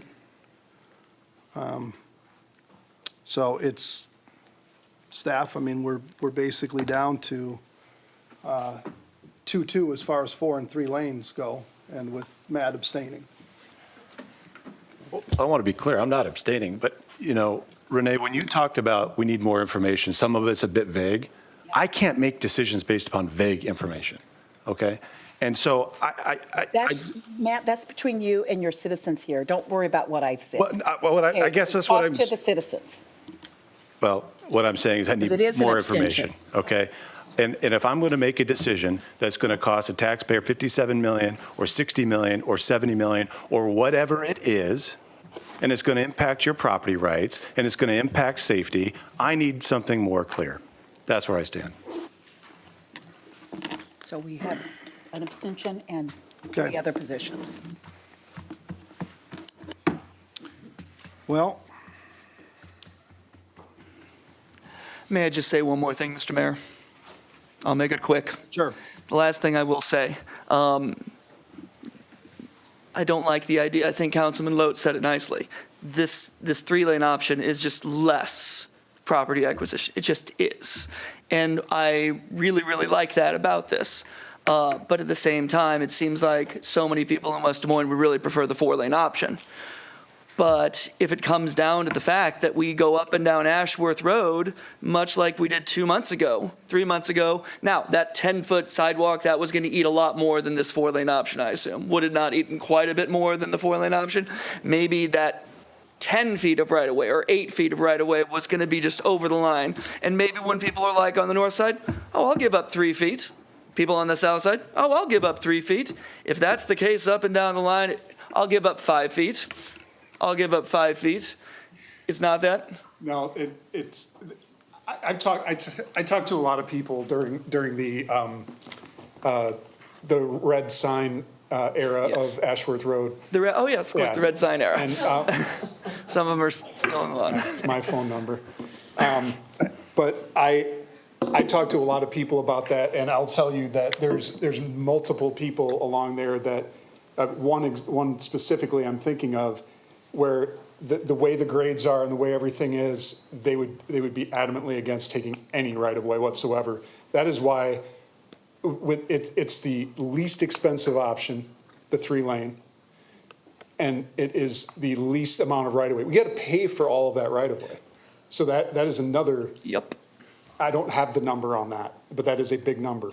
So everybody accuses us of not being good stewards of our taxpayer money. We get that a lot. The 3-lane option is being the best stewards of the taxpayer dollars and getting a solution that works the best and decreases accident rates. That is what your professionals are telling you.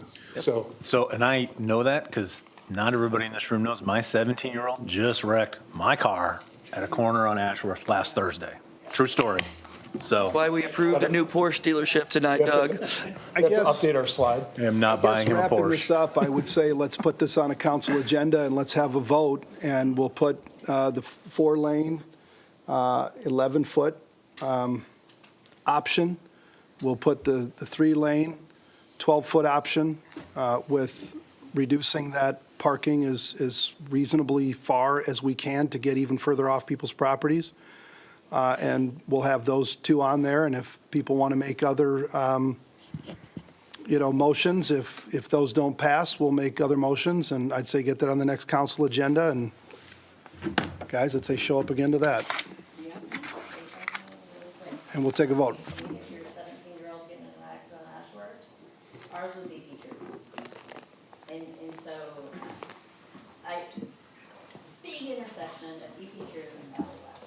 So we're actually bringing EP Tree back into this. But I never got an answer on going over 3 lanes of traffic to get into 1 lane.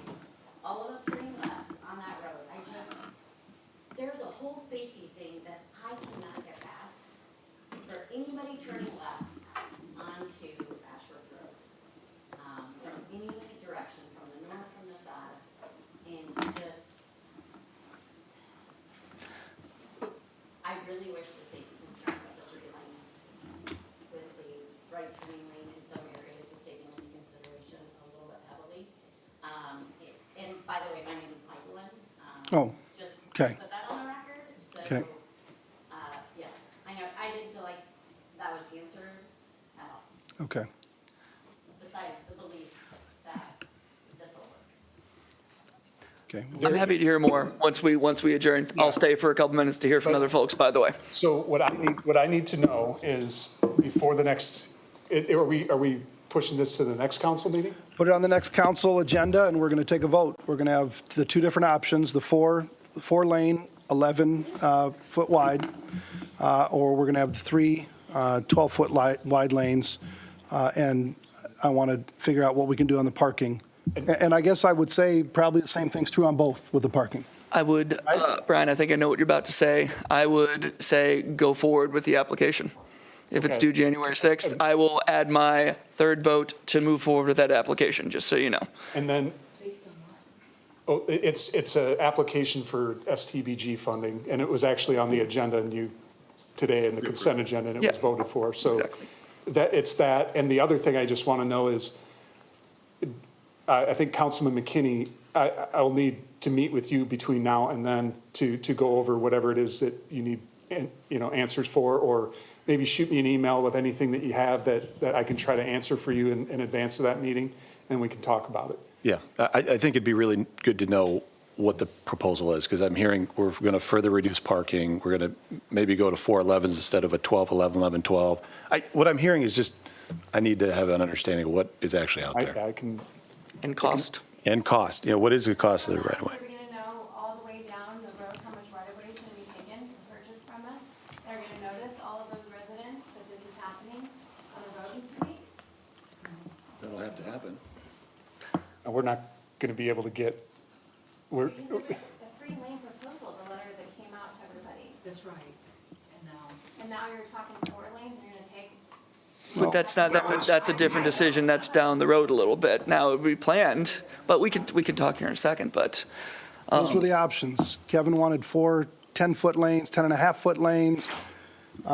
You're looking at 4 11-foot lanes. With the understanding that if it's going to take a lot of right of way, and I don't think people will necessarily be happy about it, but. Okay, do you think Kevin meant taking land from residents on both sides of the road, or do you think he meant keeping it as it is?